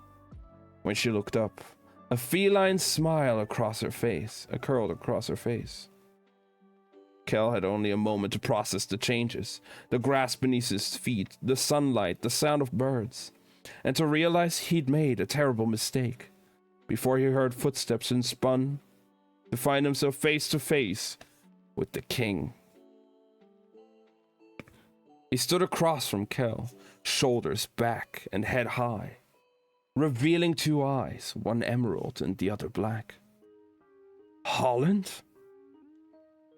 The word came out a question, because the man in front of him bore almost no resemblance to the Holland Kel had known, the one he had fought, had defeated, had cast into the abyss 4 months ago. The last time Kel had seen Holland had been a few dragging pulses from death. That Holland couldn't be standing here. That Holland could never survived. But it was Holland before him. And he hadn't just survived. He'd been transformed. There was healthy color in his cheeks, the glow that only came in the prime of life, and his hair, which despite his age had always been a charcoal gray, was now straight and black and glossy, carving sharp lines where it fell against his temples and brow. And when Kel met Holland's gaze, the man, magician, king, Antari, actually smiled, a gesture that did not more to transform his face than a few clothes and the aura of health. Hello, Kel, said Holland, and a small part of him was relieved to find that the Antari's voice, at least, was still familiar. It wasn't loud, had never been loud, but it was commanding, edged by that subtle gravel that made it sound like he's been shouting or screaming. You shouldn't be here, said Kel.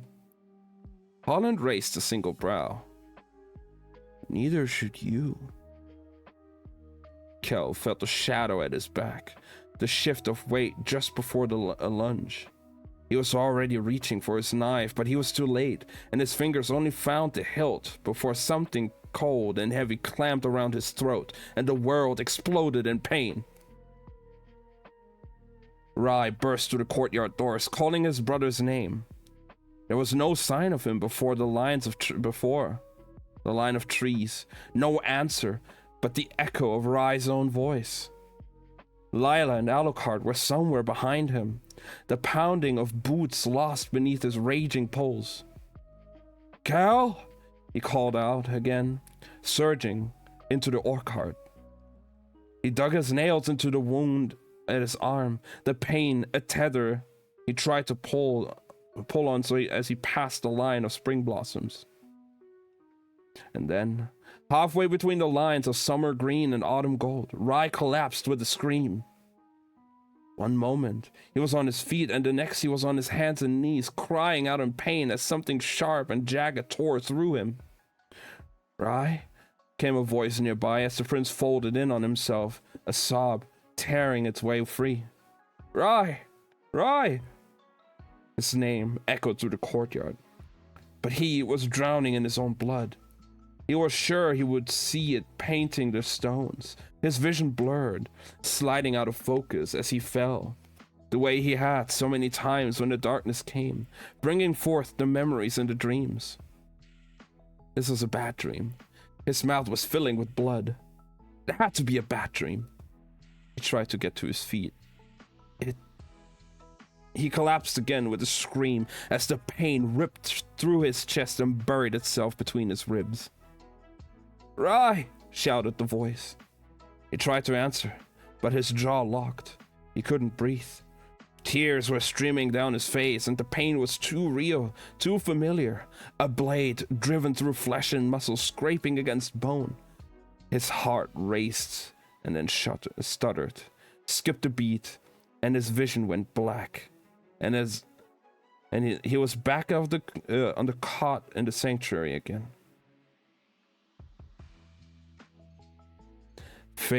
Falling through darkness, crashing down into nothing. Lila had run straight for the courtyard wall, sprinting through the strange orchard and out to the other side. But there was no sign of them, no blood on the stones, no mark. She backed away, trying to think of where else to look. And then she heard the scream, Rai! She found the prince on the ground, clawing at his chest. He was sobbing, pressing his arms to his ribs as if he'd been stabbed. There was no blood, not here. It hit her like a blow. Whatever was happening to Rai wasn't happening to Rai at all. It was happening to Kel. Alucard appeared and went ashen at the sides of the prince. He called to the guards before folding to his knees as Rai let out another sob. What's happening to him? Asked Alucard. Rai's lips were stained with blood, and Lila didn't know if he'd bitten through them or if the damage was worse. Kel, gasped the prince, shuddering in pain. Something's wrong. Can't. What does Kel have to do with this? Asked the captain. The royal guards appeared, the queen behind them, looking pale with fear. Where's Kel? She cried as soon as she saw the prince. Get back, called the guards, with a handful of nobles tried to come near. Call for the king. Hold on, pleaded Alucard, talking to Rai. Lila backed away as the prince curled in on himself. She started searching for the trees for a sign of Kel, of the woman, of the way they had gone. Kel rolled into his side, tried to rise, failed, and began coughing blood onto the orchard ground. Someone find Kel, demanded the queen, her voice on the edge of hysteria. Where had he gone? What can I do, Rai? Whispered Alucard. What can I do? Kel surfaced with the pain. He was breaking into pieces, some vital part of him being torn away.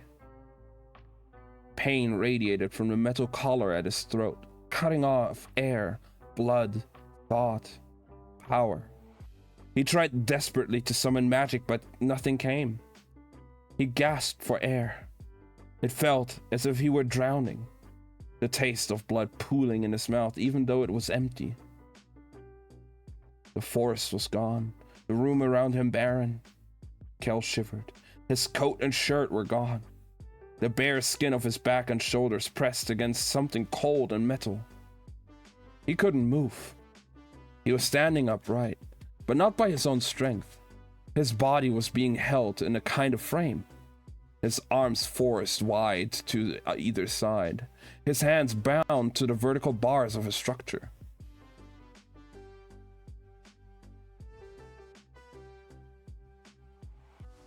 He could feel a horizontal bar against his shoulders, a vertical one against his head and spine.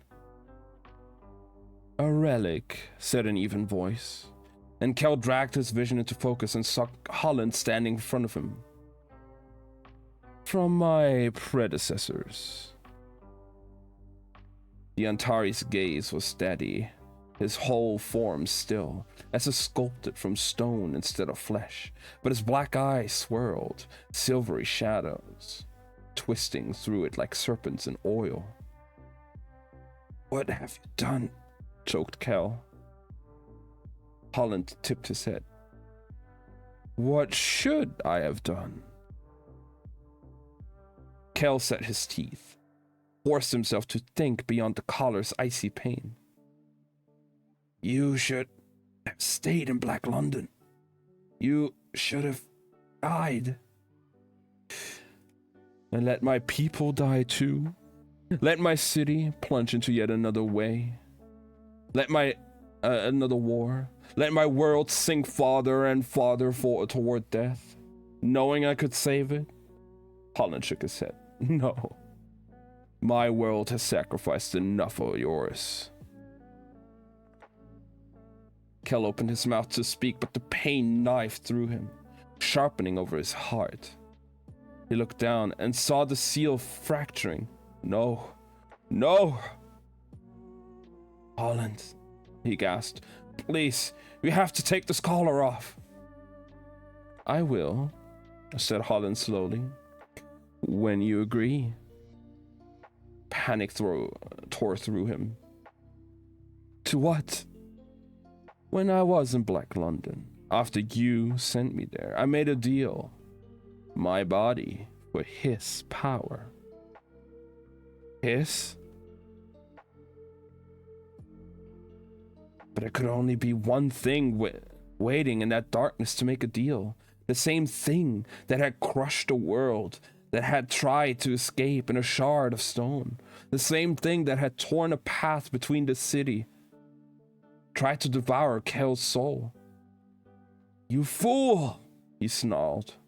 You're the one who told me that to let the dark magic in was to lose.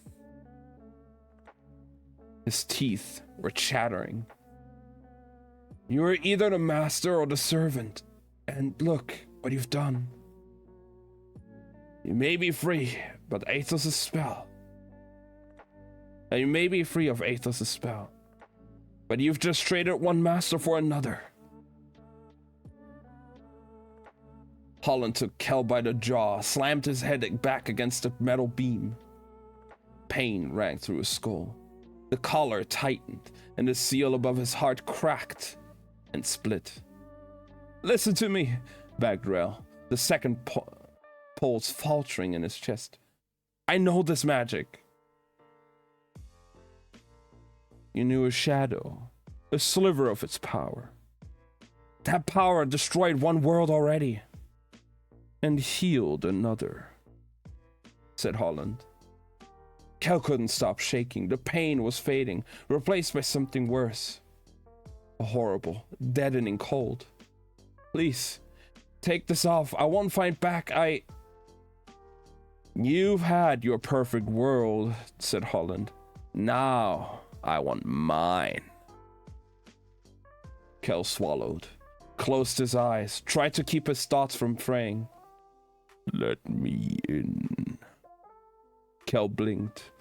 The words had come from Holland's mouth, but the voice wasn't his. It was softer, more resonant, and even as it spoke, Holland's face began to change. Shadow bled from one eye to the other, consuming the emerald green and staining it black. A whisper of silver smoke curled through those eyes, and something looked out. But it wasn't Holland. Hello, Antari. Holland's expression continued to shift, the features of his face rearranging from hard edges into soft, almost gentle ones.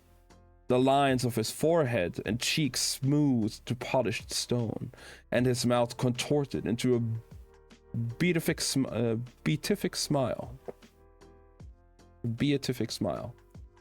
And when the creature spoke, it had two voices, one filling the air, a smoother version of Holland's own, while the other echoed in Kel's head, low and rich as smoke. The second voice twined behind Kel's eyes and spread through his mind, searching. I can save you, it said, plucking at his thoughts. I can save your brother. I can save everything. The creature reached up and touched a strand of Kel's sweat-slicked hair, as if fascinated. Just let me in. You're a monster, growled Kel. Holland's fingers tightened around Kel's throat. I am a god. Kel felt the creature's will pressing against his own, felt it forcing its way into his mind with icy fingers and cold precision. Get out of my head! Kel slammed forward against the binds with all of his strength, cracking his forehead against Holland's. Pain lanced through him, hot and bright, and blood trickled down his nose. And the thing in Holland's body only smiled. I am in everyone's head, it said. I am in everything. I am as old as creation itself. I am life and death and power. I am inevitable. Kel's heart was pounding, but Rise was slipping.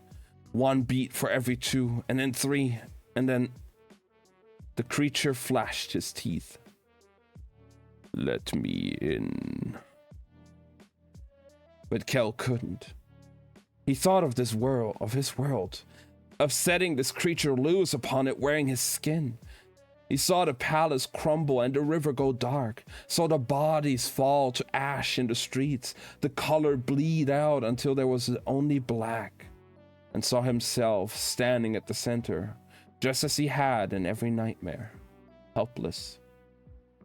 Tears streamed down his face. He couldn't do that.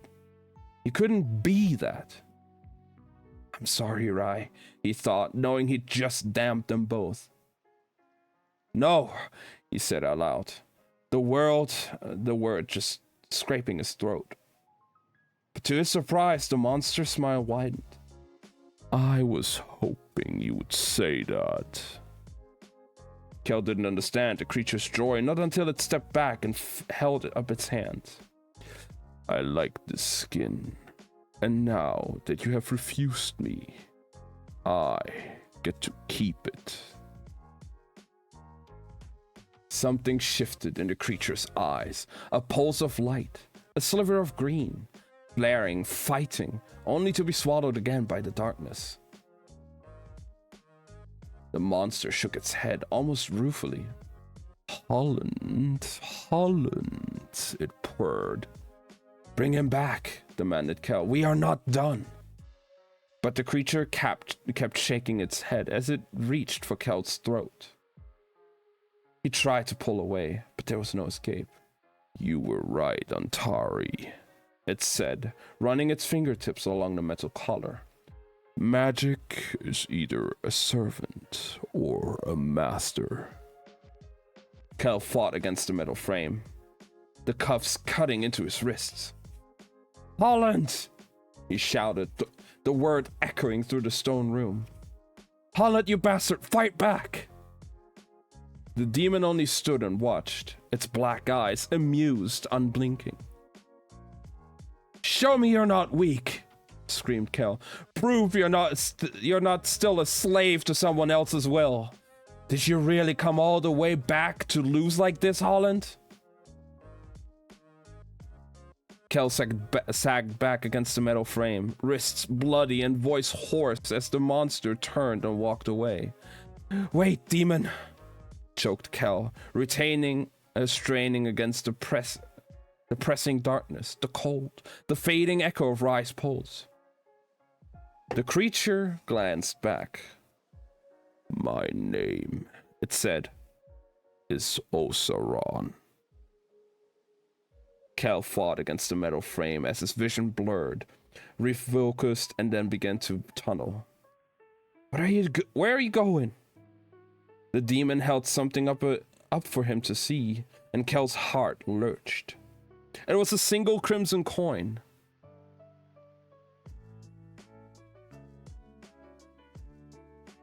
Marked by a gold star in its center, a red London Lynn.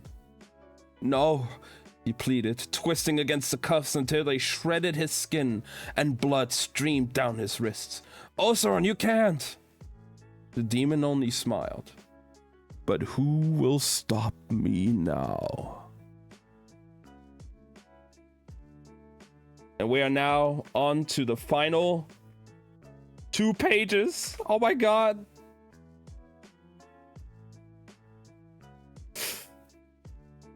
The final part. Lila paced the orchard. She had to do something. The courtyard was brimming with guards, the palace in a frenzy. Tieran was trying to coax answers from Hastra and several rows away. Alucard was still curled over Rye, murmuring something too soft for her to hear. It sounded like a soothing whisper or a prayer. She had heard men praying at sea, not to God, but to the world, to magic, to anything that might be listening. A higher power, a different name. Lila hadn't believed in God for a very long time. She'd given up praying when it was clear that no one would answer. And while she was still willing to admit that magic existed, it didn't seem to listen, or at least it didn't seem to care. Lila took a strange pleasure in that, because it meant the power was her own. God wasn't going to help Rye, but Lila could. She marched back through the orchard. Where are you going? Demanded Alucard, looking up from the prince. To fix this, she said. And with that she took off, sprinting through the courtyard doors. She didn't stop. Not for the attendants or the guards who tried to bar her way. She dug and spun, surging past them and through the palace doors and down the steps. Lila knew what she had to do.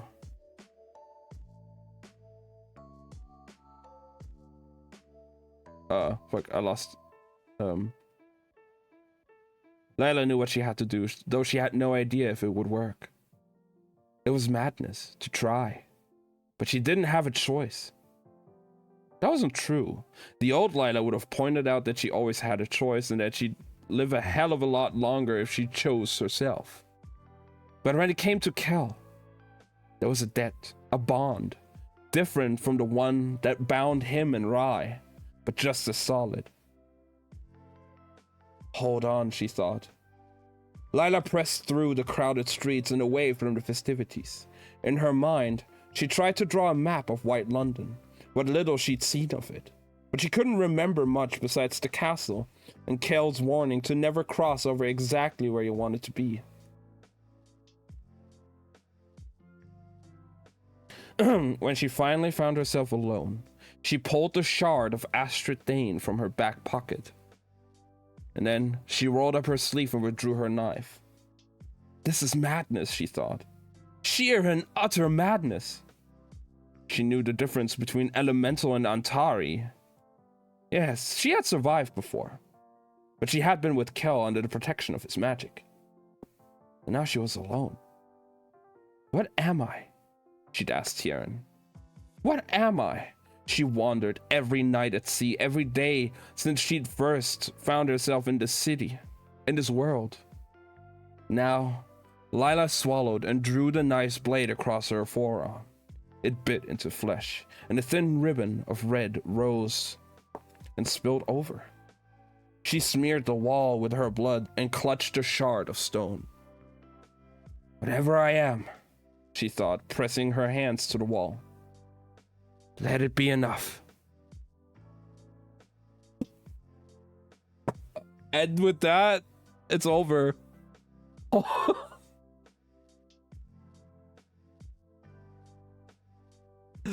What?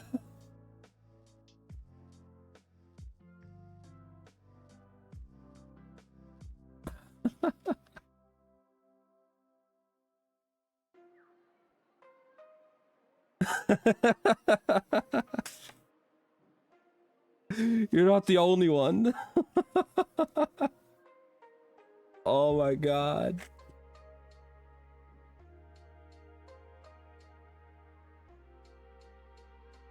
What a cliffhanger to end the second book on as well. Like, holy shit.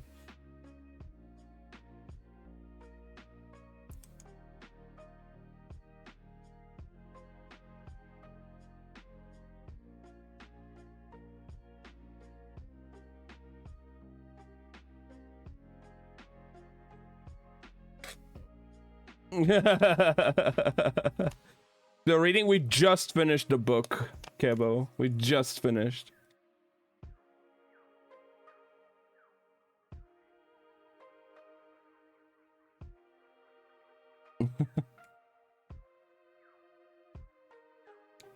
I mean, 2 weeks ago, I think, yeah, I've done like 11 hours of reading.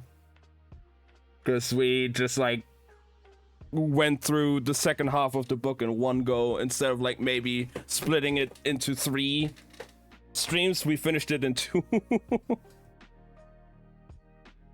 But yeah, that was good.